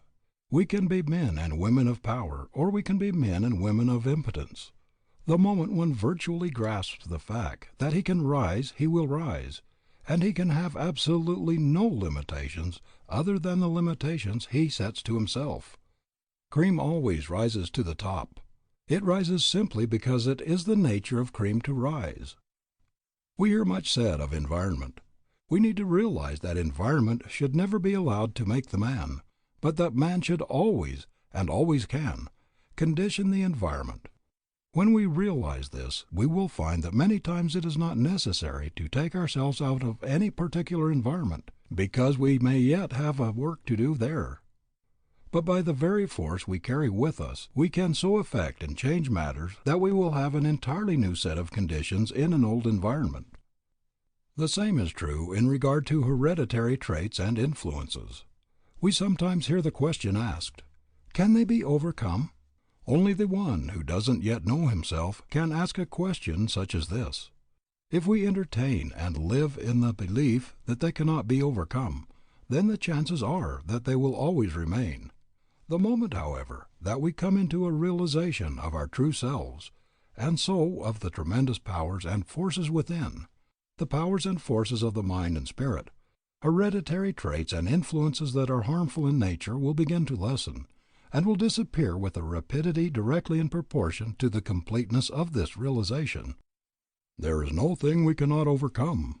Say not thy evil instinct is inherited, or that some trait inborn makes thy whole life forlorn, and calls down punishment that is not merited. Back of thy parents and grandparents lies the great eternal will. That too is thine inheritance, strong, beautiful, divine. Sure lever of success for the one who tries. There is no noble height thou canst not climb. All triumphs may be thine in time's fury.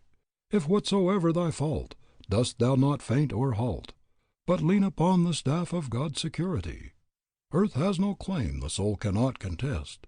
Know thyself part of the eternal source. Naught can stand before thy spirit's force. The soul's divine inheritance is best. Again, there are so many who are living far below their possibilities because they are continually handing over their individualities to others. Do you want to be a power in the world? Then be yourself. Don't class yourself.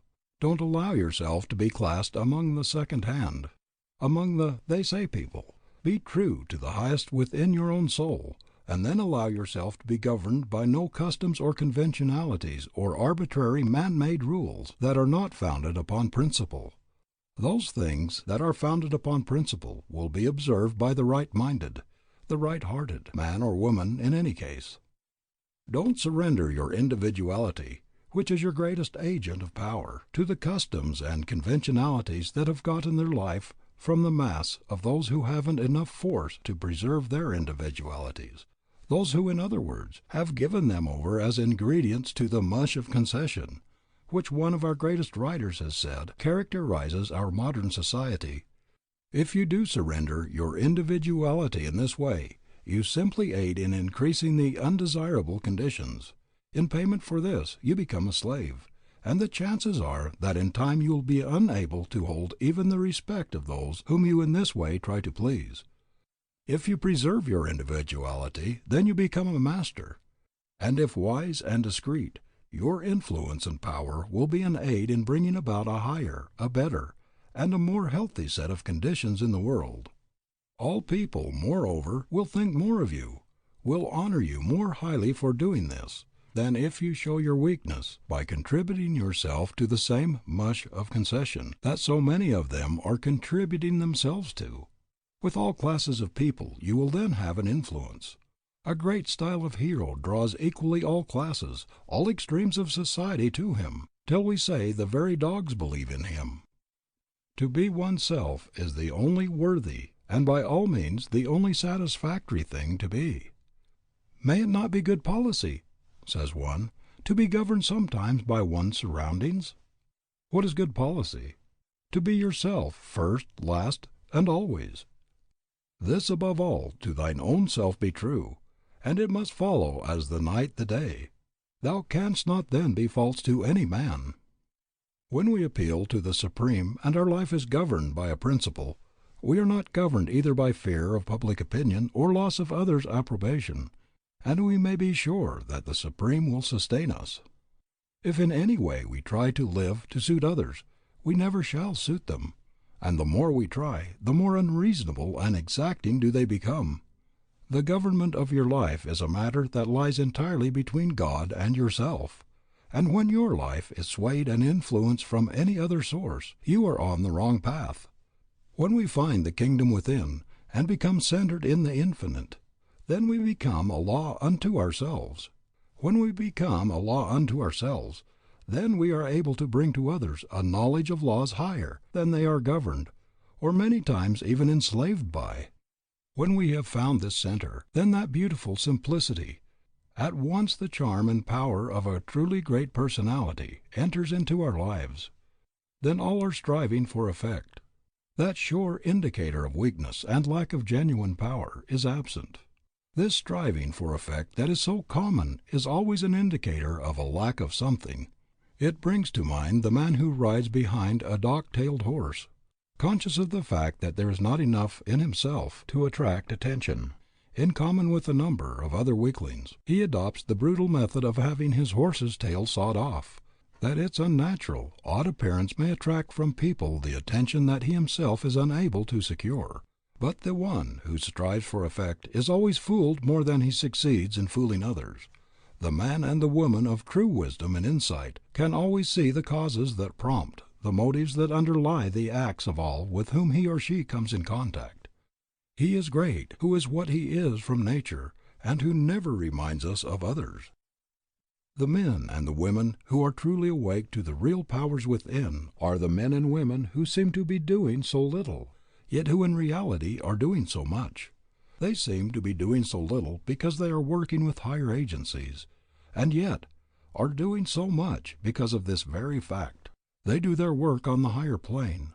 They keep so completely their connection with the infinite power that it does the work for them, and they are relieved of the responsibility. They are the careless people. They are careless because it is the infinite power that is working through them, and with this infinite power are they simply cooperating. The secret of the highest power is simply the uniting of the outer agencies of expression with the power that works from within.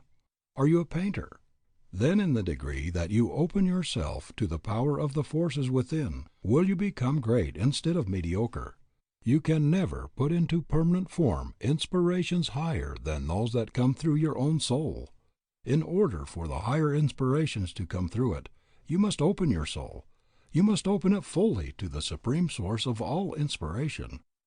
Are you an orator? In the degree that you come into harmony and work in conjunction with the higher powers that will speak through you, will you have the real power of molding and moving men. If you use merely your physical agents, you will be simply a demagogue.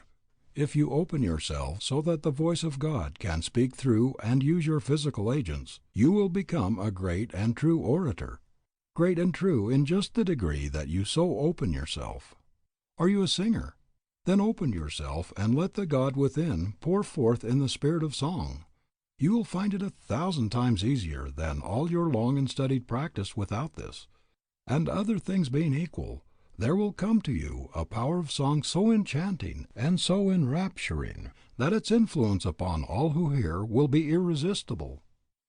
When my cabin or tent has been pitched during the summer on the edge or in the midst of a forest, I have sometimes lain awake on my cot in the early morning, just as the day was beginning to break. Silence at first, then an intermittent chirp here and there, and as the unfolding tints of dawn became faintly perceptible, these grew more and more frequent, until by and by the whole forest seemed to burst forth in one grand chorus of song. Wonderful! Wonderful! It seemed as if the very trees, as if every grass blade, as if the bushes, the very sky above, and the earth beneath had part in this wonderful symphony. Then, as I have listened as it went on, I have thought, what a study in the matter of song! If we could but learn from the birds, if we could but open ourselves to the same powers and allow them to pour forth in us, what singers, what movers of men we might have! Nay, what singers and what movers of men we would have! Do you know the circumstances under which Mr. Sankey sang for the first time the 90 and 9? Says one of our able journals, "At a great meeting recently in Denver, Mr. Ira W. Sankey, before singing the 90 and 9, which perhaps of all his compositions is the one that has brought him the most fame, gave an account of its birth. Leaving Glasgow for Edinburgh with Mr. Moody, he stopped at a newsstand and bought a penny religious paper. Glancing over it as they rode on the cars, his eye fell on a few little verses in the corner of the page. Turning to Mr. Moody, he said, 'I found my hymn.' But Mr. Moody was busily engaged and did not hear a word. Mr. Sankey did not find the time to take a tune for the verses, so he pasted them in his music scrapbook. One day they had an unusually impressive meeting in Edinburgh, in which Dr. Bonar had spoken with great effect on the Good Shepherd. At the close of the address, Mr. Moody beckoned to his partner to sing. He thought of nothing but the 23rd Psalm, but that he had sung it so often. His second thought was to sing the verses he had found in the newspaper, but the third thought was, how could it be done when he had no tune? Then a fourth thought came, and that was to sing them anyway. He put the verses before him, touched the keys of the organ, opened his mouth and sang, not knowing where he was going to come out. He finished the first verse amid profound silence.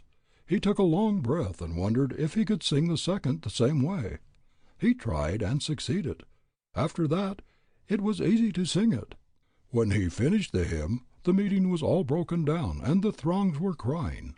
Mr. Sankey says it was the most intense moment of his life. Mr. Moody said he never heard a song like it. It was sung at every meeting, and was soon going all over the world." When we open ourselves to the highest inspirations, they never fail us. When we fail to do this, we fail in attaining the highest results, whatever the undertaking. Are you a writer? Then remember that the one great precept underlying all successful literary work is, look into thine own heart and write. Be true, be fearless, be loyal to the promptings of your own soul.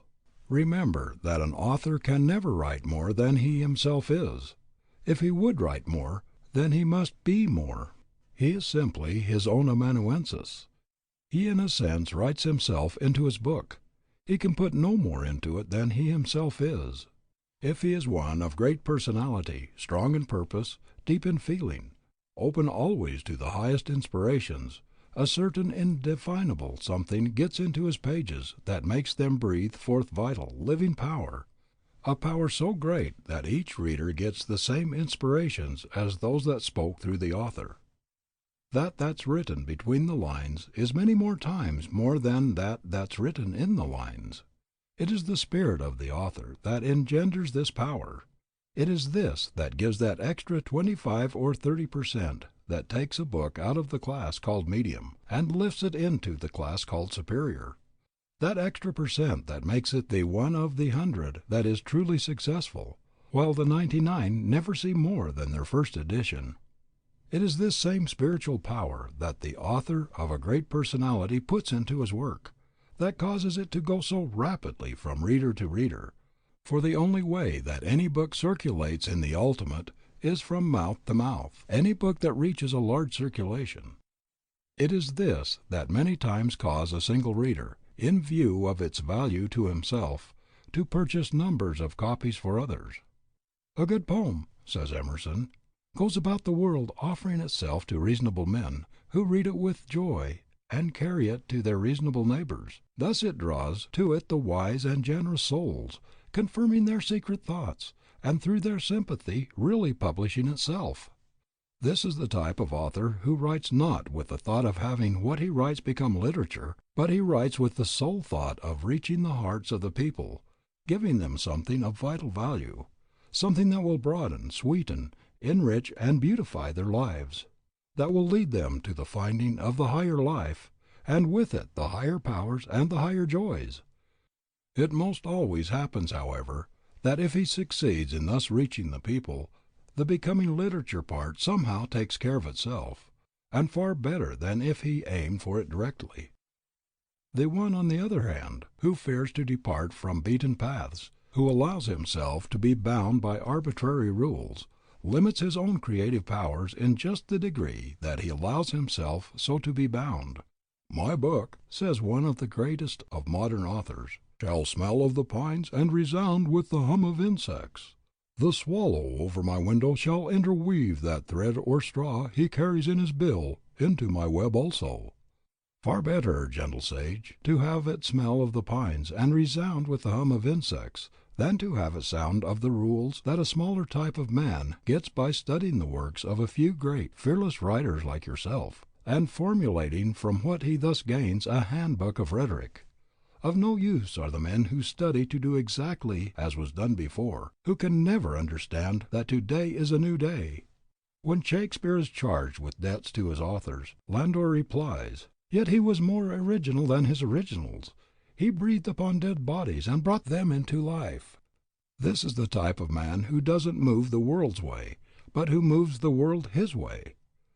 I'd rather be an amanuensis of the infinite God, as it is my privilege literally to be, than a slave to the formulated rules of any rhetorician, or to the opinions of any critic.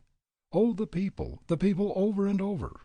Let me give something to them that will lighten the everyday struggles of our common life, something that will add a little sweetness here, a little hope there, something that will make more thoughtful, kind, and gentle this thoughtless, animal-natured man, something that will awaken into activity the dormant powers of this timid, shrinking little woman, powers that when awakened will be irresistible in their influence, and that will surprise even herself. Let me give something that will lead each one to the knowledge of the divinity of every human soul, something that will lead each one to the conscious realization of his own divinity, with all its attendant riches and glories and powers. Let me succeed in doing this, and I can then well afford to be careless as to whether the critics praise or whether they blame. If it is blame, then under these circumstances it is as the cracking of a few dead sticks on the ground below, compared to the matchless music that the soft spring gale is breathing through the great pine forest. Are you a minister or a religious teacher of any kind? Then in the degree that you free yourself from the man-made theological dogmas that have held and that are holding and limiting so many, and in the degree that you open yourself to the divine breath, will you be one who will speak with authority. In the degree that you do this will you study the prophets less and be in the way of becoming a prophet yourself. The way is open for you, exactly the same as it has ever been open for anyone. If when born into the world you came into a family of the English-speaking race, then in all probability you are a Christian. To be a Christian is to be a follower of the teachings of Jesus, the Christ, to live in harmony with the same laws he lived in harmony with. In brief, to live his life. The great central fact of his teaching was this conscious union of man with the Father. It was the complete realization of this oneness with the Father on his part that made Jesus the Christ. It was through this that he attained the power he attained to, that he spake never as man spake. He never claimed for himself anything he did not claim equally for all mankind. The mighty works performed by Jesus were not exceptional. They were the natural and necessary concomitants of his state. He declared them to be in accordance with unvarying order. He spoke of them as no unique performances, but as the outcome of a state to which all might attain, if they choose. As a teacher and demonstrator of truth, according to his own confession, he did nothing for the purpose of proving his solitary divinity. The life and triumph of Jesus formed an epoch in the history of the race. His coming and victory marked a new era in human affairs. He introduced a new because a more complete ideal to the earth. And when his three most intimate companions saw in some measure what the new life really signified, they fell to the earth, speechless with awe and admiration. By coming into this complete realization of his oneness with the Father, by mastering, absolutely mastering every circumstance that crossed his path through life, even to the death of the body, and by pointing out to us the great laws which are the same for us as they were for him, he has given us an ideal of life, an ideal for us to attain to here and now, that we could not have without him. One has conquered first, all may conquer afterward. By completely realizing it first for himself, and then by pointing out to others this great law of the at-one-ment with the Father, he has become probably the world's greatest savior. Don't mistake his mere person for his life and teachings, an error that has been made in connection with most all great teachers by their disciples over and over again. And if you have been among the number who have been preaching a dead Christ, then for humanity's sake, for Christ's sake, for God's sake, and I speak most reverently, don't steal the people's time any longer. Don't waste your own time more in giving them stones in place of bread, dead form for the spirit of living truth. In his own words, let the dead bury their dead. Come out among them. Teach as did Jesus, the Christ within. Find this in all its transcendent beauty and power. Find it as Jesus found it. Then you will also be one who will speak with authority. Then you will be able to lead large numbers of others to its finding. This is the pearl of great price. It is the type of preacher whose soul has never as yet even perceived the vital spirit of the teachings of Jesus, and who, as a consequence, instead of giving this to the people, is giving them old forms and dogmas and speculations, who is emptying our churches. This is the type whose chief efforts seem to be in getting men ready to die. Germans have a saying, never go to the second thing first. We need men who will teach us first how to live. Living quite invariably precedes dying.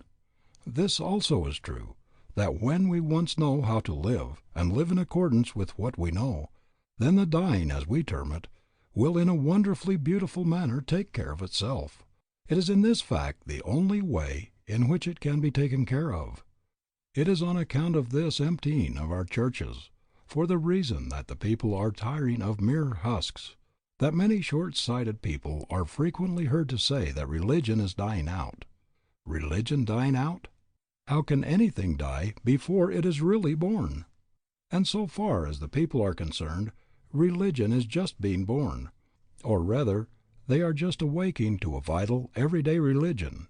We are just beginning to get beyond the mere letter into its real, vital spirit. Religion dying out? Impossible even to conceive of. Religion is as much a part of the human soul as the human soul is a part of God, and as long as God and the human soul exist, religion will never die.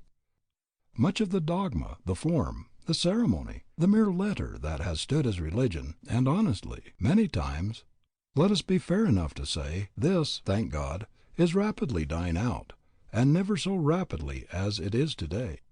By two methods it is dying. There is first, a large class of people tired or even nauseated with it all, who consciously prefer to have nothing rather than this. They are simply abandoning it, the same as a tree abandons its leaves when the early winter comes. There is second, a large class in whom the divine breath is stirring, who are finding the Christ within in all its matchless beauty and redeeming power, and this new life is pushing off the old. The same as in the spring the newly awakened life in the tree pushes off the old, lifeless leaves that have clung on during the winter, to make place for the new ones. And the way this old dead leaf religion is being pushed off on every hand is indeed most interesting and inspiring to witness. Let the places of those who have been emptying our churches by reason of their attempts to give stones for bread, husks and chaff for the life-giving grain, let their places be taken even for but a few times by those who are open and alive to these higher inspirations. And then let us again question those who feel that religion is dying out. It is the live coal that kindles others, not the dead. Let their places be taken by those who have caught the inspiration of the divine breath, who as a consequence have a message of mighty value and import for the people, who by virtue of this same fact are able to present it with a beauty and a power so enrapturing that it takes captive the soul. Then we will find that the churches that today are dotted here and there with a few dozen people will be filled to overflowing, and there will not be even room enough for all who would enter. Let the shell perish what the pearl may appear. We need no new revelations as yet. We need simply to find the vital spirit of those we already have. Then, in due time, when we are ready for them, new ones will come, but not before. What the human soul all over the world needs, says John Pulsford, is not to be harangued however eloquently about old accepted religion, but to be permeated, charmed, and taken captive by a warmer and more potent breath of God than they ever felt before.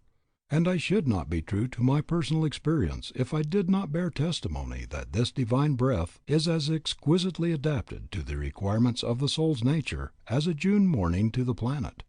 Nor does the morning breath leave the trees freer to delight themselves and develop themselves under its influence than the breath of God allows each human mind to unfold according to its genius. Nothing stirs the central wheel of the soul like the breath of God. The whole man is quickened. His senses are new senses, his emotions new emotions, his reasons, his affections, his imagination are all newborn. The change is greater than he knows. He marvels at the power in himself which the breath is opening and calling forth. He finds his nature to be an unutterable thing. He is sure, therefore, that the future must have inconceivable surprises in store. And herein lies the evidence, which I commend to my readers, of the existence of God, and of the eternal human hope. Let God's breath kindle a new springtime in the soul, start into life its deeply buried gems, lead in heaven's summer. You will then have as clear evidence of God from within as you have of the universe from without. Indeed, your internal experience of life and illimitable hope in God will be nearer to you, and more prevailing than all your external and superficial experience of nature and the world. There is but one source of power in the universe. Whatever then you are, painter, orator, musician, writer, religious teacher, or whatever it may be, know that to catch and take captive the secret of power is so to work in conjunction with the infinite power, in order that it may continually work and manifest through you. If you fail in doing this, you fail in everything. If you fail in doing this, your work, whatever it may be, will be third or fourth rate, possibly at times second rate, but it positively never can be first rate. Absolutely impossible will it be for you to ever become a master. Whatever estimate you put upon yourself will determine the effectiveness of your work along any line.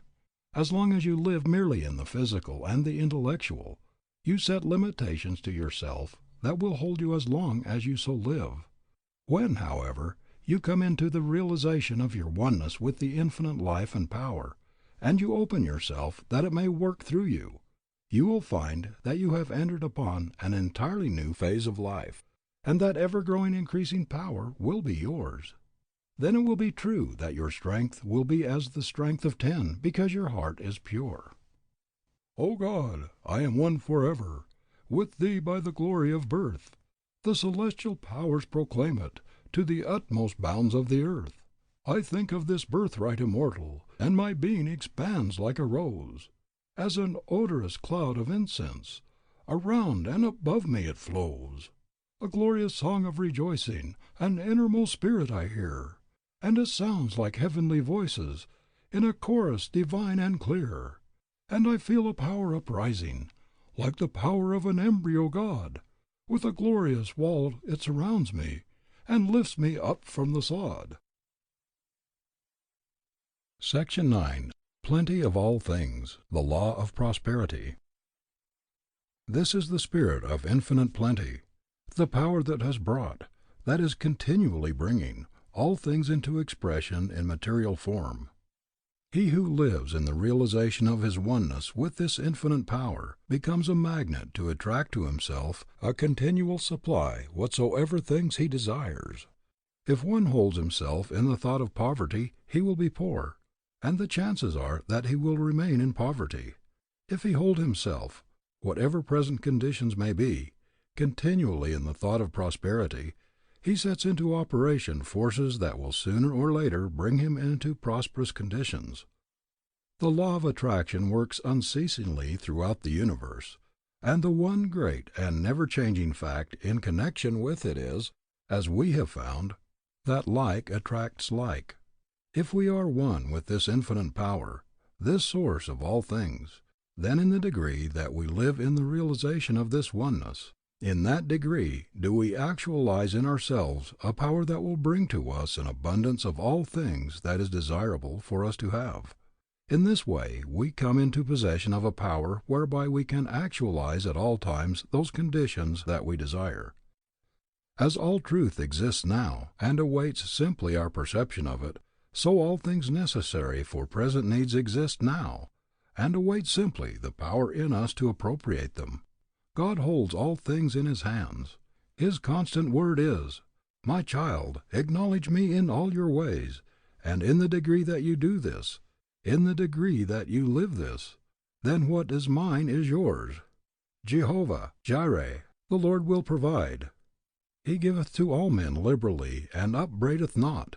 He giveth liberally to all men who put themselves in the right attitude to receive from Him. He forces no good things upon anyone. The old and somewhat prevalent idea of godliness and poverty has absolutely no basis for its existence, and the sooner we get away from it the better. It had its birth in the same way that the idea of asceticism came into existence, when the idea prevailed that there was necessarily a warfare between the flesh and the spirit. It had its origin, therefore, in the minds of those who had a distorted, a one-sided view of life. True godliness is in a sense the same as true wisdom. The one who is truly wise, and who uses the forces and powers with which he is endowed, to him the great universe always opens her treasure house. The supply is always equal to the demand. Equal to the demand when the demand is rightly, wisely made. When one comes into realization of these higher laws, then the fear of want ceases to tyrannize over him. Are you out of a situation? Let the fear that you will not get another take hold of and dominate you, and the chances are that it may be a long time before you will get another, or the one that you do get may be a very poor one indeed. Whatever the circumstances, you must realize that you have within you forces and powers that you can set into operation that will triumph over any and all apparent or temporary losses. Set these forces into operation, and you will then be placing a magnet that will draw to you a situation that may be far better than the one you have lost, and the time may soon come when you will be even thankful that you lost the old one. Recognize, working in and through you, the same infinite power that creates and governs all things in the universe, the same infinite power that governs the endless systems of worlds in space. Send out your thought. Thought is a force, and it has occult power of unknown proportions when rightly used and wisely directed. Send out your thought that the right situation or the right work will come to you at the right time, in the right way, and that you will recognize it when it comes. Hold to this thought, never allow it to weaken. Hold to it, and continually water it with firm expectation. You in this way put your advertisement into a psychical, a spiritual newspaper, a paper that has not a limited circulation, but one that will make its way not only to the utmost bounds of the earth, but of the very universe itself. It is an advertisement, moreover, which, if rightly placed on your part, will be far more effective than any advertisement you could possibly put into any printed sheet, no matter what claims are made in regard to its being the great advertising medium. In the degree that you come into this realization and live in harmony with the higher laws and forces, in that degree you will be able to do this effectively. If you wish to look through the want columns of the newspapers, then do it not in the ordinary way. Put the higher forces into operation, and thus place it on a higher basis. As you take up the paper, take this attitude of mind: if there is here an advertisement that it will be well for me to reply to, the moment I come to it I will recognize it. Affirm this, believe it, expect it. If you do this in full faith, you will somehow feel the intuition the moment you come to the right one, and this intuition will be nothing more nor less than your own soul speaking to you. When it speaks, then act at once. If you get the situation and it does not prove to be exactly what you want, if you feel that you are capable of filling a better one, then the moment you enter upon it, take the attitude of mind that this situation is the stepping stone that will lead you to one that will be still better. Hold this thought steadily, affirm it, believe it, expect it, and all the time be faithful, absolutely faithful to the situation in which you are at present placed. If you are not faithful to it, then the chances are that it will not be the stepping stone to something better, but to something poorer.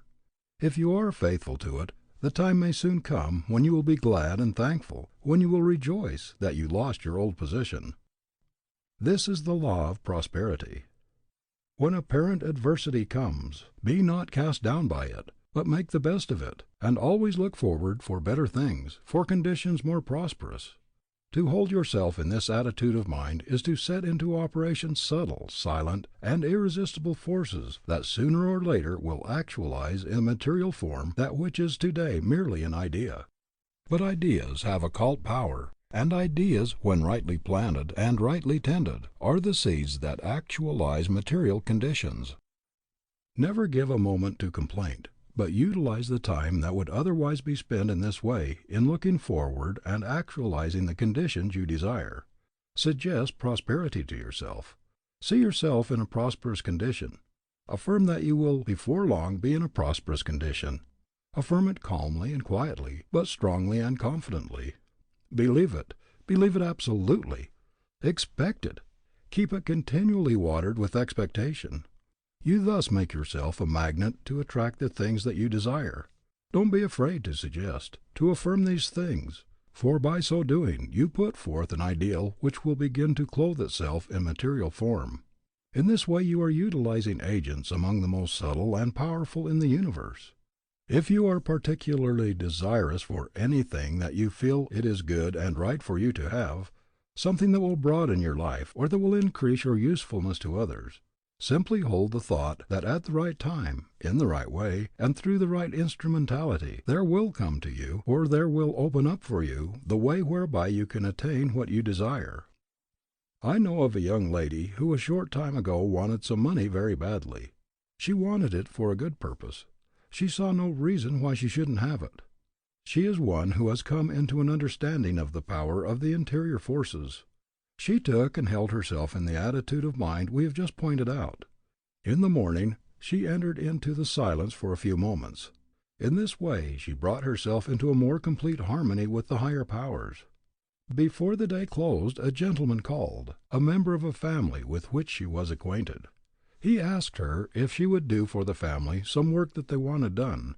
She was a little surprised that they should ask her to do this particular kind of work, but she said to herself, "Here is a call.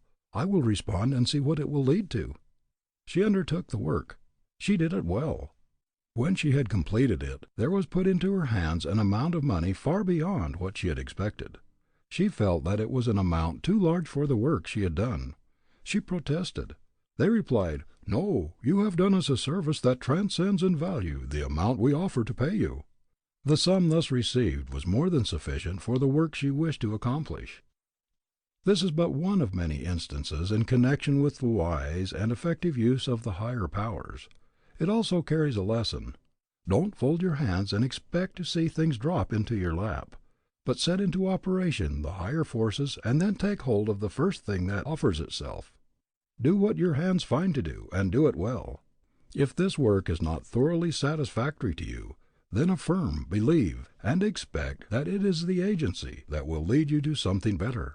The basis for attracting the best of all the world can give to you is to first surround, own, and live in these things in mind, or what is falsely called imagination. All so-called imaginings are realities and forces of unseen element. Live in mind in a palace, and gradually palatial surroundings will gravitate to you. But so living is not pining, or longing, or complainingly wishing. It is when you are down in the world, calmly and persistently seeing yourself as up. It is when you are now compelled to eat from a tin plate, regarding that tin plate as only the certain step to one of silver. It is not envying and growling at other people who have the silver plate. That growling is just so much capital stock taken from the bank account of mental force. A friend who knows the power of the interior forces, and whose life is guided in every detail by them, has given a suggestion in this form. When you are in the arms of the bear, even though he is hugging you, look him in the face and laugh, but all the time keep your eye on the bull. If you allow all of your attention to be given to the work of the bull may get entirely out of your sight. In other words, if you yield to adversity, the chances are that it will master you. But if you recognize in yourself the power of mastery over conditions, then adversity will yield to you, and will be changed into prosperity.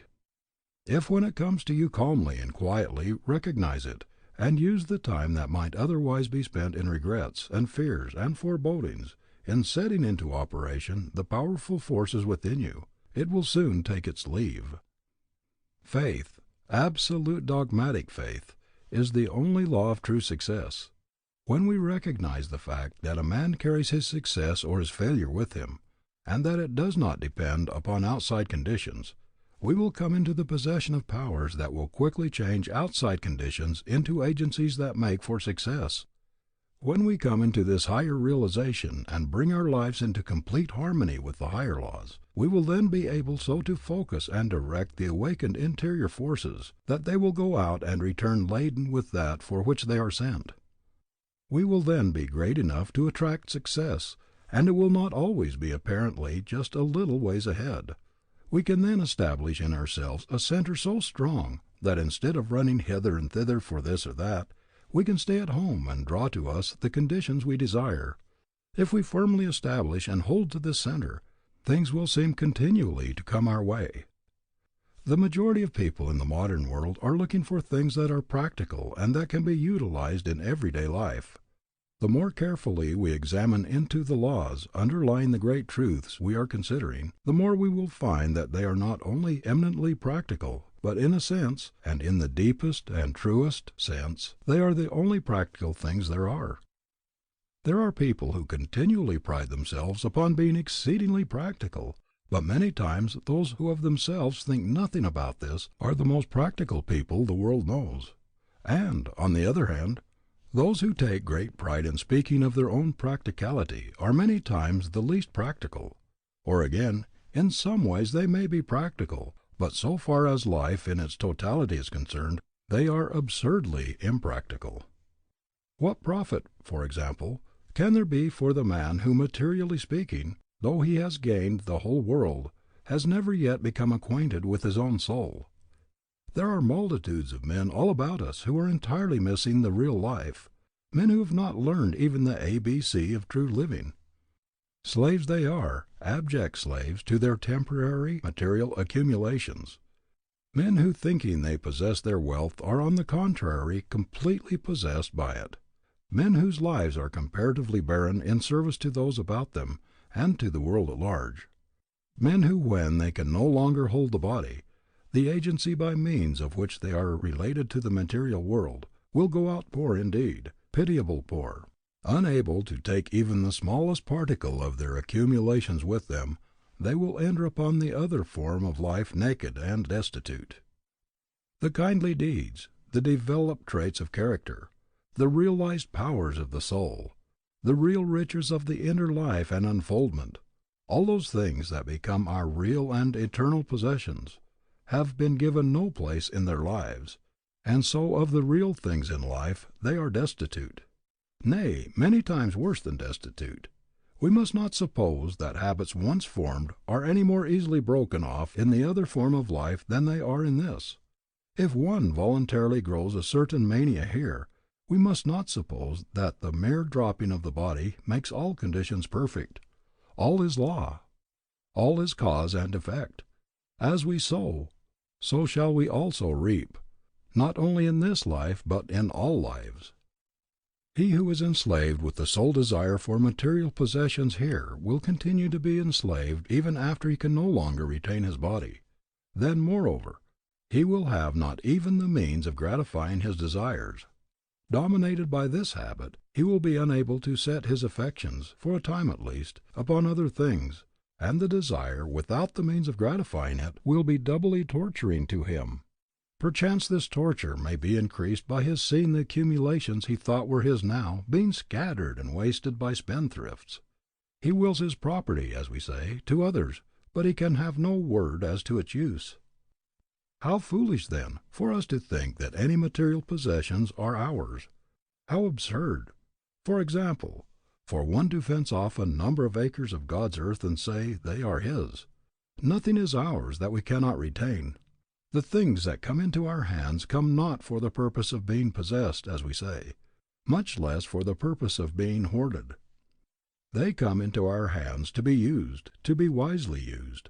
We are stewards merely, and as stewards we shall be held accountable for the way we use whatever is entrusted to us. That great law of compensation that runs through all life is wonderfully exact in its workings, although we may not always fully comprehend it, or even recognize it when it operates in connection with ourselves.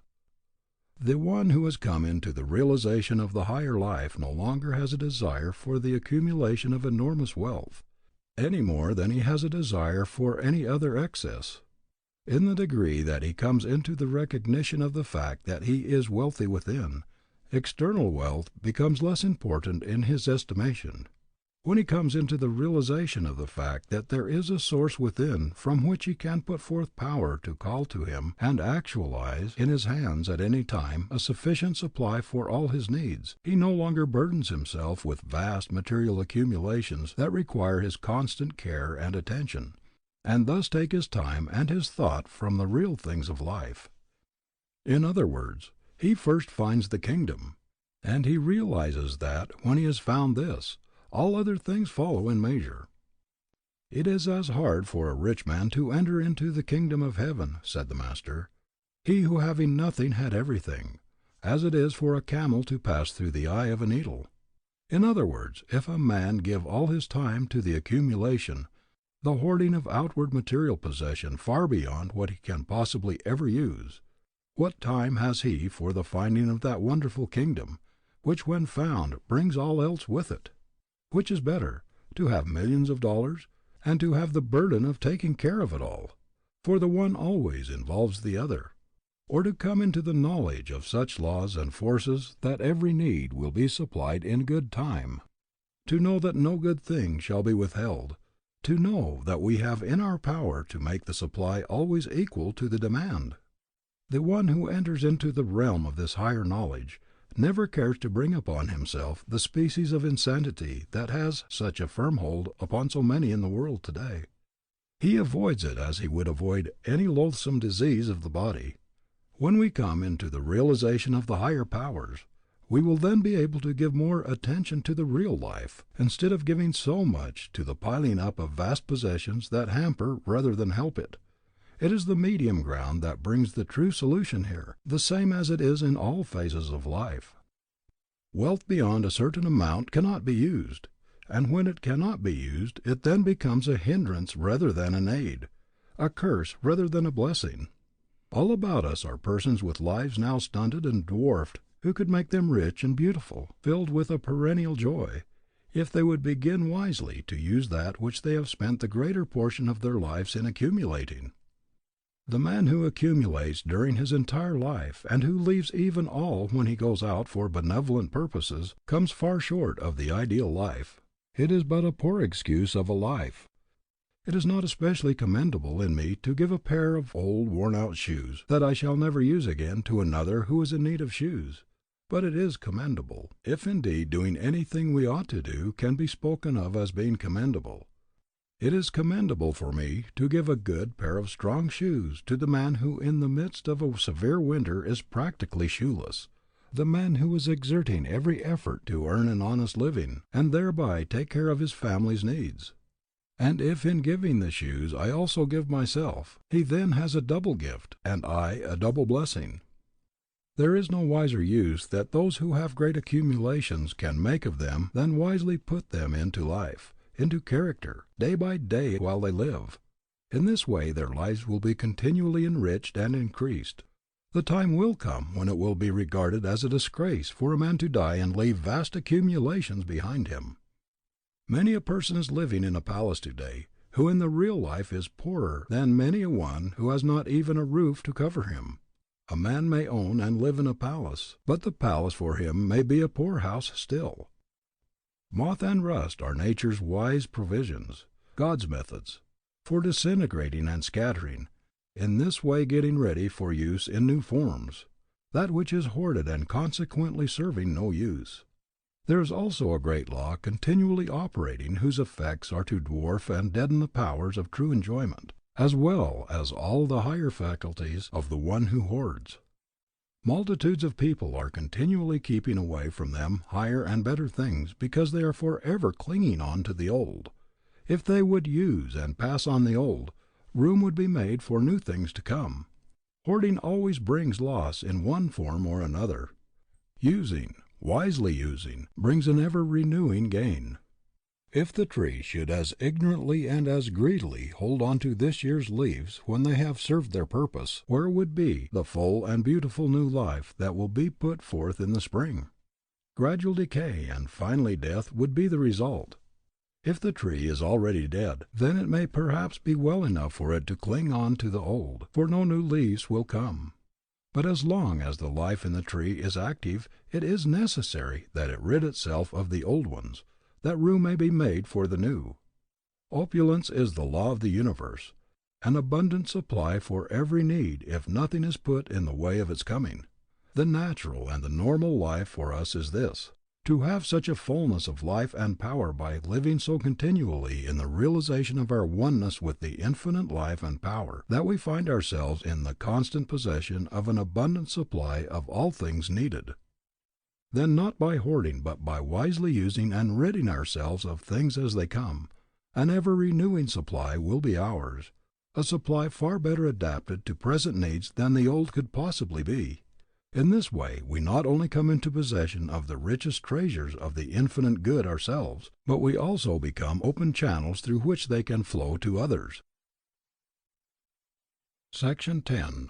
How men have become prophets, seers, sages, and saviors. I have tried thus far to deal fairly with you in presenting these vital truths, and have spoken of everything on the basis of our own reason and insight. It has been my aim to base nothing on the teaching of others, though they may be the teachings of those inspired.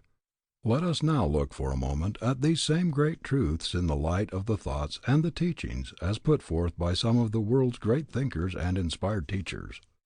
The sum and substance of the great thought presented in these pages is, you will remember, that the great central fact in human life is the coming into a conscious, vital realization of our oneness with the infinite life, and the opening of ourselves fully to this divine inflow. "I and the Father are one," said the Master. In this we see how he recognized his oneness with the Father's life. Again he said, "The words that I speak unto you I speak not of myself, but the Father that dwelleth in me. He doeth the works." In this we see how clearly he recognized the fact that he of himself could do nothing, only as he worked in conjunction with the Father. Again, my Father works and I work. In other words, my Father sends the power, I open myself to it, and work in conjunction with it. Again he said, "Seek ye first the kingdom of God and his righteousness, and all things shall be added unto you." And he left us not in the dark as to exactly what he meant by this, for again he said, "Say not lo here, nor lo there. Know ye not that the kingdom of heaven is within you? According to his teaching, the kingdom of God and the kingdom of heaven were one and the same.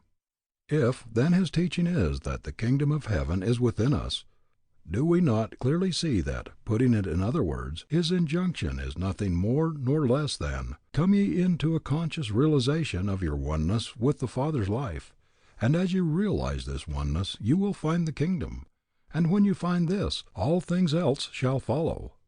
The story of the prodigal son is another beautiful illustration of this same great teaching of the Master. After the prodigal had spent everything, after he had wandered in all the realms of the physical senses in pursuit of happiness and pleasure, and found that this did not satisfy him, but only brought him to the level of the animal creation, he then came to his senses and said, I will arise and go to my father. In other words, after all these wanderings, his own soul at length spoke to him and said, You are not a mere animal. You are your father's child. Arise and go with your father, who holds all things in his hands. Again the Master said, Call no man your father upon the earth, for one is your Father, which is in heaven. Here he recognized the fact that the real life is direct from the life of God. Our fathers and our mothers are the agents that give us the bodies, the houses in which we live, but the real life comes from the infinite source of life, God, who is our Father. One day word was brought to the Master that his mother and his brethren were without, wishing to speak to him. Who is my mother and who are my brethren? Said he. Whosoever shall do the will of my Father which is in heaven, the same is my brother and my sister and mother. Many people are greatly enslaved by what we term ties of relationship. It is well, however, for us to remember that our true relatives are not necessarily those who are connected with us by ties of blood. Our truest relatives are those who are nearest akin to us in mind, in soul, in spirit. Our nearest relatives may be those living on the opposite side of the globe, people whom we may never have seen as yet, but to whom we will yet be drawn, either in this form of life or in another, through that ever-working and never-failing law of attraction. When the Master gave the injunction, Call no man your father upon the earth, for one is your Father which is in heaven, he here gave us the basis for that grand conception of the fatherhood of God. And if God is equally the Father of all, then we have here the basis for the brotherhood of man. But there is, in a sense, a conception still higher than this, namely, the oneness of man and God, and hence the oneness of the whole human race.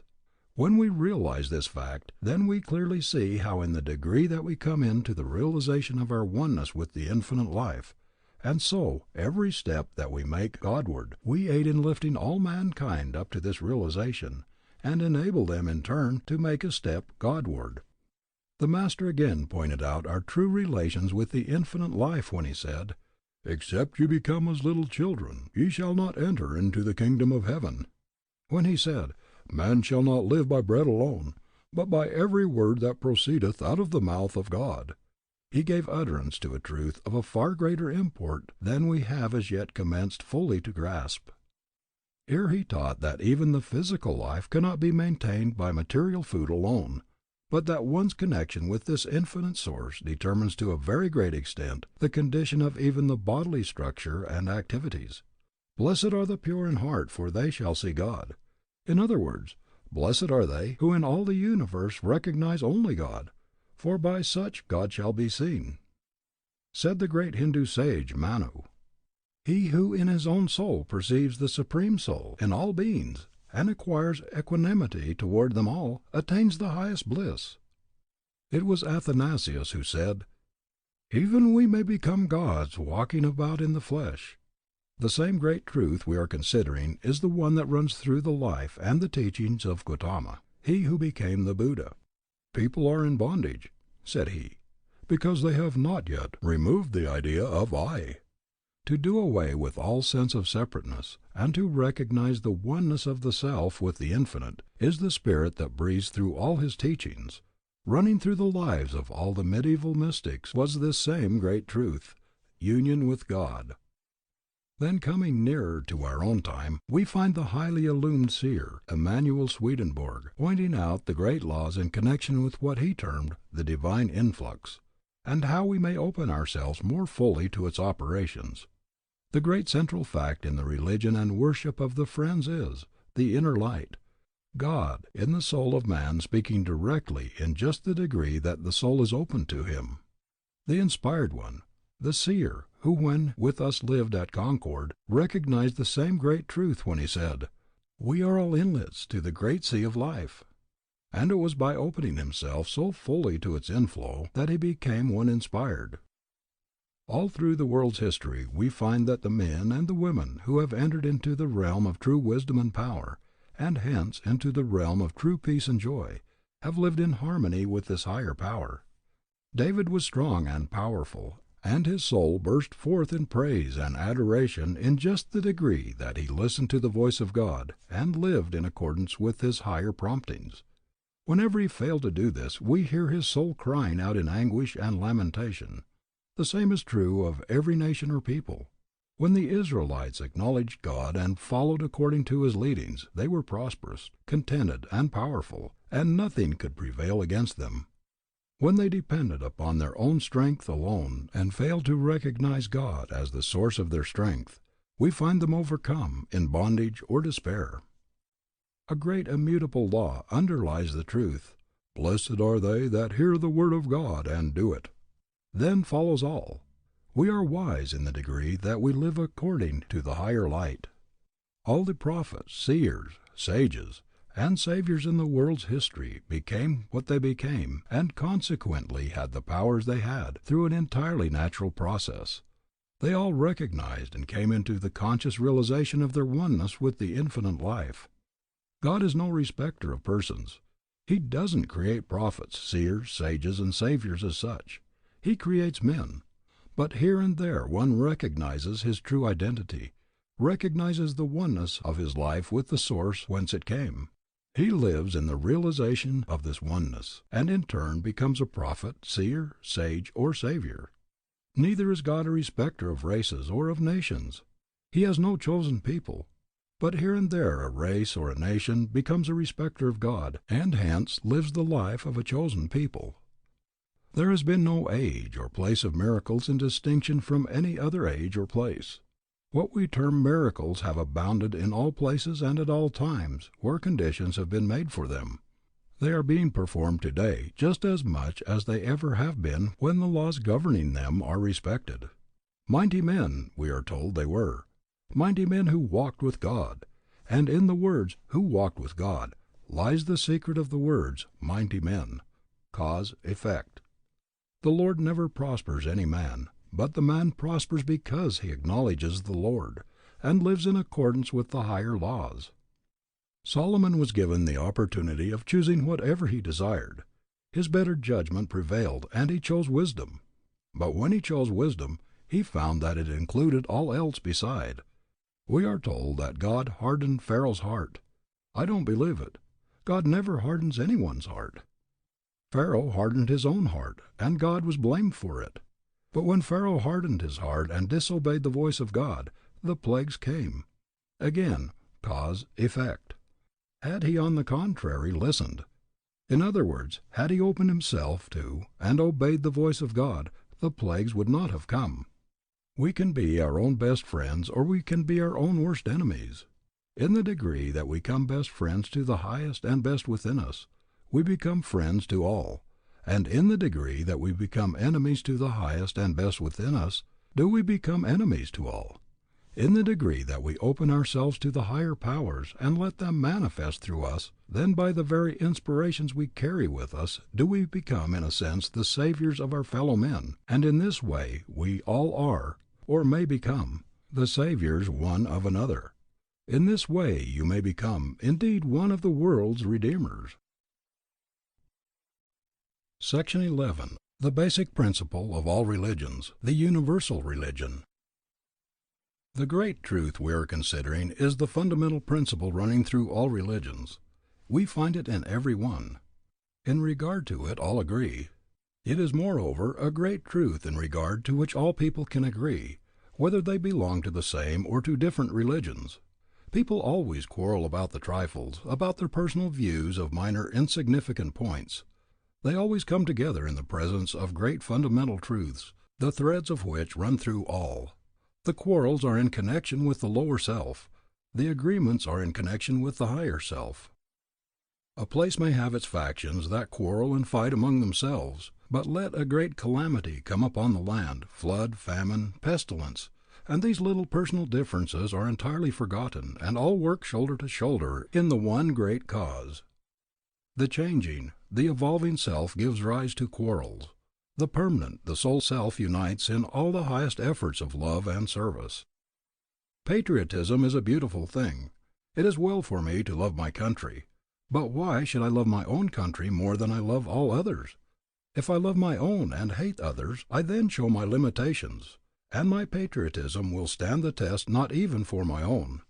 If I love my own country and in the same way love all other countries, then I show the largeness of my nature, and a patriotism of this kind is noble and always to be relied upon.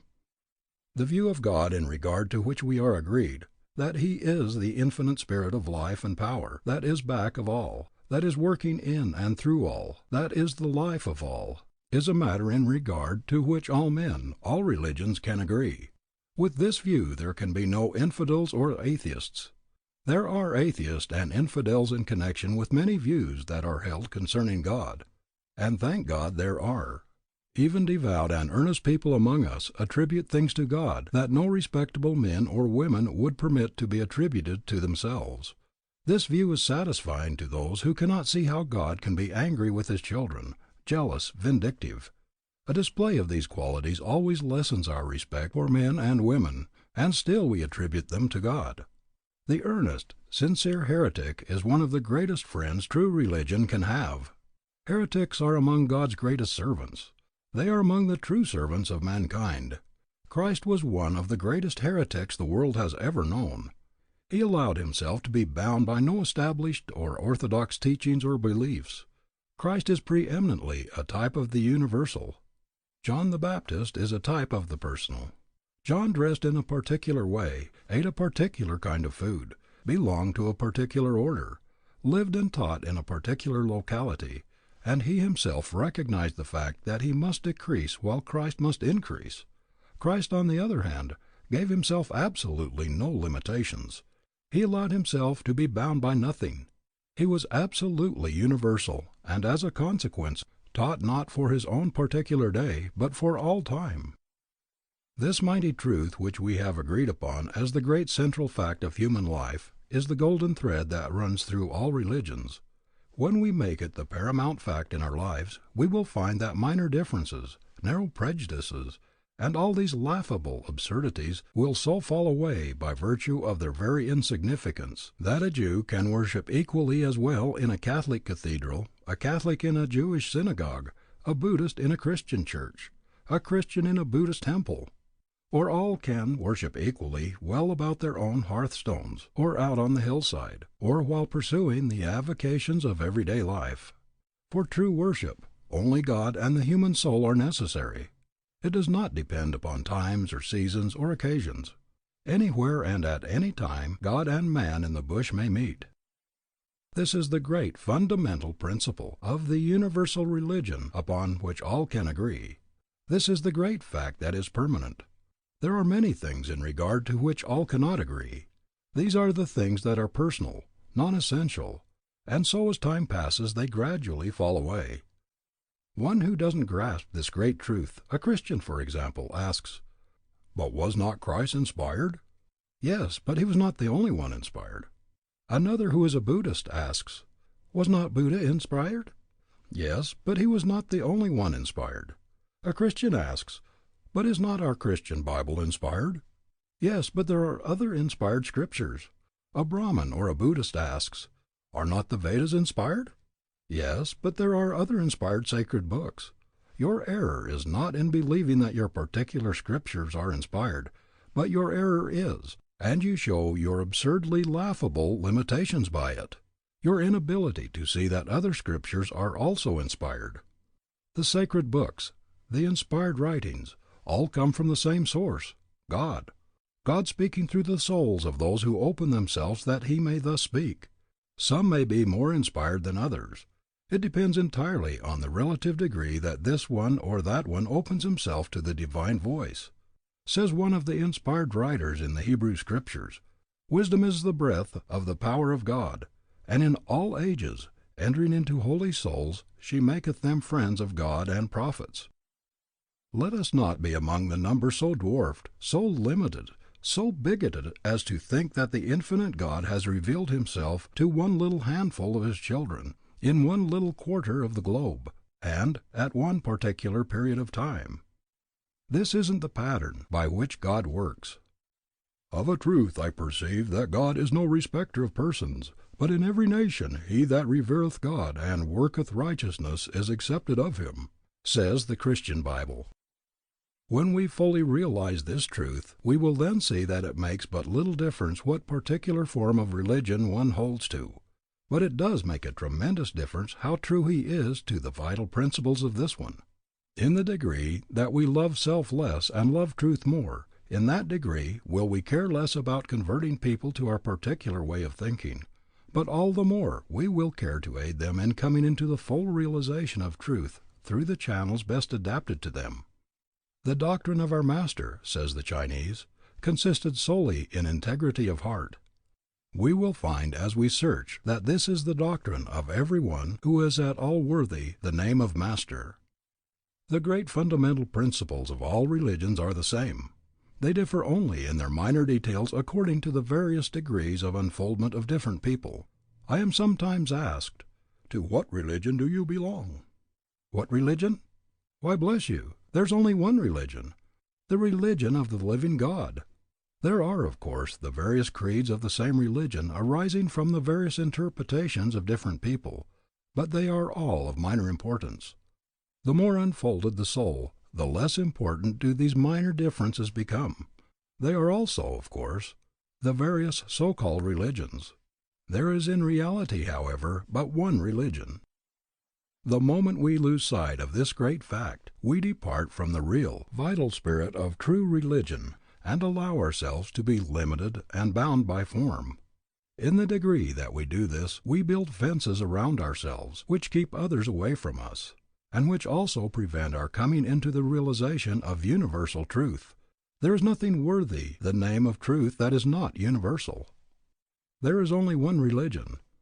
"Whatever road I take joins the highway that leads to thee," says the inspired writer in the Persian Scriptures.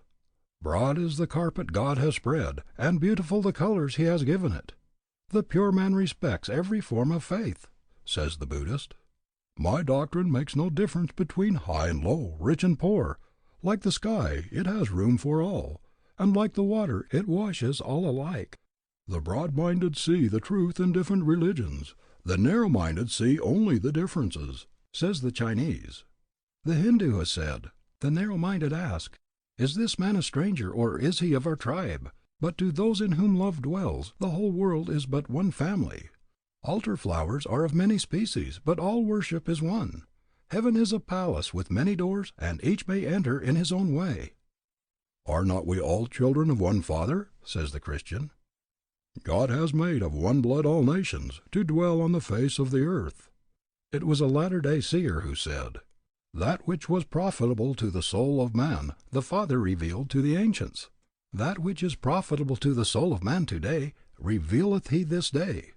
It was Tennyson who said, "I dreamed that stone by stone I reared a sacred fane, a temple, neither pagoda, mosque, nor church, but loftier, simpler, always open-doored to every breath from heaven, and truth and peace and love and justice came and dwelt therein." Religion in its true sense is the most joyous thing the human soul can know, and when the religion is realized, we will find that it will be an agent of peace, of joy, and of happiness, and never an agent of gloomy, long-faced sadness. It will then be attractive to all and repulsive to none. Let our churches grasp these great truths.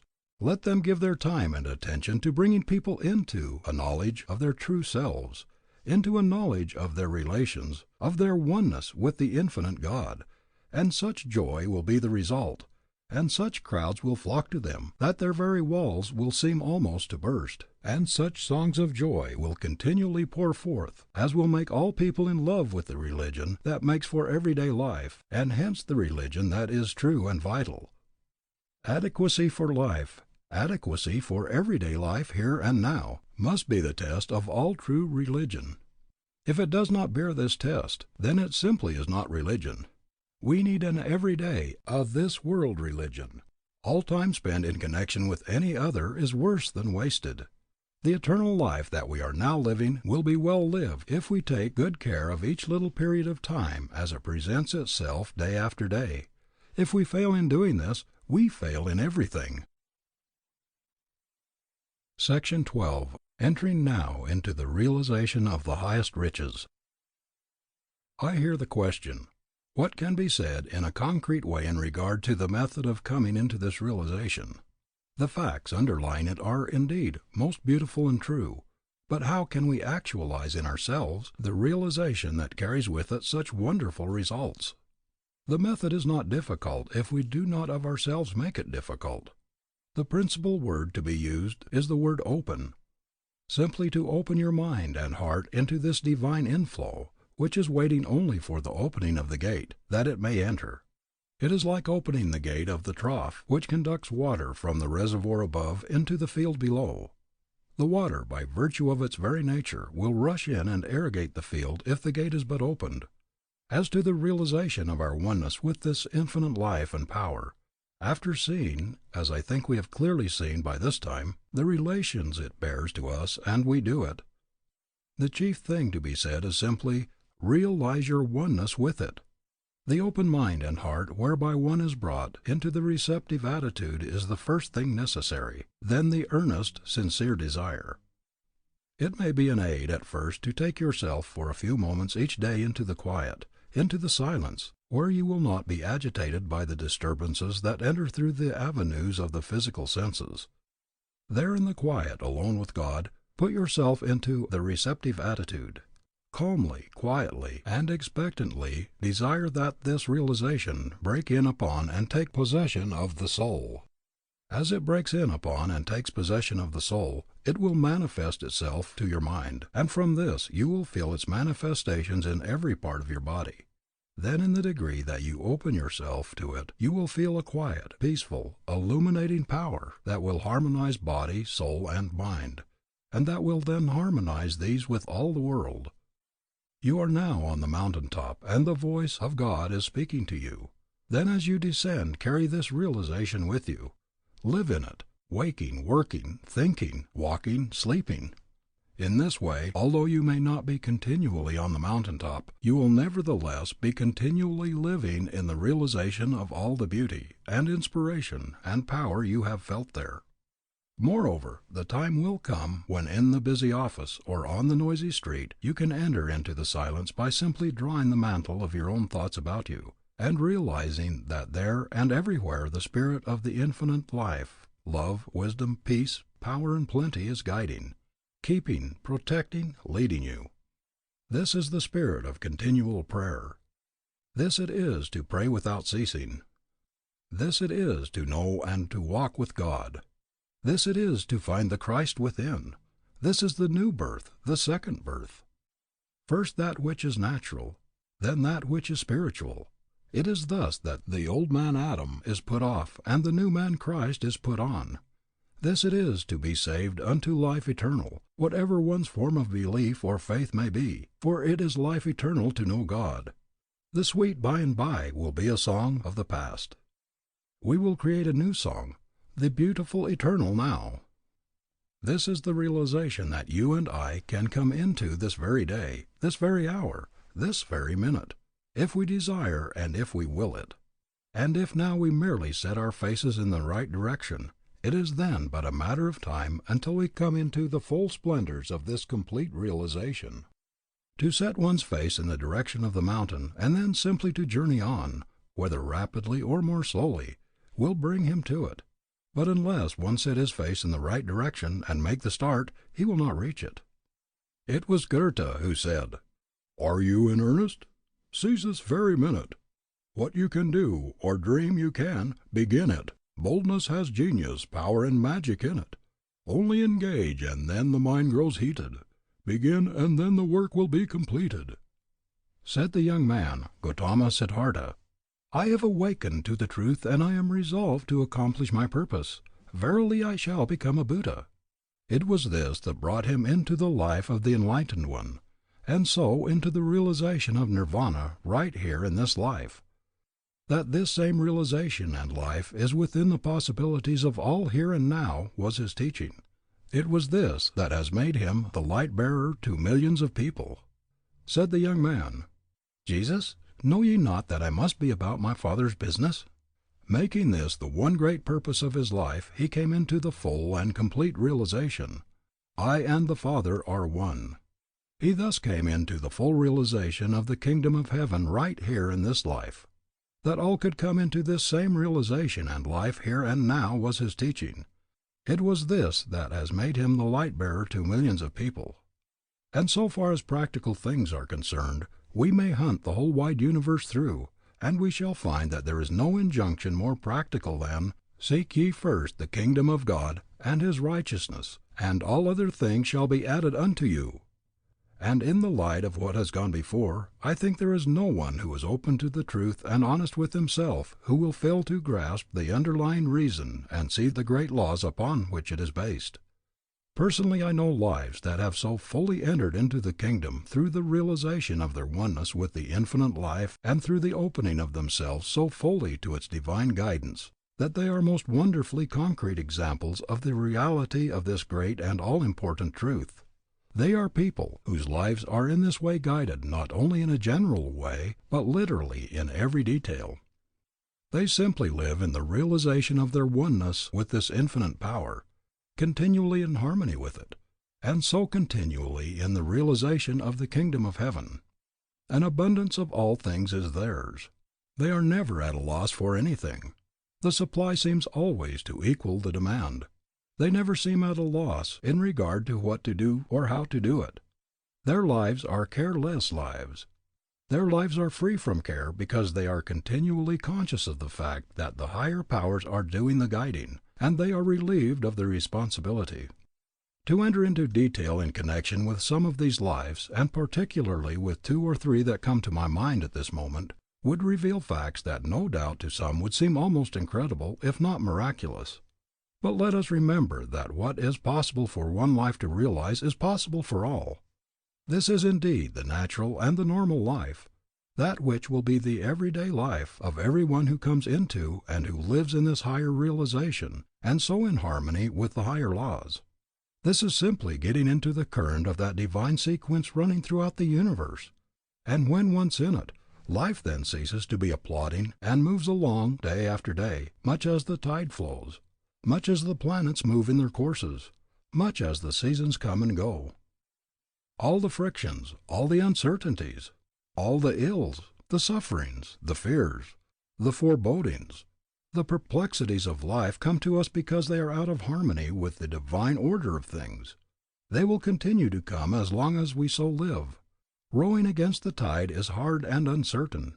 To go with the tide and thus to take advantage of the working of a great natural force is safe and easy.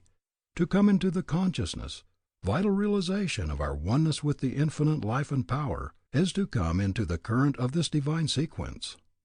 Coming thus into harmony with the infinite brings us in turn into harmony with all about us, into harmony with the life of the heavens, into harmony with all the universe, and above all it brings us into harmony with ourselves, so that body, soul, and mind become perfectly harmonized. And when this is so, life becomes full and complete. The sense life then no longer masters and enslaves us. The physical is subordinated to and ruled by the mental. This in turn is subordinated to and continually illumined by the spiritual. Life is then no longer the poor, one-sided thing it is in so many cases, but the threefold, the all-round life with all its beauties and ever-increasing joys and powers is entered upon. Thus it is that we are brought to realize that the middle path is the great solution of life, neither asceticism on the one hand, nor license and perverted use on the other. Everything is for use, but all must be wisely used in order to be fully enjoyed. As we live in these higher realizations, the senses are not ignored, but are ever more fully perfected. As the body becomes less gross and heavy, finer in its texture and form, all the senses become finer, so that powers we do not now realize as belonging to us gradually develop. Thus we come, in a perfectly natural and normal way, into the superconscious realms, whereby we make it possible for the higher laws and truths to be revealed to us. As we enter into these realms, we are then not among those who give their time in speculating as to whether this one or that one had the insight and the powers attributed to him, but we are able to know for ourselves. Neither are we among those who attempt to lead the people upon the hearsay of someone else, but we know whereof we speak, and only thus can we speak with authority. There are many things that we cannot know until by living the life we bring ourselves into that state where it is possible for them to be revealed to us. If any man will do his will, he shall know of the doctrine. It was Plotinus who said, "The mind that wishes to behold God must itself become God." And thus we make it possible for these higher laws and truths to be revealed to us. We will in turn become enlightened ones, channels through which they may be revealed to others. When one is fully alive to the possibilities that come with this higher awakening, as he goes here and there, as he mingles with his fellow men, he imparts to all an inspiration that kindles them in a feeling of power kindred to his own. We are all continually giving out influences similar to those that are playing in our own lives. We do this in the same way that each flower emits its own peculiar odor.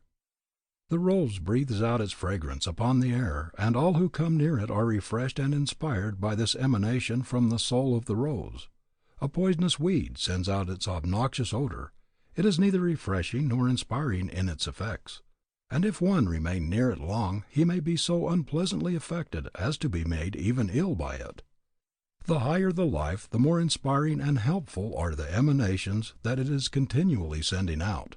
The lower the life, the more harmful it is to the influence it continually sends out to all who come in contact with it. Each one is continually radiating an atmosphere of one kind or the other. We are told by the mariners who sail on the Indian seas that many times they are able to tell their approach to certain islands long before they see them by the sweet fragrance of the sandalwood that is wafted far out upon the deep. Do you not see how it would serve to have such a soul playing through such a body, that as you go here and there, a subtle, silent force goes out from you that all feel and are influenced by, so that you carry with you an inspiration and continually shed a benediction wherever you go, so that your friends and all people will say, "His coming brings peace and joy into our homes. Welcome his coming," so that as you pass along the street tired and weary, and even sin-sick men and women will feel a certain divine touch that will awaken new desires and a new life in them, that will make the very horse, as you pass him, turn his head with a strange, half-human, longing look? Such are the subtle powers of the human soul when it makes itself translucent to the divine. To know that such a life is within our living here and now is enough to make one burst forth with songs of joy. And when the life itself is entered upon, the sentiment of at least one song will be, "Oh, I stand in the great forever. All things to me are divine. I eat of the heavenly manna. I drink of the heavenly wine. In the gleam of the shining rainbow, the Father's love I behold, as I gaze on its radiant blending of crimson and blue and gold. In all the bright birds that are singing, in all the fair flowers that bloom, those welcome aromas are bringing their blessings of sweet perfume. In the glorious tint of the morning, in the gorgeous sheen of the night, oh, my soul is lost in rapture, my senses are lost in sight." As one comes into and lives continually in the full, conscious realization of his oneness with the infinite life and power, then all else follows. This it is that brings the realization of such splendors and beauties and joys as a life that is thus related with the infinite power alone can know. It is this to come into the realization of heaven's richest treasures while walking on the earth. This it is to bring heaven down to earth, or rather to bring earth up to heaven. This it is to exchange weakness and impotence for strength, sorrows and sighings for joy, fears and forebodings for faith, longings for realizations. This it is to come into fullness of peace, power, and plenty. This it is to be in tune with the Infinite. End of In Tune with the Infinite by Ralph Waldo Trine. Thank you for listening.